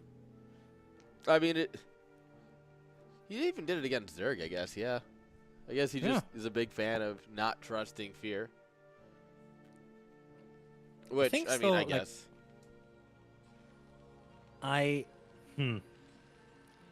Okay, let me try to think. Normally, when you're Protoss, the reason you're cross-scouting is to go 12 Nexus, and then you can quickly confirm whether you need 2 gateways or you need your Forge up. Yeah. in case Terran finds you and tries to push. But if you're not doing that, I guess it's nice to know whether the Zealot will find the opponent's base more quickly or not, but then you still don't know where he is if you're making a Zealot, so I don't really get it.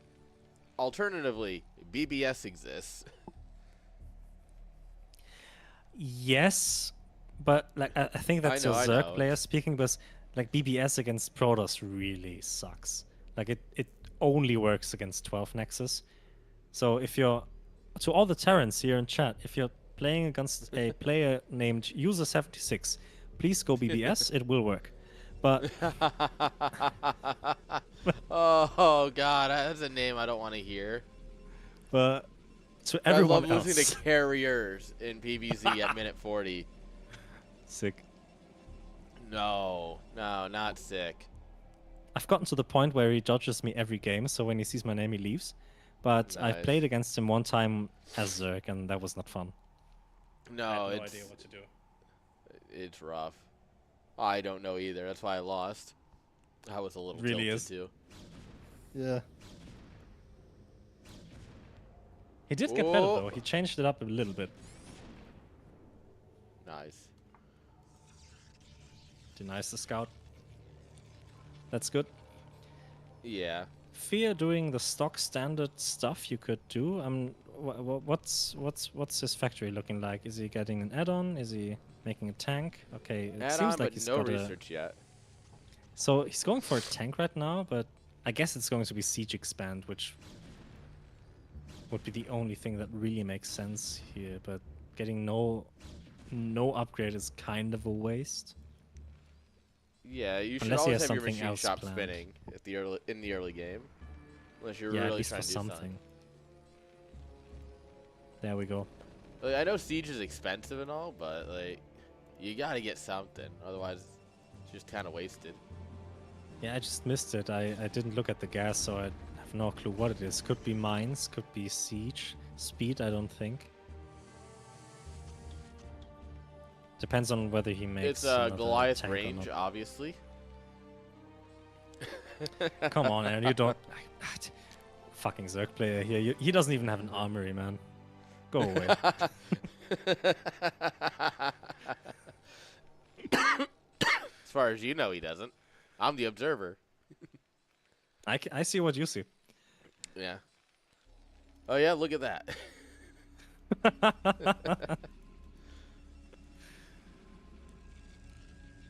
Citify going the safest way possibly, just going 3-gate observer, so not going to die against anything, but not getting an edge in any way.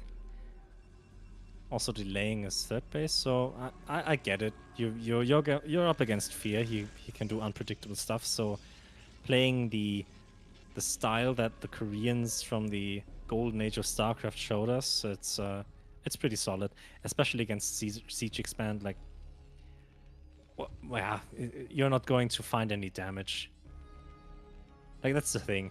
When you open Siege Terran, you feel comfortable, but you don't have any real option to do anything. Yeah. So anything you can do is turtle up and expand. And I guess at the higher levels of Terran, and higher level I mean even at C rank, B rank, A rank, like not being able to get out on the map is really uncomfortable. You really want to do something against Protoss because Protoss on these levels know how to exploit these and expand really quickly, get into tech whatever they want, and but I guess here Fear playing his off race, I think he's comfortable doing that, and he's shown that even though he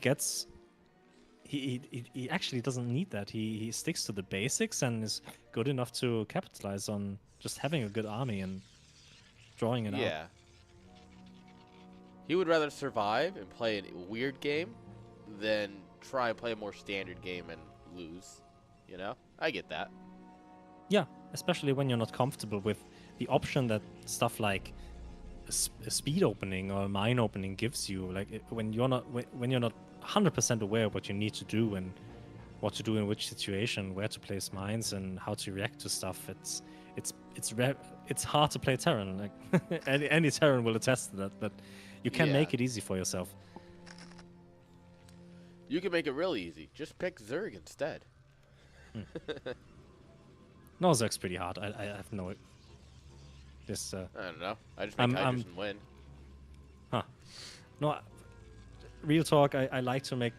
I like to make jokes as much as the next guy, but honestly, like, off-racing gives you so much perspective on how hard the game is in every situation, and you really appreciate all the intricacies of every matchup. And even if you think stuff is really OP and easy and just lame in some way, yeah, once you try it yourself, you understand that there's more to it. That's why I only cheese as my off race, so I don't have to learn how hard it is, and I can still call them bullshit. That's winning. It's working smarter, not harder. Yeah, that's a true victory. Mental W, easy. It's not about being right, it's about thinking you're right. Now you get the internet. That's exactly how we roll around here. Alright, Robo Bay coming on up here, but so is a drop. Yeah, this there drop is has no really ramp, potential. So it's a lot easier to pick off spider mines when they kind of get put around. Nice mine here at the potential 4th base. Yeah, I like that. I really like the SimCity though. Dropping behind the mineral line is going to be really awkward here. And Cityfire doesn't really see... Oh, there's a tank in here as well. Oh, what? Boy. Okay, Veer. Quick reaction though. Like, he pulled away a lot of his workers before any real hits could come down here on the probes. But this is very awkward to clean up. Yeah, like... Oh. Those mines doing work. Jesus. Yeah. Oh, you can shoot from there. That's interesting. That's kind of... So that drop not... Yeah. Great. That's... So the drop not doing the biggest damage ever, but at least it's making it awkward for Cityfire, denying some mining time, forcing cannons up, and just making him feel more uncomfortable, which is like a rare feat for Terran to achieve in TvP. Like, normally Protoss is the one who kind of gets to dictate the pace. Yeah, you know, you try and... In a game like this, where you're not playing tempo or anything, you really want to get the opponent playing your game. You don't want to be playing their game. And, he's... Yeah, problem. You put everything down here. The enemy's actually just going to come from up here. Yeah, here, Cityfire please. just pouncing on everything. These units are going to completely crumble the position here of Fear. And these tanks, a bit too confident in moving out, and those mines not really helping as well. That third base that was yet to be made will never get up. And yeah, this is painful. Yeah, Fear setting ladder, up you for a would just... base he couldn't take. If this were a ladder game, we would just GG out. Like, oh. Yeah. Lost half of my tanks. I can't get my third up, which I wanted to. Fear though responding, getting up more factories, realizing, oh, that didn't go well. I guess I have to all in now. Yeah. What if I just make more stuff? He still hasn't got the biggest supply count, so it will grow in the next minutes, but I guess Cityfire has all the time in the world to also develop, get more gateways up, even get a 4th nexus to really have that engine going. Because yeah, Fear does have a lot of factories, but unless he has like 150, 160, 80 supply, he can't really move across the map, because yeah, Protoss can't just max out so quickly. Yeah, and I mean, he's currently up 10 supply. He's going to come in here and make sure that gap gets a little bit bigger by sniping off a lot of Terran. These tanks behind the wall are pretty cute. Oh my god, this is the best fight Fear could hope for. Oh my god, all the Dragoons are falling. Oh no! I don't think that fight was No. worth it, man. You know, He I got know some what I tanks, said, but but no, that wasn't it. Oh, meanwhile, the drop.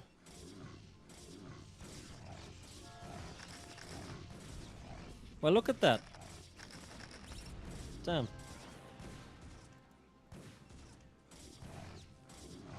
Guys, is That's how Terran quickly it really can go. just too powerful? Is Tasegi real? And the answer is yes, of course it is. Everyone knows that. Terran's so easy.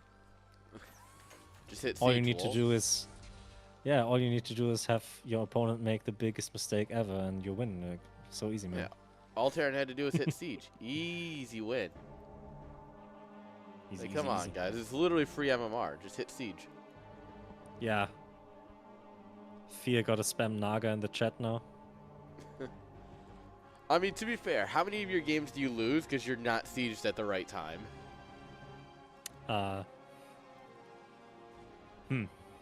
Yeah. You Honestly know? enough, you lose a lot of games because you are sieged, and you should have just had your tanks unsieged and A-moved. Like Fair. it's honestly a hard thing to gauge when to be sieged and when not to. Like every Terran unit has an active ability that you have to manage, and Ooh, nice mind Rex. that was a some good cleanup. sexy mind drags. So that counter push is going to be cleaned up here very easily. Fear, like honestly, I wouldn't have seen him achieve anything really. Like the No. tank count just wasn't there. Nice idea though. He tried to take a third base behind it. Goon denied it. He's got another SCV down here, but good luck.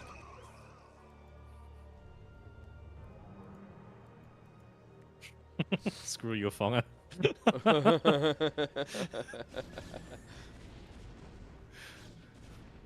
I mean, he's just repeating what you're saying. I can't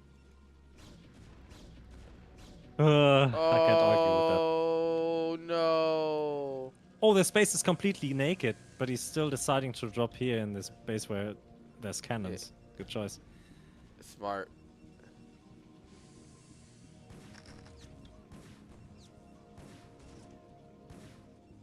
Alright. So he's going to try and... Oh, no.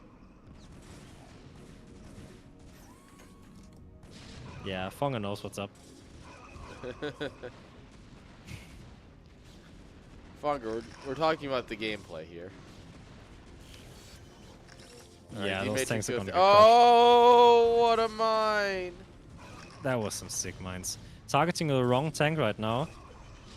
He needs to move up these Dragoons right now, but yeah, it's still gonna be enough. The Science Vessel's gonna fall. Fear really is a fan of Defense Matrix. That's really fun to see. It's a cool ability. I get it. It is. Yeah. Nice snipes on the Templars. Oh, this is not a great spot. Well, it's great for Terran. It's not great for Protoss. It's like you're Getting only another high rallying up Templar snipe Zealots here. and Templar. Oh, no, no, Uh-oh, no, yes. no, no, no, no, no, no. Ooh, that was close. Oh, that was a little too close.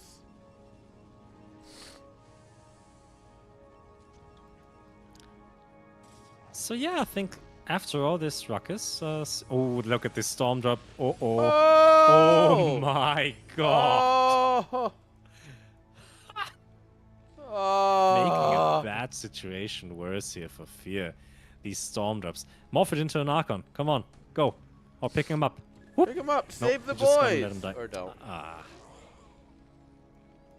Can't believe it. they paid for themselves. It's alright.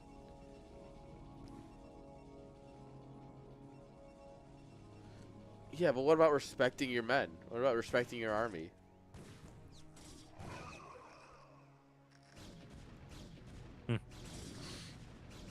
I don't know how to answer that. Fair. Man, these vultures here are actually gonna clean up those cannons really easily here. placing some mines, these probes are in actual trouble. So here, tit for tat, going for huge economic damage. This game is turning scrappy by the minute. Holy crap. That's a lot of damage.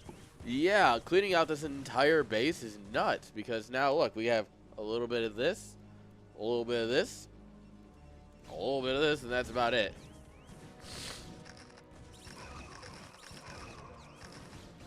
When in doubt, just keep all inning. Terran is easy. I've told you guys this. Man's got like 15 workers. Yeah, Fear actually in the process of taking his third base right now, so the SCVs he has remaining are going to be able to mine from that fresh base since his main base is mined out completely. And also his natural doesn't really have that much left, but he's still in the game now. But yeah, with this economic damage, he really has a shot of bouncing back here, because for a moment it looked like Cityfire just had everything he needed, and now, I don't know, is Fear actually going to bounce back? His supply is looking very good. Yeah, the supply looks solid. I mean, he just got a fresh base. The problem is that he hasn't killed, like, we still have these Nexi up, right? So probes will be rebuilt pretty quickly. True. We did kill this base, which is a huge plus. But at the same time, we're still crucial. only really mining 1.5 bases. And if saturation is a myth. Yeah. If Fire had this Nexus still up, I would be more comfortable or confident in his position, but losing this Nexus was really crucial here. We have an Arbiter now, so maybe a good stasis might be what he needs, but a the good Science stasis is Vessel going to be here, nuts here. Yeah, it really has to, especially with these Goliaths. They're going to shut that down very quickly here. So the real question is, if someone disconnects, who takes the win? Oh no. Again, choosing to go for that defensive matrix instead for EMP. And actually, Terran taking a very good fight here. No D-Matrix at all? Hmm? He went for a D-Matrix, so yeah. It just sorry, no very quickly. Crystal. No, yeah. Stasis. He didn't get... Yeah, he didn't Sorry, get a stasis. I knew what I meant. I'm still sneezing, though. That's alright. And is Fear actually going to take this? He gets into the space and is going to clean up all the probes. Cityfire's economy is in absolute shambles. His supply is dropping sub 80, and... I think he did it, guys. I can't believe it, man. Are we going to game 5? Oh my god. This is actually Fear is a kinda menace. nuts. Fear is an actual menace. He is. Look at this gamer. Getting the most out of every single unit he has. Oh, this is not the play. A surprising amount of them survive, but also, lol, round 2. They don't even make it to the minefield. GG. Good game. Guys, game 5. It's real. Wow. Fear really showing that you can't count him out, man. Like, even if he's down, even if he has no bases, even if he gets all his workers blown up by 10 plus, loses his army 5 times, he's still able to bounce back somehow. That's insane. Terran's literally just that easy. Craziness. Absolute craziness here. Guys, can you believe it? Terran is literally just that easy. Don't listen to anything anyone else tells you. It is literally just that easy. And Fear's proving it, man. Like, why else would he play Terran if he could play Protoss? Fear's giving you all a bad name by winning so easily. Yeah, he was right all along, man.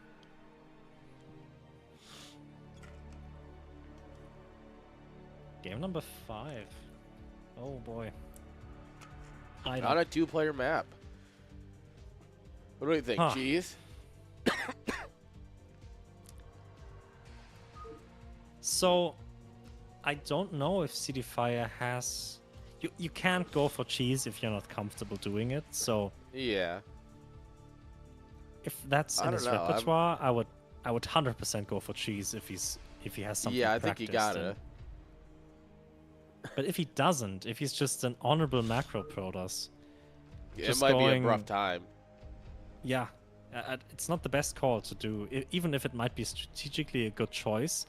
If you're not able to execute it perfectly and like be comfortable in what you're doing, it's not what you should be doing. Yeah. No, it's 100% true. It's for all the marbles. If you don't know what you're doing, it's not worth doing. But if you do, I think that might be the time. And he did cheese in it's also PvP pretty against Fonker quite a bit with a lot of proxies, so it's possible. Huh. But wasn't Fonker the one for who some proxied? reason kept surviving. It's unfortunate, I know. That was the real crime here. Don't worry, Suri will correct the record, because if anyone can handle cheesy Protosses, it's Suri. I'm so by rooting also for Suri. cheesing them. Alright. Did Suri ever take a championship in the CSL? I don't know. If he I feel didn't, how it's many about he's time. played? You have 2 cats? I have 2 cats, yes. Okay.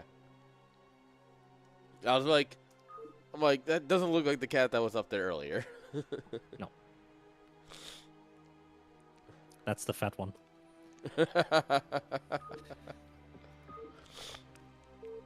The chonk. All right, He's a guys, big boy. game 5. Aw. Here we go. For all the marbles. Would you like to lead us in? In the bottom left of Stargazer, he picked the nicest color, the brightest color, The best the color. best color. It's magenta. We have Cidifier. And in the top right, the teal Terran, the hero color of campaign, it's Fear. And for the last time today, it is CD's nuts. Ha! Got him! That was just poor quality enough to be like a Discord soundboard effect. You were just far enough away from the mic. Perfect. Ooh, forward gate. He's going to go So for the gas definitely steal. applying the pressure. Ooh, I like that. There's never a reason not to do that. Exactly. I say that all the time because it's just, you just, it's worth it, right? So, a lot of times people talk about, oh, everything's got a counter, StarCraft is super balanced and stuff. It's like, yes. However, there are certain things that you can do that require you to be brain dead and only playing with one hand, and your opponent has to like do 300 APM worth of stuff to counter it, right? The gas steal into Zealot is absolutely one of those things. Fear even tried to avoid it by canceling an SCV, but he wasn't on time, and now canceling that SCV for just a moment even sucks. He's like, there's no way you got me on this if it wasn't a 2-player. Yeah. Now he feels it. I bet Fear's wishing he had vetoed maps right about now. Preemptively setting for high, knowing that he's about to have to micro against Zealots. That's my boy. Oh. No Zealots out yet. Yeah. Going for an expand, rather. Yeah. Yeah, cutting it's probes very that way late you can get down to 15 next.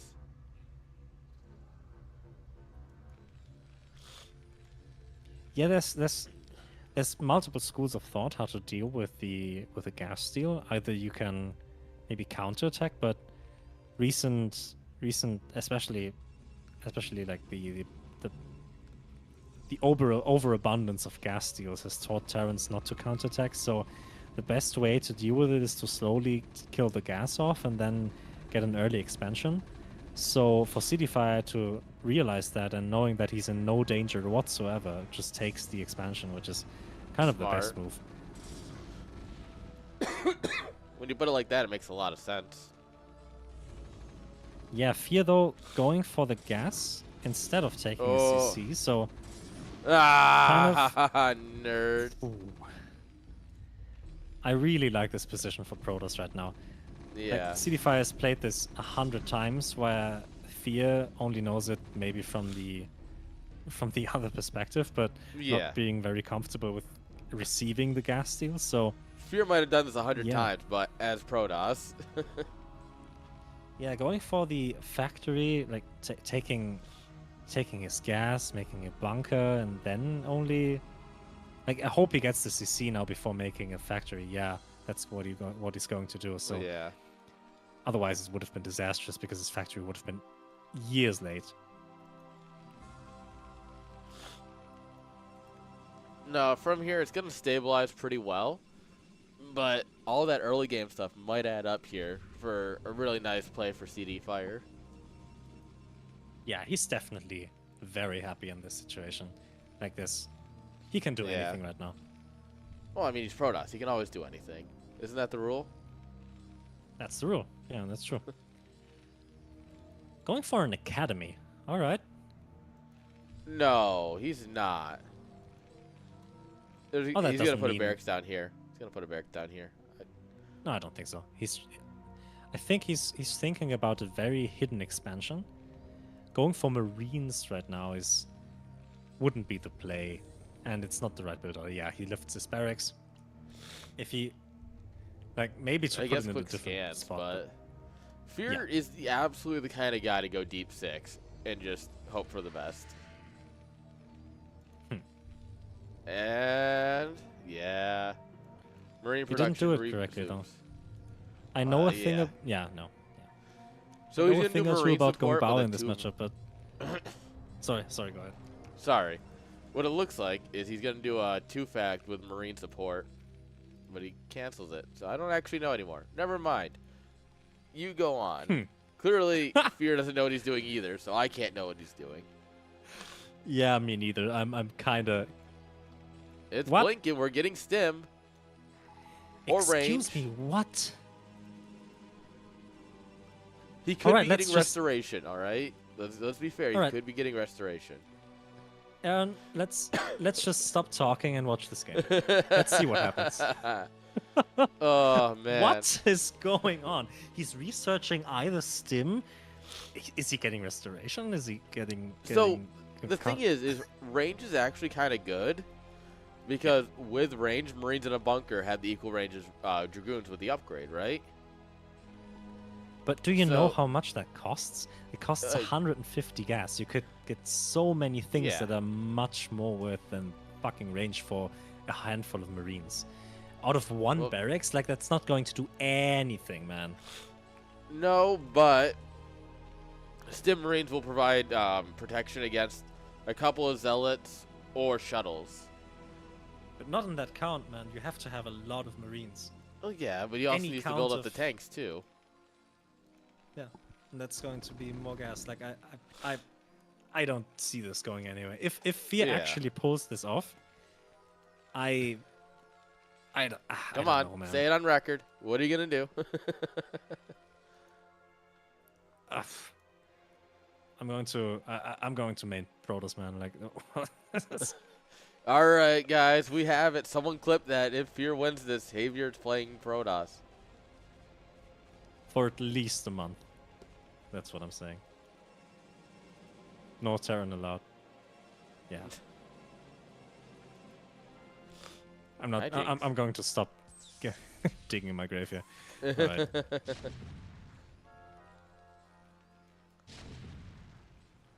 City Fire adding more gateways as you should. Having a solid third base, not going for his fourth base very quickly. First, establishing that he got enough units on the board to not die to anything. For example, some kind of weird Marine medic. Well, I guess we're gonna find out real quick, aren't we? If he has enough to not die to this or not. The problem is you need a turret ring with this. And it needs to be on time. And not only do we have a big old dead zone, it's a little late. Did Fear get stim/range defensively? Is that what happened? No way. Well, apparently. Oh, fire's not going to go in? No. Oh, no. Okay, he is. Observer is going to get caught, though. Only shows 4 Marines, but it's also like, did you pull the Marines out of the bunker? We'll see. There's nothing to see. Like, there's no Marine. Like, Yeah. that was just wasted resources, man. Some additional buffer for maybe when he moves out and maybe to confuse, but he is going to push now. Okay, so we will see the Marines and medics in action. To be fair, this is a pretty scary push, all things considered. You say that, but please look at the Protoss army and tell me if that's splash. scary or not. That doesn't matter. Like, I don't know. we'll see. Okay, Fear going to move out now, sieging his tanks. Every siege is actually pretty valuable good here for for City Fire. Yeah. Yeah. He can't siege again until he's at least here. Or else this is just over. And also, Fear's getting his third place behind this, so... Yeah. Oh, SB went in. Huh. We got Zealot Legs finished, so definitely going to be able to pounce on that army whenever he wants to. So now might be a very good time. See it. Yeah, he doesn't see. Ooh, Terran army is going to get in a very good position to threaten this third base here. And CD Fire knows he should be over here. He's like, oh, I know you're somewhere around here. Yeah, he has a hunch. Also, Terran army can't go anywhere. This is where they're going to make their stand, and yeah, CD Fire is going to. Oh, that's very awkward. The pylon's actually blocking his army. Fear? Hello? I guess he's saving it. He's only got 2 medics for a dozen Marines, so. He actually killed third base. Yeah. Craziness. That's toast, though. Yeah, no stim. With stim, it's a bit of a better fight, but it's so weird to do this and not get stim. You know? Like, I think if you stim there, you at least can thin out the zealots, and the tanks have a bit of a better chance. Because stim is just so good.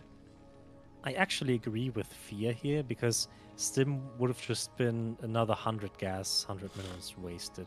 Because so why did he get these units then? Are on a one-way trip. So clearly he got an upgrade. And if it wasn't stim, it was range. And maybe it was medic energy, we don't know. Yeah, very weird. I guess he had a plan, he thought about doing it, but decided otherwise, but yeah. I do know there are builds where you do get range, and it's like kind of okay, but at the same time, I feel like just stim is so good. It's just genuinely too good of an upgrade not to get if you're going to do something like that, you know? Yeah. Stim is really good. The fun thing, that's a very fun interaction, though, that you only get in TVP. And that's something I found out because I played around with BIOS styles against Protoss. Because I, from time to time, like to do that. And when you do that kind of deep 6 thing, you need to get armor against Protoss instead of attack. Because when you stim...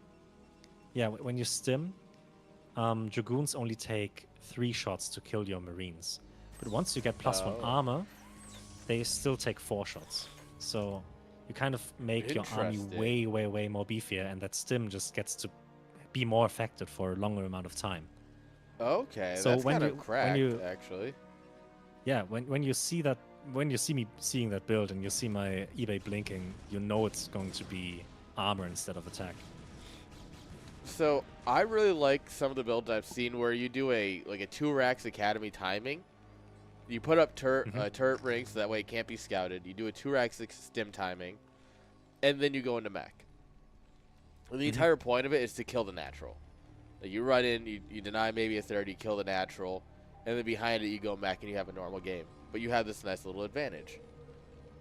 But it's also one of those things where you have to make sure they don't scout you, because if they do, they just make Storm or Reaver, and the game's over. Yeah. Yeah, once the Reaver's out. Yeah, kind of toast. He's trying to get in though, but these tanks are in a very cute position, and the Zealots not able to really get on top of their targets, and Dragoons now inside the mineral line and able to fight the tanks, and there's only 2 tanks left is the big issue. There just wasn't enough numbers here. Yeah, this third base is kind of gone, and Cityfire is getting himself in a very good position now. Lost his third base himself, but denying this mining here really is good for him. Yeah, more stuff does in fact beat less stuff. You know? Yeah. Losing these tanks was especially painful. Like, they were in a very good position, but losing 4 to 5 tanks here is really not what you want to do, especially 14 minutes into the game, when it's going to, like, this phase of the game where Protoss is really threatening to max out and you need every tank possible. Getting these probes is really nice, though.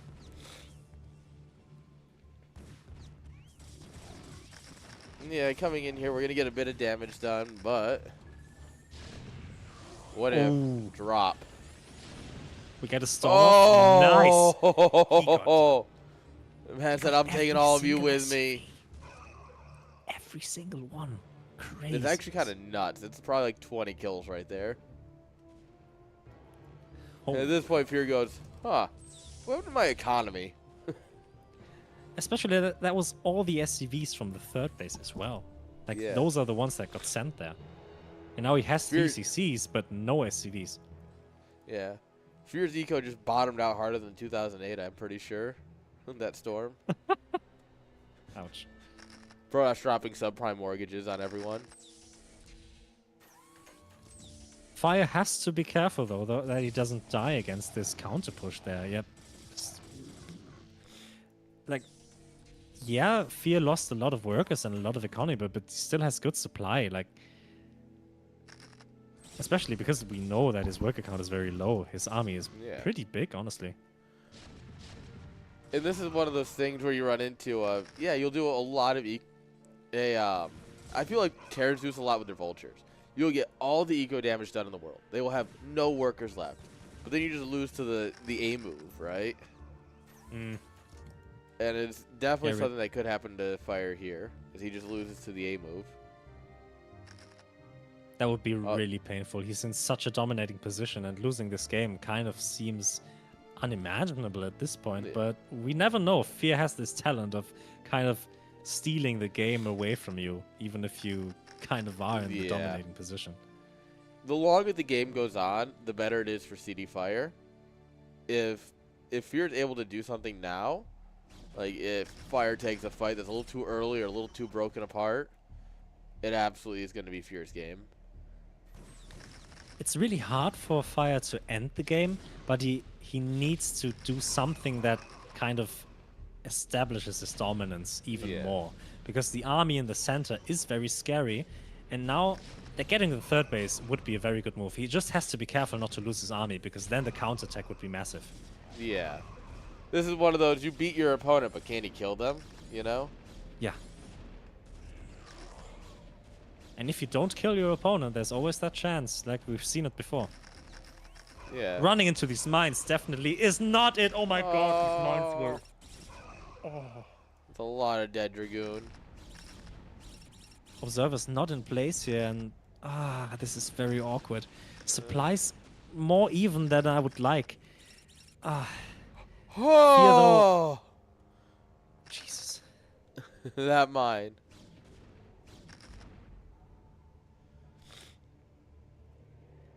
CD Fire trying to figure out how the heck to get these boys home. What's he tacking into? Is he staying on Templar? Is he deciding to We have go into RBs. Arbiters? Yeah, we have Arbiter. Does look like we are going to lose this army, though. It is 2-1 versus just +1, though. Fire's upgrades are really far behind where they could be. I'm getting... I know I shouldn't be, but I'm getting really nervous here for City Fire. Like, these few units might have the potential to get even more probe damage, but yeah, he's going to shut that down fairly easily here. Yeah. And I don't know how much army Fear still has in the middle of the map. He has to be careful, though, not to lose that Arbiter. Arbiters have a lot of HP, but they're not immortal, but yeah. No, Immortals are in StarCraft too. Ah, I forgot, yeah, that's right.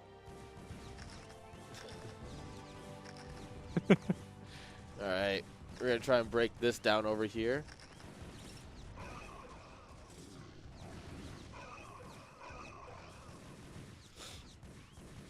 And Vultures will eventually kill buildings.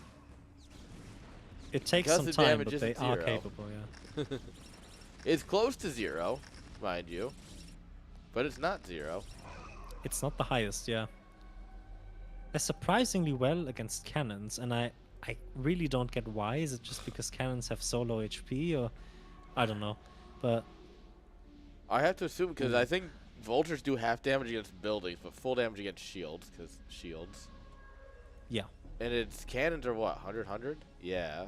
So it's only 10 shots, technically.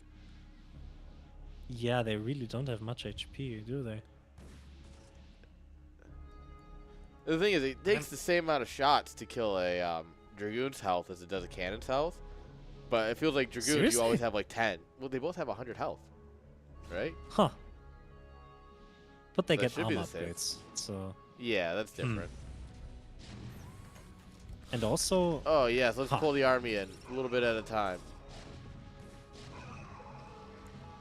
That's a lot of zealots, really though, sloppy engage from Fire here. Yeah, this is not the best. The Dark Templar going to do some work, but it gets eaten by mines, and these zealots not finding the area they really want to be in. On paper, I honestly think really the zealots had a great fight over here. Honestly, it's yeah. Just, we don't have It's any coming way from of dealing two with sides these now. 6 vultures. He will clean these tanks, and this is going to give him an opportunity to maybe find more damage later on. And yeah, honestly, he kind of has to. This is so hard to call because on paper, CD5 is so far ahead, but Fear is making it really hard. Like, look at this. He even cleared the complete army I don't get here. how he What is survived happening? this. I genuinely don't understand how he survived that. What? I hate everything. Was it just bad control from Cityfire? Like, no, Fear is just kind of built different. Stuff, but huh? Apparently. Nice stasis. That was good. Yeah. And the nice thing about stasis like that is it just stops Terran from doing anything for a little bit. Because like, well, now your Stein's vessel's stuck.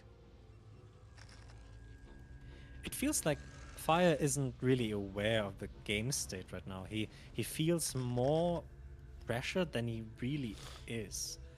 Like, yeah. If we look at the supply count, at the economy, Fear isn't in that good of a shape. Like, what are the upgrades right now? He has 2-1. Is he getting 3-2? He has 3-2 already. All right, and so versus 1-1. Cityfire, what Cityfire needs to do, and absolutely needs to do, is like he has to kind of close it out. He has to either cripple the economy completely or smash this army over and over before Fear can get an army count that is unbeatable to kind of kill. I mean, like to Fear's be on fair, only 2 base mining. Yeah. This base has 10 SCVs mining minerals. This one has what, 7? So the man's got like 20-something SCVs total. Yeah, he has to kill this army over and over. Just trade it. Yeah. Trade army, but Cityfire's economy isn't that good as well. He has like 2 bases really mining. The top base just got saturated, and the bottom base is also kind of in danger of getting killed right now. And there's only three probes here. And he's not taking the best engages. He kind of always blunders in his zealots. No. But I guess, I guess mass over substance, I guess. But how does he clean these armies? I don't get it. Nice storm, though. We almost went back. We went back just like a tick in the right time. If it was like a tick or two earlier, all those vultures just die. Yeah. And now Fear somehow, some way got himself into the position to kill that third base again. What? Dude, I don't understand StarCraft when Fear plays. Every game is 40 minutes and none of them make sense. It's frustrating to play against him, honestly. I bet. The worst thing is though, when I play against him, he somehow always gets away with picking Protoss against me, and I never say anything, but yeah. Well, to be fair, Mr. 1800 in quotes.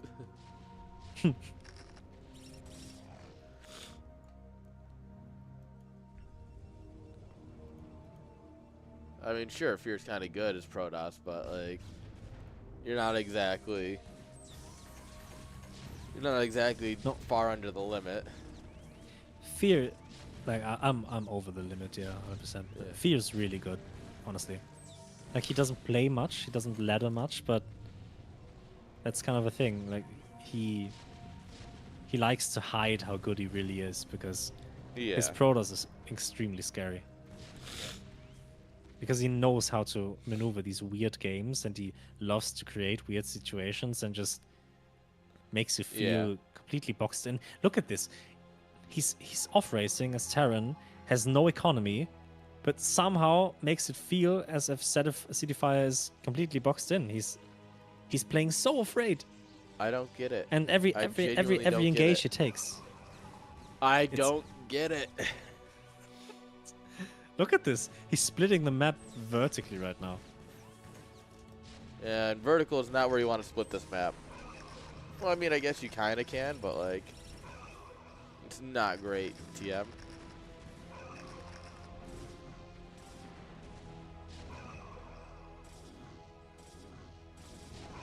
Alright. We'll clean this up. At some point, the fun does run out. At some point, you do run out of money. And I guess he is making SCV. He's made some SCVs. He's making SCVs at one base. This base will have so much SCV. The others, not so much. He's finally taking his fourth base right in the corner of the map. Protoss still has this base. Yeah, it has not been found, funny enough. That is actually kind of wild. You can really feel the upgrade disadvantage. Like, of course, Terran upgrades scale infinitely better than Terran upgrades scale infinitely better than Protoss upgrades, but having none at all isn't really the answer because you kind of have to kill the Terran army somehow. But if you have like, if you have no attack upgrades and Terran has all the armor upgrades, it kind of feels unfair at some point. The only thing that kind of kills stuff quickly is Dark Templars. He's only got one forge. Storm. Yeah, he's not getting upgrades at all. Like, what's his upgrade now? Is it still 1+1? Yeah. Yeah, it's 1-1. That's not good. Oh. So if Fire is going to lose this game, it might be actually just because of the upgrade disadvantage. Great work, which is very sad. Upgrades are good. He's splitting the map vertically. This is so crazy.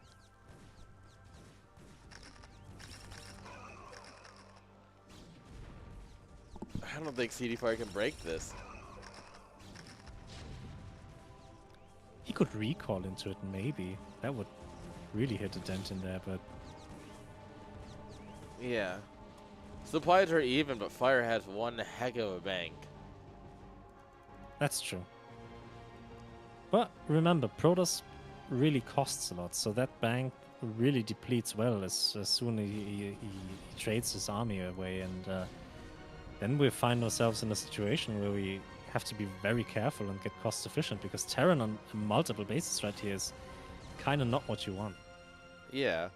The other thing to consider is that the where was I gonna go with this? Oh yeah, there's only one main base. There's only one place to put gateways, right? Like he's got a gateway up here. You could probably fit like 3 total here. So if you Let all these High Templar just die. Oh, please no. Oh.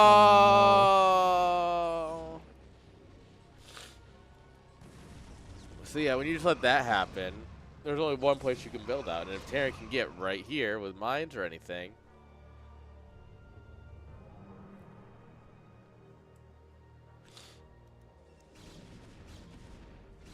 And Fear is still finding damage. Look at this.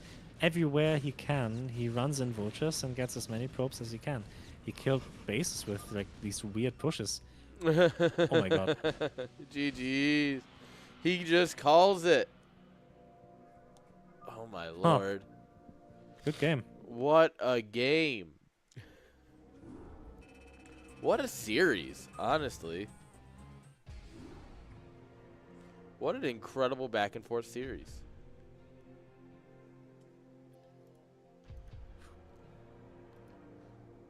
Well, doesn't that mean it's time for the finals? It is.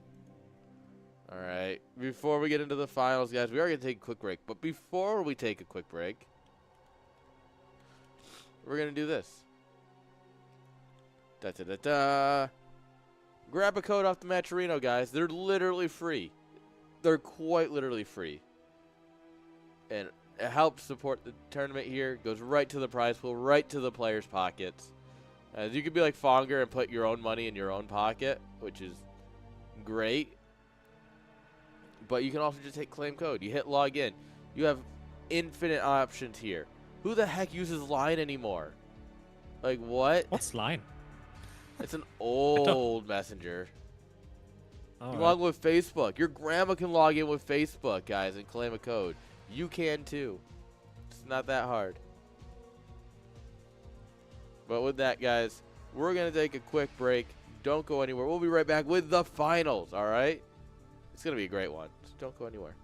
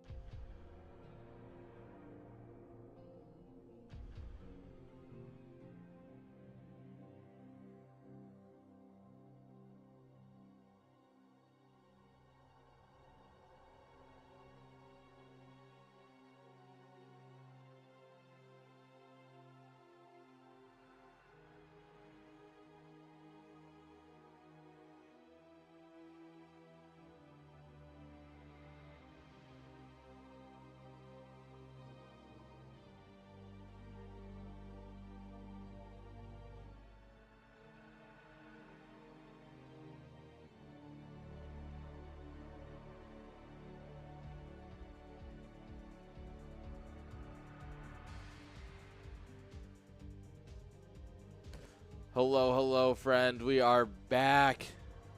Oh, hi, Tolly. Yeah, Navi puppies.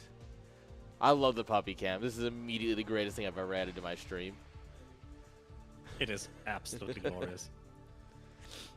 Like I said, it does make me realize I need to, like, hang on. There's like a solid 5-second delay. I need to put stuff on that wall over there, but one of these days. All right, 1 second here. I just gotta get the scoreboard set up, and then we'll be good to go. All right. And there we are. We got first map.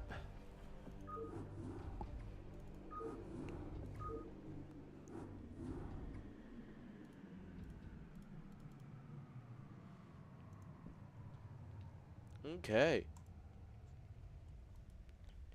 Game 1 of our final series of the day. Oh, Cat's happy.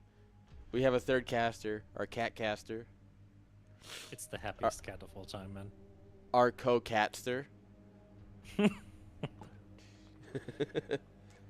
I put a headset on the puppies once, and they just freaked out. They're like, "What is happening?" It was the cutest thing ever. There we go. I love animals. They're so adorable. True. Especially when they're lazy all day. Mm. She looks up at me, she's like, yeah, and just falls back asleep. Well, look at that face. I gotta be mad at it. Alright, grand finals. The finals. This is for all the marbles. And by that I mean an extra $10 if you win. Would you like to kick us off? All right, let's do it. For the final series here, starting off on Radiance, we have the Orange Protoss, the creator of these wonderful maps here. Shout out to Surikada. I don't think you were going to say wonderful there for a minute. Hey, I really enjoy these maps, except Desert Rose. But enough of this perfect man of a map creator. We have in the bottom right the dirty Protoss player playing in the dirty red colors, the colors of the enemy, the colors of Amon. This is Ponga. Yes, Amon, what a great villain that turned out to be. Yeah. Oh man, StarCraft 2 really is the pinnacle of writing, man. Yeah. Yeah. It's a pinnacle of something, alright, that's for sure. Oh boy. We have a forward gateway for Ponga here, so... I love this, and he does this a lot, where you put the pilot on the high ground, gate on the low ground. Like, I've always just found this to be neat, because it's one of those things that you don't see very often, so of course it's a neat interaction. Especially in this matchup, it's not every day you see that forward gateway.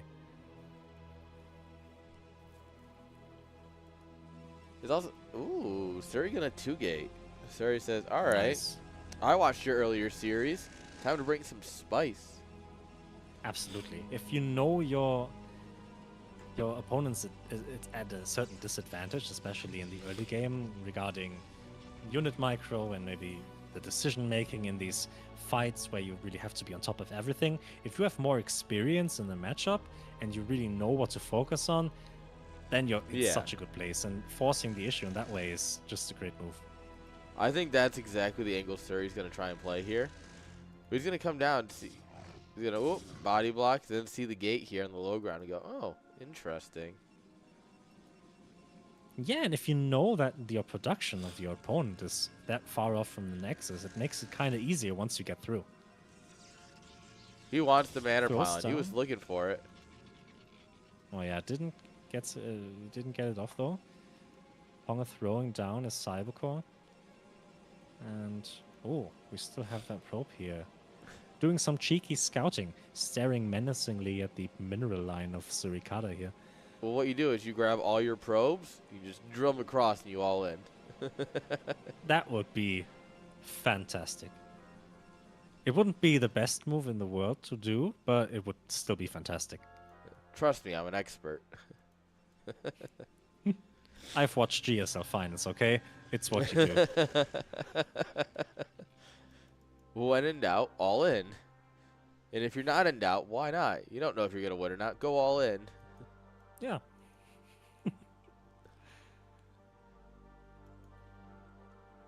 Oh, man. One of these days, someone's going to actually take me seriously. Oh, let's hope not. Well, I was asked if I wanted to observe StarCraft 2 at EWC. So Really? I mostly because I know enough people that I was like, hey, they're looking for an observer. Are you interested? And of course, I did the polite thing of, I could. However, I know someone else who would be better at it, and gave them somebody else's name.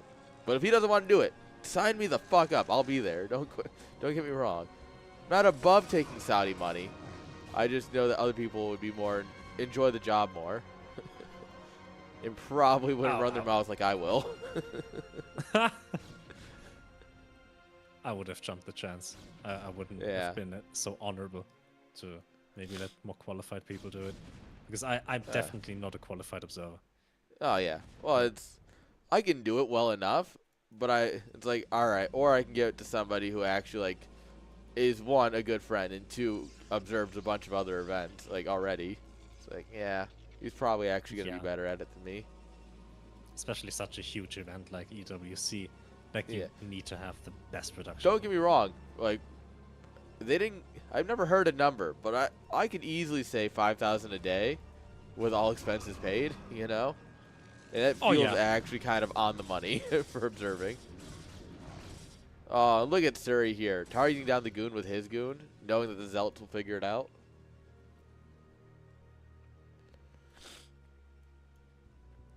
Honestly, though, what I feel more robbed about is the first year when it was Gamers 8. I was put in as a potential caster for the Brood War segment. And I didn't make it, so I was very sad about that. Oh, man. That would have been the dream. That, I was like, dude, give me as much as you can, push me in there. Suri fighting up a ramp, never a great idea. Ramps are generally like the enemy of Protoss. Real work here. Damn. Trading Dragoons and Bonga coming out on top of that interaction here, still having his Zealots intact. Not the most comfortable place. This Dragoon very hurt. Nope, this is your average Fonger moment where he can't keep getting away with this. Turns into, how the hell did he get away with this? Unironically. Yeah. I do think like a Fear versus Fonger finals would be absolutely worth it. True. But I do enjoy seeing Surikata here making it to the finals. Oh, yeah. No, seeing Suri in the finals is great for, like, every other reason. It's just one of those, like, if I want to watch two people who, let's just say they have very special build orders, right? That's what I'm looking for. I want to see Fonger and Fear go at it. But if it gets to game 5, I want them to main race. I want it to be... He is. That crazy man. Wow. This is absolutely ballsy. I love it. If this goes unscouted... Nah, never. There's no reason. Like, don't count on Ponga. Maybe he wants to proxy a gateway there or something, but... Oh, I love this from Suri. Going down there just trying to bait the Zealots in. And so it works. sick. 100% works. Yeah, getting those Zealots for free. Absolutely amazing. Is this the right time to try to break this? Because there's just going to be more reinforcements, and the more units they are, the harder it's going to get running down that ramp. Because it doesn't matter how many units you have, that ramp is just a nasty choke point that will, doesn't help you. This is still your natural enemy. He's got a Reaver coming, so he's probably going to go Reaver first. And like I was saying earlier, it's very defensive. But that's exactly what you want trying to break down this ramp, right? Like, it's just going to help push down the ramp so easily. Observer just barely survives getting in. Oh, yeah, it survived getting into that that cannon range here. And the Dragoon's not being able to pick that off. Yeah, without these Reavers, there's really no way to kind of efficiently get down there. Like, he might try to just brute force his way out with these Zealots, but I don't know, retaining your Dragoon count right now. But that's what he's You mean trying like to do that? right now. Okay, exactly like that. Oh And my he god, he's got does the get the one-shot jump on him. potential. Wow. Now these Zealots joining up with the rest of his Oh, army, dishing out additional damage. This is so good this for is Suri. beautiful. This is a man who's played PvP once or twice. The pet v pet. Ped v ped v ped.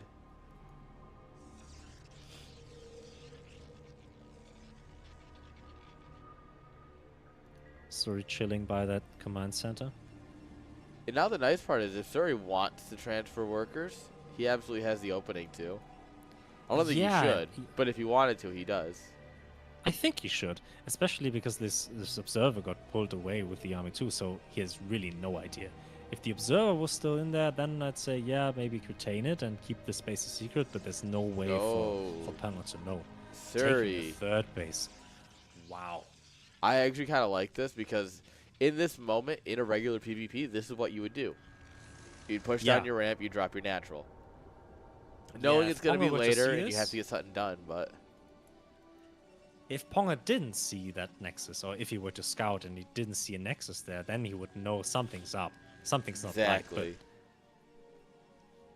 With this, there's actually a really good shot here for Suri to play the mind game. Man, I love this game.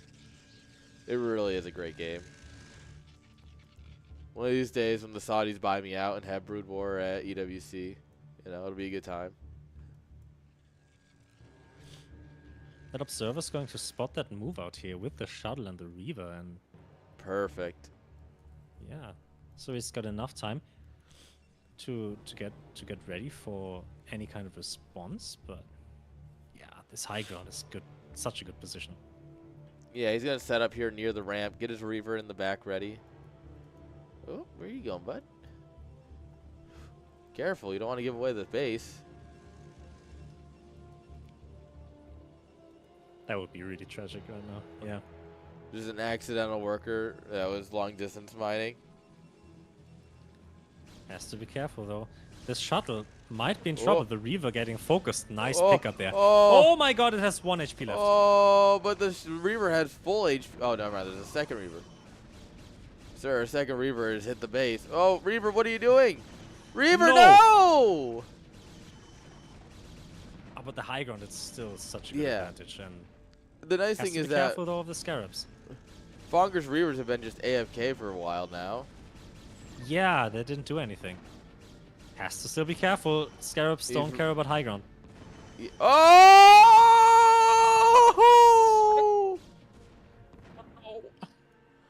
Oh! What incredible hit.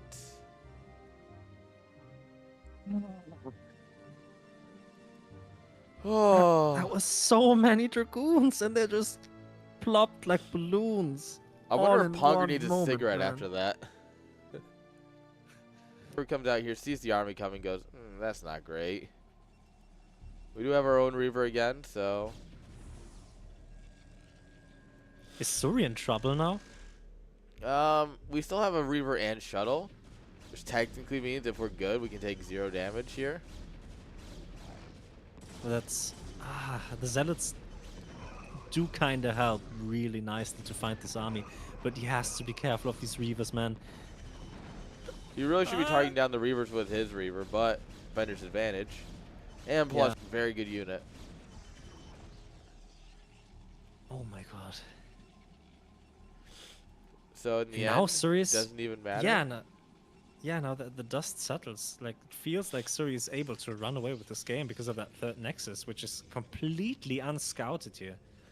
Yeah, we definitely could use more gateways. He's starting to actually bank money. You just can't quite spend it all quickly enough, as this base is really starting to saturate up.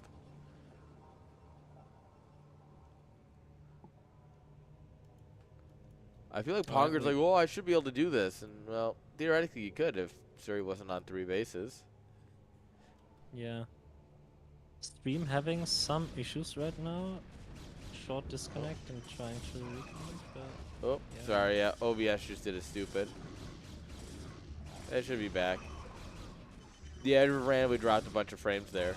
Like 0.4% of my frames just got dropped. It feels like it definitely feels like a Twitch side thing because I haven't had an issue hearing you at all. And have you had an issue with the Discord stream? Absolutely not, no. Everything's Yeah. fine. And So yeah, it's a we're Twitch back side now issue. on stream in full prime. Yeah. Yeah, Twitch it doing sounds an like oopsie. just, yeah, classic Twitch. We're back, guys. You didn't miss that much. Yeah, you missed 4,943 frames.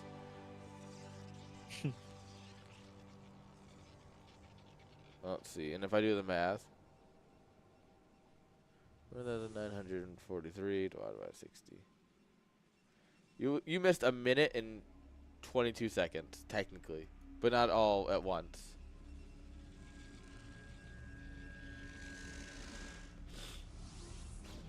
This Reaver has some real potential here, but the SimCity is good enough to let the Scarabs glitch out enough that he doesn't find any damage. At the same time, running into the front. I like this, actually, for Suri. Oh. You think? So, it's going to cause a cancel at this base, right? And there's a fair chance that Fonger's just like, oh, that's enough. And, like, doesn't really push in. Because, like, oh, I cancel your third and I drop mine, right? Yeah. Or if he doesn't get the cancel on this, he's like, oh, well, now it's just not great for me. Well, he doesn't know Suri's double expanding. As long as he doesn't die here, it's fine, but if Ponga manages to snowball here, that would be really unfortunate because all that money that he spent on 2 Nexuses isn't what kind of... He does have 1-1, and that's hard carrying him right now. Yeah, but still, the reinforcements are coming in from Ponga, and if I were Suri here, I would cancel 1 base just to get more minerals to kind of spend on army. Yeah. He absolutely should cancel this one. Oof. What? Hello? Ponger? Really? Did he just... Yeah, his natural is not mining. He's not mining at all right now. He sent all his workers. You know what? There was a Reaver drop until he pulled everything out. Huh. And I love that he sent him across the map, though. That's just kind of silly. Just click him anywhere on the minimap. Just let him go. Yeah, I guess you look back at your army or whatever, and then... Alright, that shuttle dies.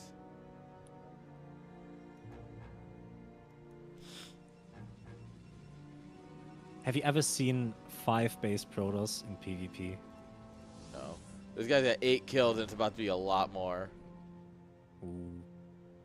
So, Bonnet and DeWalt played in CSL Pro Spring, right? In the upper bracket finals, I believe it was. Yeah. And Bonnet comes in, drops the Reaver. DeWalt pulls his probes up the ramp, and is like, oh, it's going to dud. It sends them back a millisecond too early, and he just loses like 8 probes instantly. Painful. It was one of those moments where you're like, oh, okay, he's going to do the Chad thing. Oh, God, he did it wrong. Yeah, sometimes... No, yeah, sometimes trying to over optimize. What's the word? Optimize, yeah. To over optimize your mining isn't the best move, but it happens to all of us. Yeah. Now armies clashing here in the middle of the map, and Suri just has such a lead, man. These zealots completely 1-1 is so the good. army of He's up 100 supply, and I'm pretty sure 90 of that's workers. He could do anything. He could make scouts at this point. And check for Stargate just in case. Yeah, just throw down 5 Stargates. Who cares? Corsair D-Web, let's go. GG. Fonger taps out of game 1 in what will probably be the longest game of the series if Fonger has his way. Yeah. Can Ponger pull it though. Like, he probably has some tricks up his sleeve, so never count him out. Yeah. I mean, I always believe in Fonger being able to do something crazy. I don't believe he'll ever, like... He's not going to get 0-3'd, right? Or 3-0'd. There's zero chance of that. Hopefully However, I don't know. I think he's good enough to not... Where it won't happen, you know? not. Man, what a game. Suri really running away with the victory here. That proxy Nexus was so solid. And not something you can pull off every game. Like, No. he... Although I don't these think things get Ponger looked at the scouted, like- replay. No. Because he came out way too quick. I don't Yeah. think he looked at the replay, so he might not know that happened until he watches the VOD and I get a ping. What do you mean he had a hidden base? Honestly, though, I think it's a good thing for his mental that he didn't look at it. Because when you look at that replay, you kind of get True. tilted. And if you are just in that mindset of, okay, that was a close game, I nearly got this, let's go next. That's Rather true. than, oh fuck, I had no chance at all. Yeah, the mental gymnastics of a game can absolutely ruin you. All right. Well, on the left side here, in the lower left, we got Suri, our orange Protoss.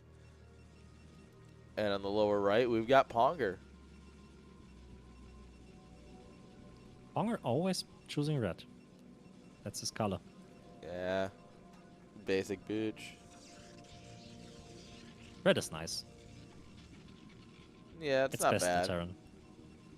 It doesn't look that good on Zerg though. Does it? No cheese. It's a little disappointing, honestly. No, no cheese we can see yet. Maybe That's true. There's still time to proxy. Ponger's going for a Nexus, I think. Look at this. He doesn't pull any probes. He's not in the process of making. Yeah, he's 12 making a nexing. gateway. And once again, he's going to get first scout. Let's see how Suri handles this. Because obviously last time Ponger did this, it was against CD Fire, and he got 2 gated. Let's see if... Oh, he's going for 2 gates. But What? double 12 gate. All right. He must have been concerned about getting scouted. He must have just had that paranoia. Well, last time I did this. And good on him, because Suri's gonna find him, so... Good thing he decided to go for that build instead of a 12 Nexus, which would have been really painful. Yeah, but you click on those and you go, that's weird. That's kind of weirdly timed. I don't know much about... I don't know enough about Protoss to say if that's a build or not. Is 12-12 a build order? Not I guess... one that I've ever seen. Hmm. Like 10-12 is your standard if you're getting 2 gate, for sure. Yeah, you don't have... Yeah, look at this. You don't have enough supply to actually get 2 Zealots out, does he? Or does he have 2 Zealots in production? Well, he might. Because they're 2 each, right? Yeah. He might actually... It might actually work out. Yeah, I think he has 2 Zealots in 15. production right now. Does he? No. No, because I got 12 probes selected, 13-14. Yeah. Now that the second pylon finishes, he definitely does, but I don't think he could. I think he flirted with the idea of going 12 Nexus and then thought better of it. Yeah. I guess we'll just see when things start popping out here, right? But I don't think he could. Suri bringing the probes in to hold this. Oh, I guess he did. All right. Proves us wrong. Yeah.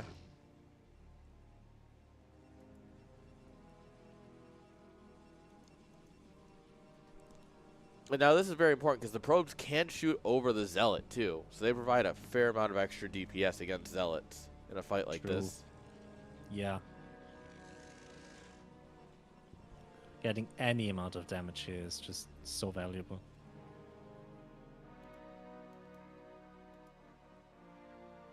Four zealots marching across the map.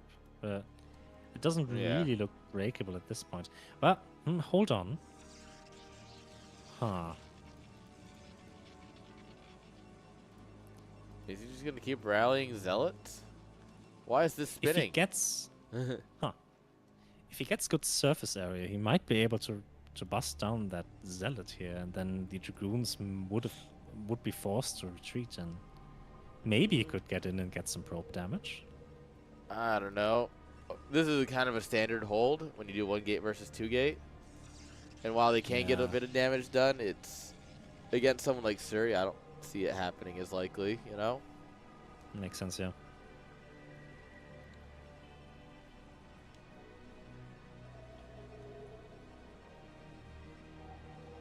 And now with a 3rd Dragoon, there's really no way. But hold up, Yeah. we do have. I mean, it is more clear stuff. Unit advantage here. Yeah. More stuff is, generally speaking, better than less stuff. But he doesn't really find the angle to attack, and especially with this ramp position, like going around it, and that's very awkward. Yeah. And I mean, sure, you'll have, 2 zealots hitting on 1, but he'll have 3, now 4 goons hitting on your zealots. They're going to burn down pretty quickly. There's no way. He's gonna try though, so maybe he can make something work. Zealots do bug out a bit, so they're not really helping. Getting a lot of free damage on his units while not achieving much. Yeah. The Zealot of Suri is gonna fall though, so he might be able to actually shimmy up the ramp. Gets the Dragoon Snipe, that's nice. This is kind of kind of good for Ponger here. Oh, 4 against 4 with that Zealot. Micro. Does Ponger have enough? He does kind of snowball this position right now. There's no additional units for Suri here anymore. And anything that comes out the gateway is in danger of just getting sniped and is forced to pull the probes. The king of he can't keep getting away with it is Ponger. He just kept he keeps getting away with it. It's honestly just like disrespectful at this point. GG. And we got a series on our hands.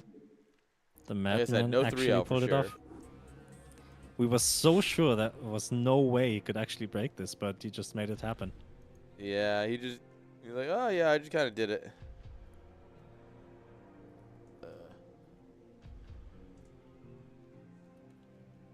So we're tied up 1-1. All right. Damn.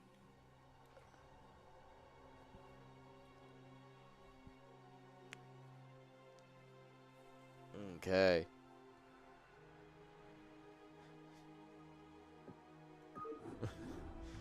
Desert Nightshade. Okay, I'm down. New map just dropped. Honestly, though, I think Desert Nightshade would kind of go hard. I wonder if it would be like to do like an event where you do opposite, like you switch all the tile sets for every map. Oh. And like all the maps are the same, but the tile set's different. That would change a lot though, because all the ramps are different for every tile set. True. That's why I'm curious, like, what would happen, right? Yeah. And I'm curious, like, how interesting it would be. It'd also be very trippy. Like you see, this is fighting spirit, but it's dark now, and what? Dark fighting spirit. Dark spirit. Oh, that's a game attack. That I'm sure I played him on Xbox at least once back in the 360 era.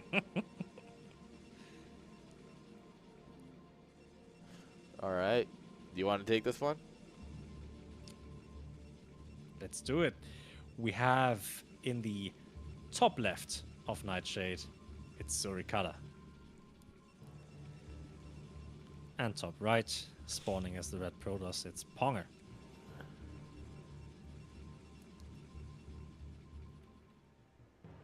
That's an early probe. Going for a pylon. Forward pylon, forward gates. Either that, unless he just or does like a PVZ wall and does something stupid. Well, he's the kind of guy who also doesn't shy away from Nexus first, so that's true. It's kind of the position. Like, if you wanted to do it, that's the place where you'd put your pylon.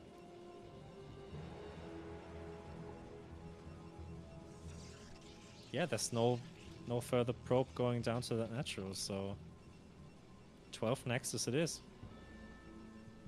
Oh, the man is crazy. That's what he is. He really is just crazy. And it's going to work. Because Surrey's going to last scout it, of course. Oh, damn. This game I really guess just isn't fair, is it? No, it truly isn't. What? Alright. I'm even more confused now. Forge expand in PvP. Okay. Oh, tornado warning in my area. That's neat. Oh, so better stay inside, man. Hurry up and finish before I lose power. Oh. Nah, I should be fine. Is Pong a Jedi Knight? Because, like, going Forge Nexus first, or like Forge expand, that kind of beats what Suri is doing so hard. Yeah, it's kind of nuts, actually. Huh. I guess he just keeps getting away with it. God, I hate Two this cannons. What's he gonna do? There's no way. It really just ain't fair. Look at that pile and the cannons. The cannons are the balls. We might have been casting a while. Alright, the storm shouldn't hit for a little bit longer, it looks like, so. Alright, so Surge's gonna, he sees that it's two cannons. I don't know what 3 zealots are gonna do against 2 cannons, but we're gonna find out here. Maybe he could try and run across, treat them as zerglings. I don't know how many shots it takes for a cannon to kill a zealot, but maybe if he gets 2 zealots through into the main base, that might be a problem. But yeah, that's not the best route. Fighting the cannons is not it, I think. He might get 1 cannon, though. Is it? I don't know. Huh. No, No, he definitely loses got that. this. But it's way too close. The follow-up zealot should be able to clean this up pretty quickly. Assuming he falls up at a reasonable time. Yeah, probes are in position to block any follow-up though, so no real chance of getting broken here, I think. Yeah. And we're making Bonger waste as many resources if we lost, right? Because we lost 3 zealots, 300 minerals, 2 more cannons go down. Not to mention all the lost mining time and such. He does force him to make a ton of cannons though. Yeah. Losing another one. And you gotta ask the question at what point did the Nexus actually pay off? Because so many cannons you'd have to invest in, and we're still on 1 gate, no tech. That's one. He paid 1, 2, 3, 4, 5, 6, 7 cannons. That's so many minerals, man. I guess kind of at the end of the day, Suri. I wonder if this interaction actually paid off so Suri in his favor. So it's like 1,000 minerals plus 1,050, I think, for 7 cannons. That's insane. Yeah, Jesus. Yeah, that's not what you want to be doing here. And these zealots might actually be able to break it. If he focus fires well enough, because... Yeah, if he gets some good surrounds on the cannons, he should be fine. The problem is not going to be the first cannon or even the second cannon. It's going to be, like, if you go 1, 2, how do you get over to 3, right? Because stuff's going to be here at that point. Yeah. Like, going from here to here is not too bad, but going from here, even just to here, it's going to be a fight. Even then, you force more cannons, and that's more minerals you have drained out of Pong's pockets. I think you need to pre-split and send like some down this side and some down here. Try and get on as many cannons as once. Yeah. You're gonna lose a lot of DPS, but I think it's a little bit more viable. In terms that pilot's of, like, actually so smart. Yeah, that's what I mean, right? How are you gonna get from here to here now, right? Yeah.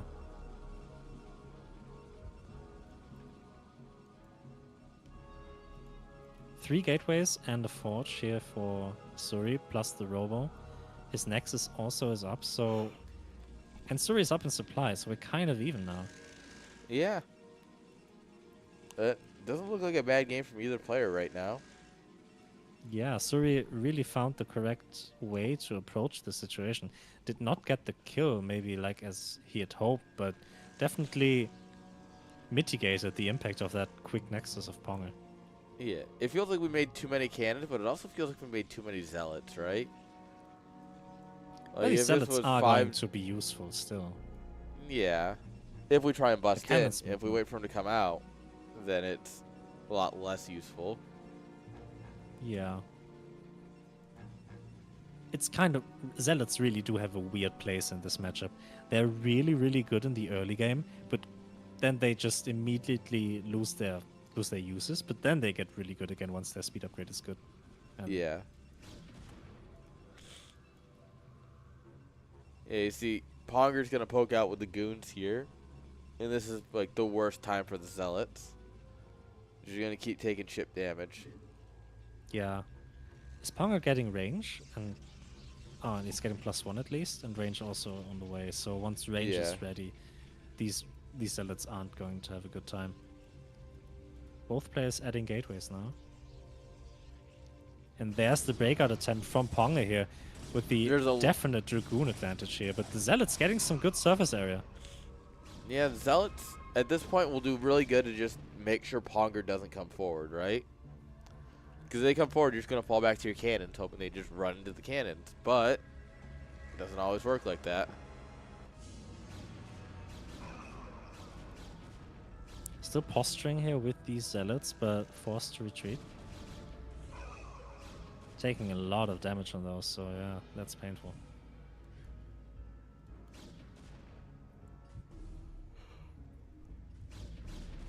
Alright, Reaver shows up to help. Oh, that was a nice Scarab. There we go. These are the hits we need.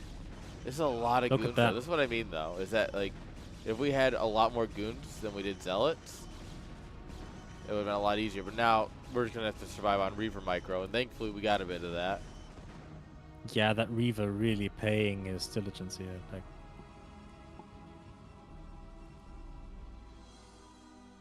that was crucial. If that Reaver hadn't been there, Ponga would have had such a huge advantage in this fight. Yeah, he would have crushed through and gone on in. Suri taking his third base right now. Kind of ballsy when you ask me. But yeah, he does have the map control, which is nice to do it, but it's still a still not a great thing to do. Well, like game 1, if he gets away with it, that's one way to win. If you just have that insurmountable lead in economy and can throw away units as much as you like, but you can't get your units get caught like that here. Like, especially with that Dragoon count, that's actually a pretty huge army here from Ponga. That's a full group of Dragoons here against what? Like a handful of Dragoons and 2 Reavers. Reavers going to be very absolutely enough for this to be scary.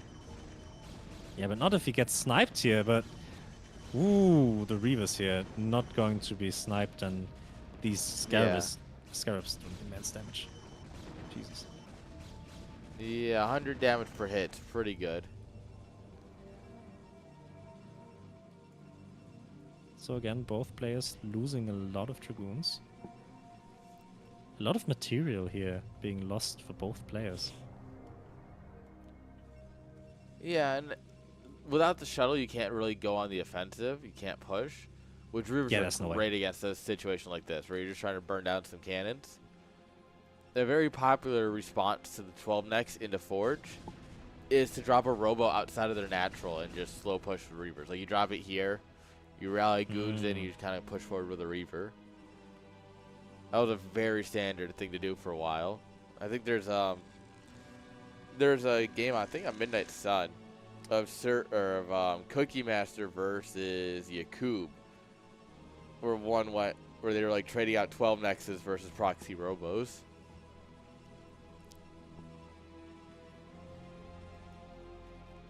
Would you also like maybe throw down some batteries with that offensively? That might work. You could. Absolutely. He's not going to crush this, man. Like, no way. 3 Reavers. It doesn't matter how many Dragoons they have. 3 Reavers are not breakable. Yeah. When they all target one goon, it's great. Yeah, that was... Oh, these are not Sure, the you best need a little bit of scarabs. You really micro. got to spread those. Any amount. That's Like, true. yeah, like that. Like, any amount was good.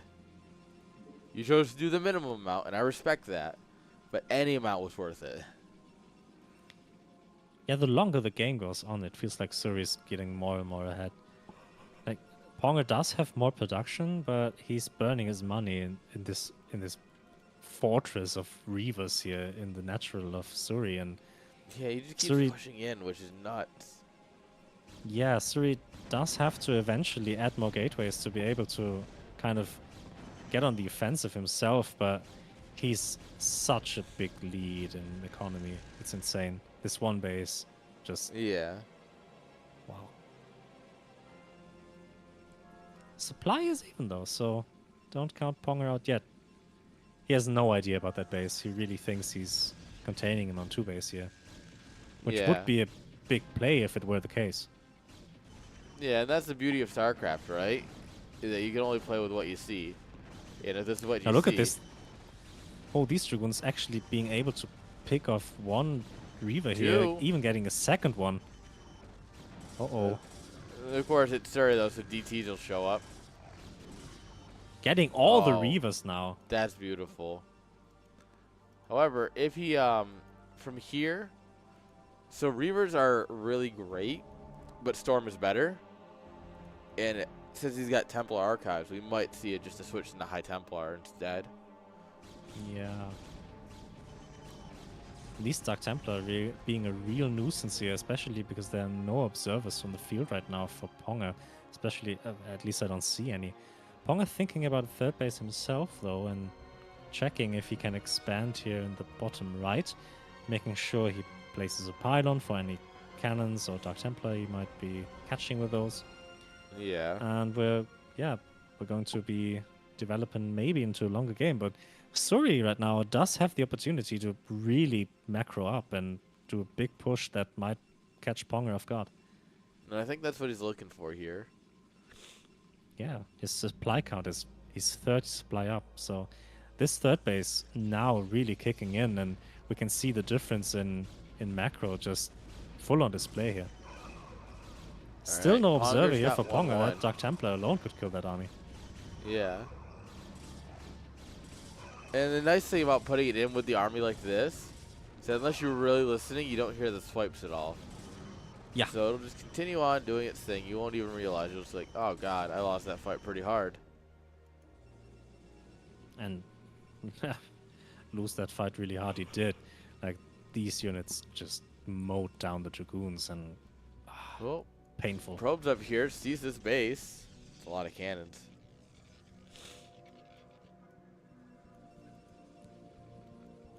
One We had a drop shuttle would for shut this that down Reaver. really hard, yeah. Yeah.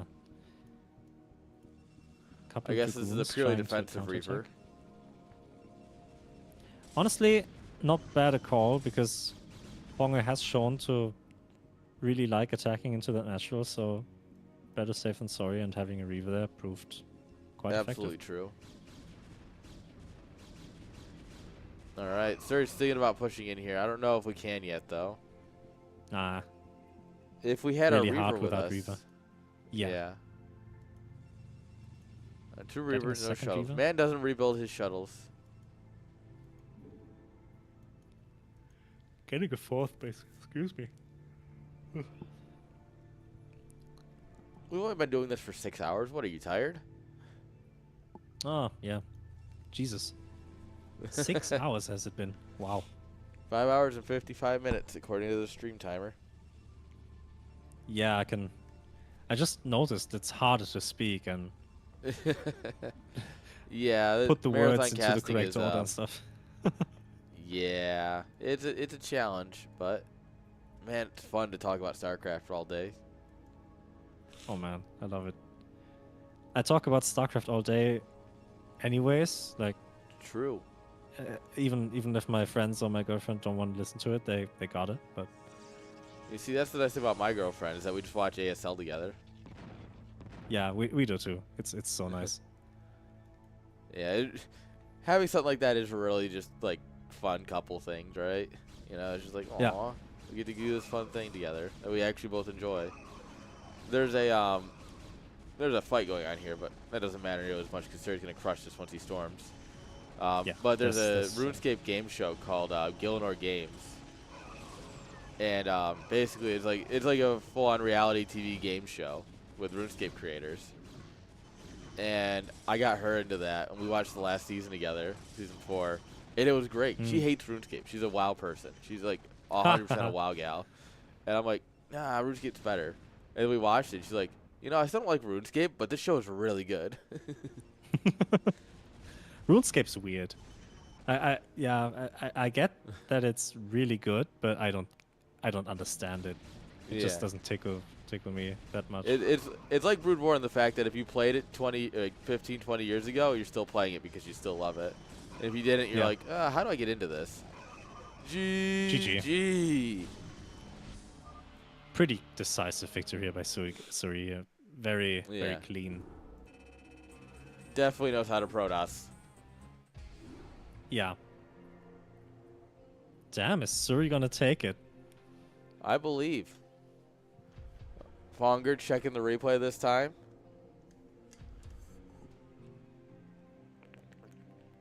We got Beta here in chat. What's up, man? What's up? How you doing, my man? All right, this could be it. This is match point for Suri.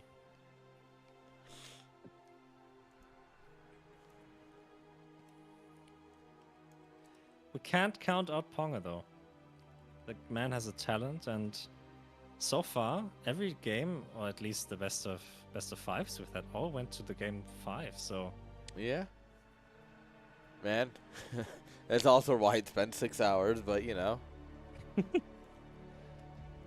I'm not complaining. Oh yeah, Mister. I think I'll leave at some point. Nah, once you're in, you're in. It's just how it is. It's been so much fun. Yeah. Like, honestly, thanks so much for inviting me. And you didn't invite me, I asked. Yeah, thanks for inviting yourself. Yeah, I was just this morning, I thought, like, I don't have anything to do this evening. What should I do? Oh, it's CSL, but I can't play. But I want to be involved somehow, so... I can't play, so I spent the entire time casting instead, which was less time efficient. I respect it. All right, bottom right, guys. We got Ponger. Top left with maybe a misclick. He's got the wrong color. It's Suri. Oh, what? And of course, this is on the 69 map. Nice. That was apparently not intentional, and I pointed it out. Like, one of the first turns we used it. I was like, oh, there's like a 69 here. And Suri's like, what? Epic. Guess we're going to miss the first minute of this game, guys. Sorry. Didn't realize ads were about to run. Oops. That's fine. It's 1 minute. You're not going to... Those truly are the signs of a great map maker if he accidentally has these things happen, but... Accidental 69. I'm fine with that. Mark of a true genius. Sir, he's got to take the IQ test so he can get 190. Or 390, probably.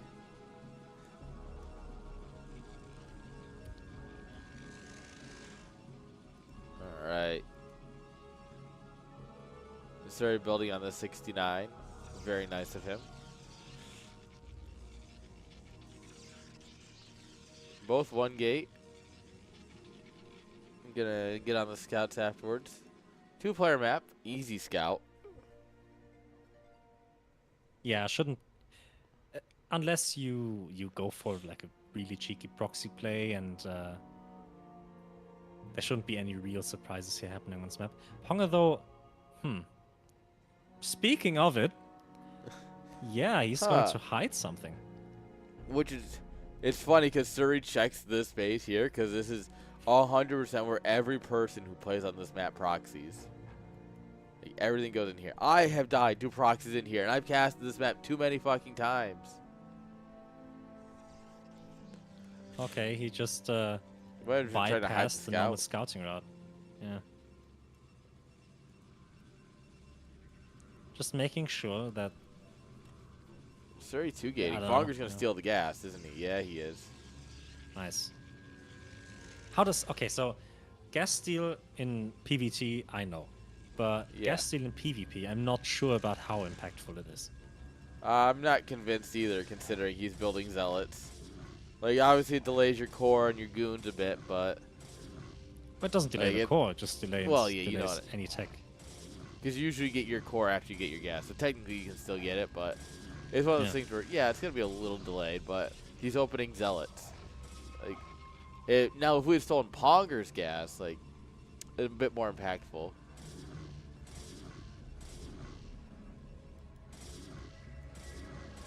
It does mean the 3 zealots do just stay home and outside the ramp. So if we had an aggressive follow-up, you know, maybe this would be the time to slip in. But I mean, that's true, yeah. The thing is, Marines do no damage to an assimilator. Zealots do.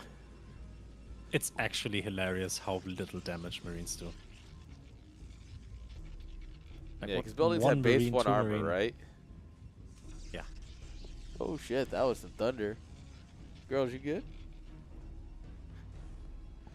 The girls pop their head up like, whoo. They're actually pretty good about storms, except they don't like going outside in them. Which really sucks when they poop in the house because of it. Yeah, I'm looking at you. Yeah. Little cuties is what can't they are. potty train them now. Yeah. Well, the thing is, they aren't very well potty trained. It's just they're pitties, and pits are notoriously bad in the rain. So they'll just not go outside, and then like 4 hours later, just poop on the carpet. And I'm like, come on! And they're like, well, you didn't want to go outside. It was raining. Like, fuck you.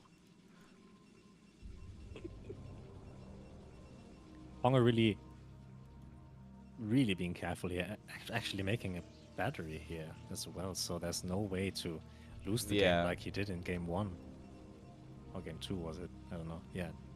No. Yeah, he won game 1 the way that he feared losing right now, so he got the battery. Yes. And I like this. This is a very low commitment. Surrey's just sitting outside the natural with the zealots, seeing for the move out. 3 zealots, 2 forced run away. Surrey dropping a Nexus. Oh, that's bold. That's ballsy, yeah. And especially with these zealots here taking damage and these pot shots from the dragoons, like his defense will really be weakened here. Unless he has 3 dragoons popping right now, this might be actually pretty dangerous. But here are the dragoons, alright.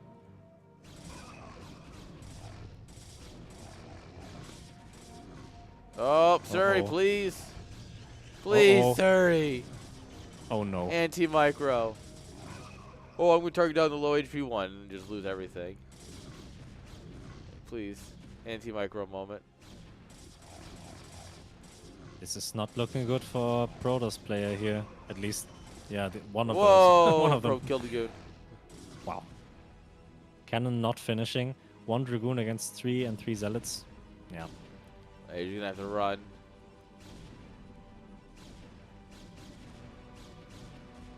Oh, no. That's kind of the greed of the greed of Surikata not paying off this time, and this Nexus kind of was his detriment, so I think we're going to go into game number 5, do we? Alright. Every series goes all the way. GG. You do love to see that. You doing good, Tally? What a game. Yeah. We're kind of blessed. We didn't have that many signups this week or this no, month, but the games were great. Yeah, and every game a nail biter going to the last one, different games and different kinds of games every match. Like, damn. All right, do we want to bet on DTs here from Surrey?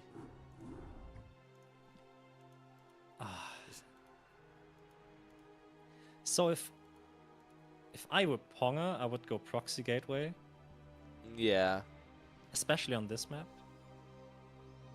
Because you can't really have much infrastructure in your main base. If I was Suri... That's a tough one, ain't it? Now let's look at both of them making proxy gates in the middle of the map, and I do love when that happens, and they build them just far enough away where they don't see each other. And then the probes so kind of like pass each other. Like, wait a minute, what are you doing here? it's these situations that you rarely get, but then you kind of get, okay, now Yeah. both players really have to think on their feet, and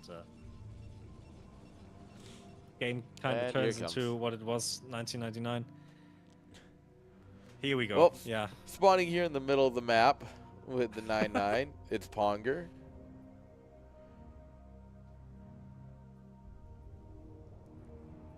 There's no way Surrey doesn't like cross scout, assuming this is gonna happen, right? Oh, is Ponger gonna go for the 2/3 odds? He is. And he actually gets the. Oh man. I hope he goes north first. He will scout though. Yeah, he gets the gamble. He chose the correct side to put his gateways on, and yeah, let's see how it turns out. Surrey gonna make his infrastructure on the high. Oh damn. Is that a pylon for a forward gate? It kind of is in the position for it, but if he makes this, hopefully. Yeah, he's gonna probably drop it here. Oh, yeah. Yeah, that's good. That'll help choke up the ramp a bit. Absolutely. That's exactly I think Surrey should absolutely cross scout here. Like, obviously it's not going to find the proxy, but it's one of those, you know. Yeah, exactly. You know this is what he's going to do, right? It's game 5. He's going to cheese on some level. You just send it across the middle.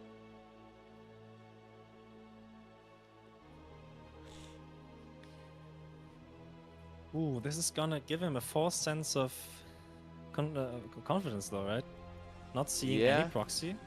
He is going 10-12 behind it, so he isn't actually in the worst spot. Yeah, like, so he is going going 2 the cards right now. Yeah. It's not like it's a build order loss or anything, but he still has to this has still got a good shot. He just needs to do it right. And that's, well, it's honestly easier said than done. All right, the probe's going to get in here just as he gets scouted, maybe a little bit later, but it's going to give him the idea. It's like, wait a minute, what's going on here? Zealot blocking here. That's nice. Beautiful. Not going to be, yeah, he can't see the gateways. Or maybe he did. But now we confirm it's a proxy. Yeah. Empty pylon. There's something on the map. Yeah, this is the moment where Surrey's heart is just jumping a few beats per minute. You leave the probe here and you start you proxy a gateway. Like once you've held, right? After you got everything set up to hold at home, you want to proxy here and just ruin his day. Yeah. You counter his proxy with just another proxy. What's he gonna do? Yeah. Well, because like one zealot running, like 1 or 2 zealots running in here would ruin the game for Fonger. Absolutely. It wouldn't even have to get that many kills, just throwing him off and just giving you the opportunity to just have better micro in the fight that actually matters, right? Yeah. And here we have 4 zealots versus 4 zealots. We have 2 probes ready to fire over the zealots for Surrey. Even taking the gas. Oh, that's so good. Just making sure, okay, this is the check you're bought, and there's no way you're going to tech into anything else. Yeah. Damn. Sorry, making sure he's got all the cards in his favor right now, but still, that are a lot of zealots, and he has to be very careful to take a good fight here. One zealot not really fighting, and already losing one. That was a good hold, though. Yeah. I think it's just because he can't get this one on the ramp entirely, so it's kind of in a weird spot. Yeah. Going to lose one zealot here. At this point, we should finishing. pull the probes back. Yeah. And with the battery now. Damn. Because A moving won't kill the workers initially. It was actually a super Chad play to leave him there. Surrey, battery, Surrey, battery. He got this, man. Surrey's gonna take it. Yeah, I think he's a little panicky. Like he's like, oh, okay, what am I missing here? Like it's kind of going well, but in the end, now he's gonna do it. Yeah, and finally utilizing that battery here. 2 zealots get through though, and maybe Dragoon's popping right this second now. Suri's Zealots. got nothing to lose, but losing those props really doesn't matter, really, does it? As long as you hold and yeah, as long as you hold and get Dragoons out on the map, like, what's Ponger gonna do? Make forges? This is exactly like why I like the idea of proxying a gateway in Fonger's natural. Yeah. Or at this point, splitting out. You have a lot of zealots. Yeah, split out 3 to go across the map and try and cause some problems. He is gonna make a forge. Yeah, but forced into that, yeah. 3 zealots should be enough to handle it. 100%. Pong is really locked in right now in this tech, and it's not a comfortable position to be in because there's no real way to clean that gas up, right? You'd have to make a cannon and kill it with that one. All right. Goon should be popping. It is 5 zealot versus 6. Obviously, it does favor the player more, but yeah, we had a battery. Yeah, not that much energy though. Yeah. Has to be careful still. Oh, that's good surface area for Ponga here. But battery is also a great unit. Now here come the zealots getting on top of that cannon here, and it's not going to finish. Building armor doesn't kick in until the building has finished. For when cannons are warping in. Trying desperately to get another cannon up, and the drill is actually pretty good, man. These zealots are bugging out, but so much damage. But the probes will start falling eventually. Pong is sending everything he has back in order to defend that, but these zealots, man, they're doing so much work. Yeah, and at this point, we're not mining. We're at 44 minerals. Like, this is not one. We're not one to call games early here, but it's not looking great. Reinforcements to defend here are coming, and they are going to clean up those zealots eventually, but the probe count not looking too healthy here for a Protoss player in disguise. Finally cleaning up that zealot, cleaning that gas, but look at that counter-attack. Uh-oh. Oh, no. Oh, no. Suri? Oh, he's got DTs coming. So he's probably moving out expecting his DTs to finish before anything can get in here, right? Yeah, will they be in time, though? I hope. If Fonger dilly-dallies, they absolutely will be. He does dilly-dally. In fact, these zealots here in the middle of the map fighting against each other, but oh yeah, that's no way he's going to get through here. Oh, Suri! Suri, why did we split one off? That was so greedy. Yeah, being confident in that DT and in this DT's ability to clean up these zealots, but I don't know, man. Like he risks losing these probes, and all the advantage he got from his own counterattack might be for naught here. Yeah. Especially because now they're just gonna loop him around. Look at this. Like, he's just running this DT in circles. Yeah, and with cannons finishing in Ponger's space, like these DTs aren't going to do much offensively here. So I don't know about this.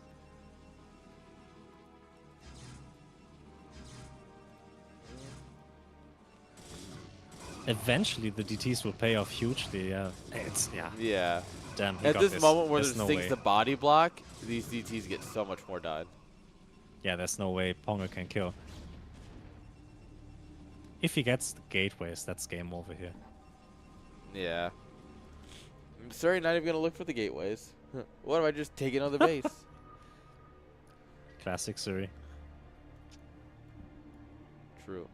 This DT should be out looking for the gates. Yeah. He's and I think he knows where they are. Here. Yeah. Never mind. Come on. Guess not. Jinxed it.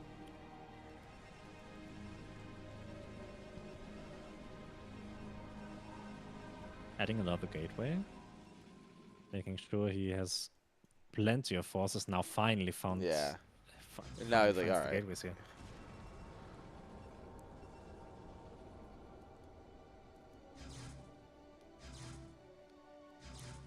Oh man. bit of a hectic early game here in this last game of the series, and Yes. seems like Suri really got the upper hand here. And oh, what's happening? Oh, here we go.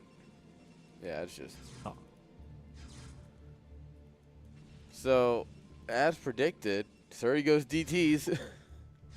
Yeah, you called it. Yeah, proxy gates and DTs. Yeah, we were both right. Who would have thunk? This series literally gives us everything. But how does Suri close this game now? He's got to macro up and keep him at bay. He has. There's only so many gates you can fit in your main, right? As we've talked about. Yeah. So you just keep your DTs down at the bottom of the ramp. You'll have plenty of time before you can get out. And by the time he gets out, because he gets observers, you're ready for it. Yeah, and also don't forget the DPS of DTs is pretty amazing. So if he gets on top of these cannons, they're gone pretty quickly. Nice. Free probe. I think he's going to try it. I don't know if he has enough. Like, sure, 4 DTs is a lot of DPS. But, I mean, it's still only 9 units. 9 units against 3 going cannons, on 4 cannons? I think he has enough. Let's see, though. Like, it won't, maybe it won't be enough to kill him, though, but definitely enough to cripple him enough that he forces him more cannons. And ooh, that's big. Now, you know, with the speed, it's a bit more believable. Yeah. Time is now to try it. Yeah. And here we go. Units trying to get on top of these cannons. One cannon falling immediately, but Probe's a very good block here. Like I said, it's not. You just need more numbers. Yeah. Really to do this. Now 4 DTs though. These probe blocks, man, insane. Yeah. Ponga's trying to fight as much as he can. Ponger's absolutely making everything work for every penny.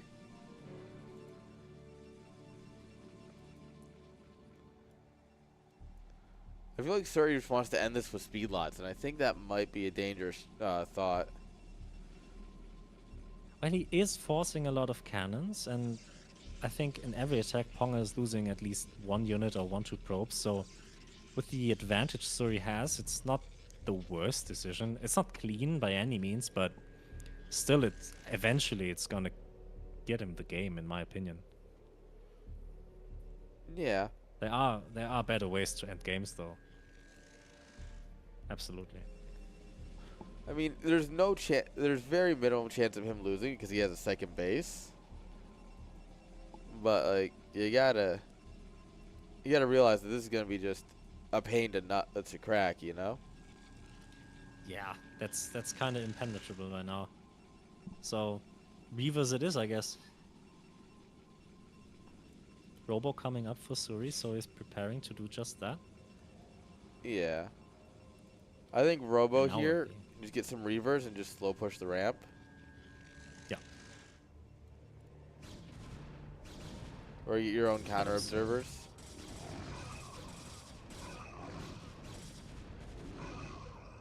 And the thing is, like you were talking about, DTs are really... Yeah. DTs are just better zealots at some point.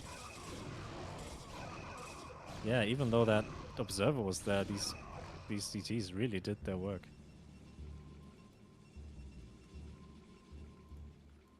Observatory natural coming on down. No upgrade from Ponger.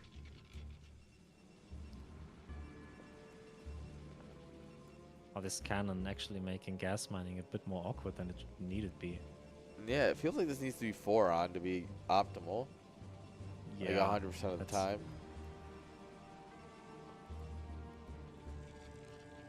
Not the place you want to be found in, yeah. Damn.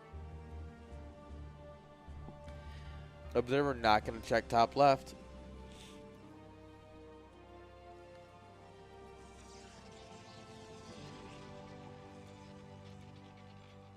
And with these more gateways, we should be able to just macro out a bigger army.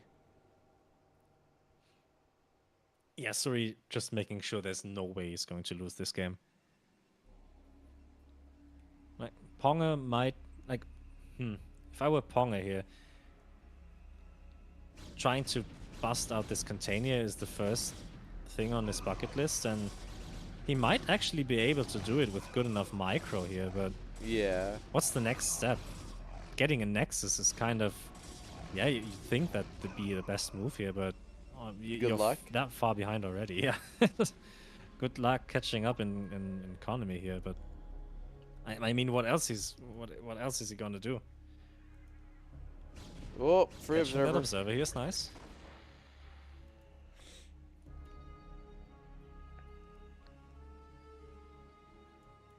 Dominating position here for Surikata.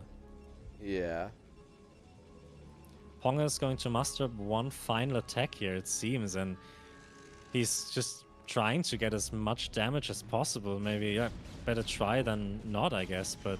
Yeah, you got to give it a fighting defense is here chance. It for is the Suri. finals of a tournament. It's not a ladder game, you know?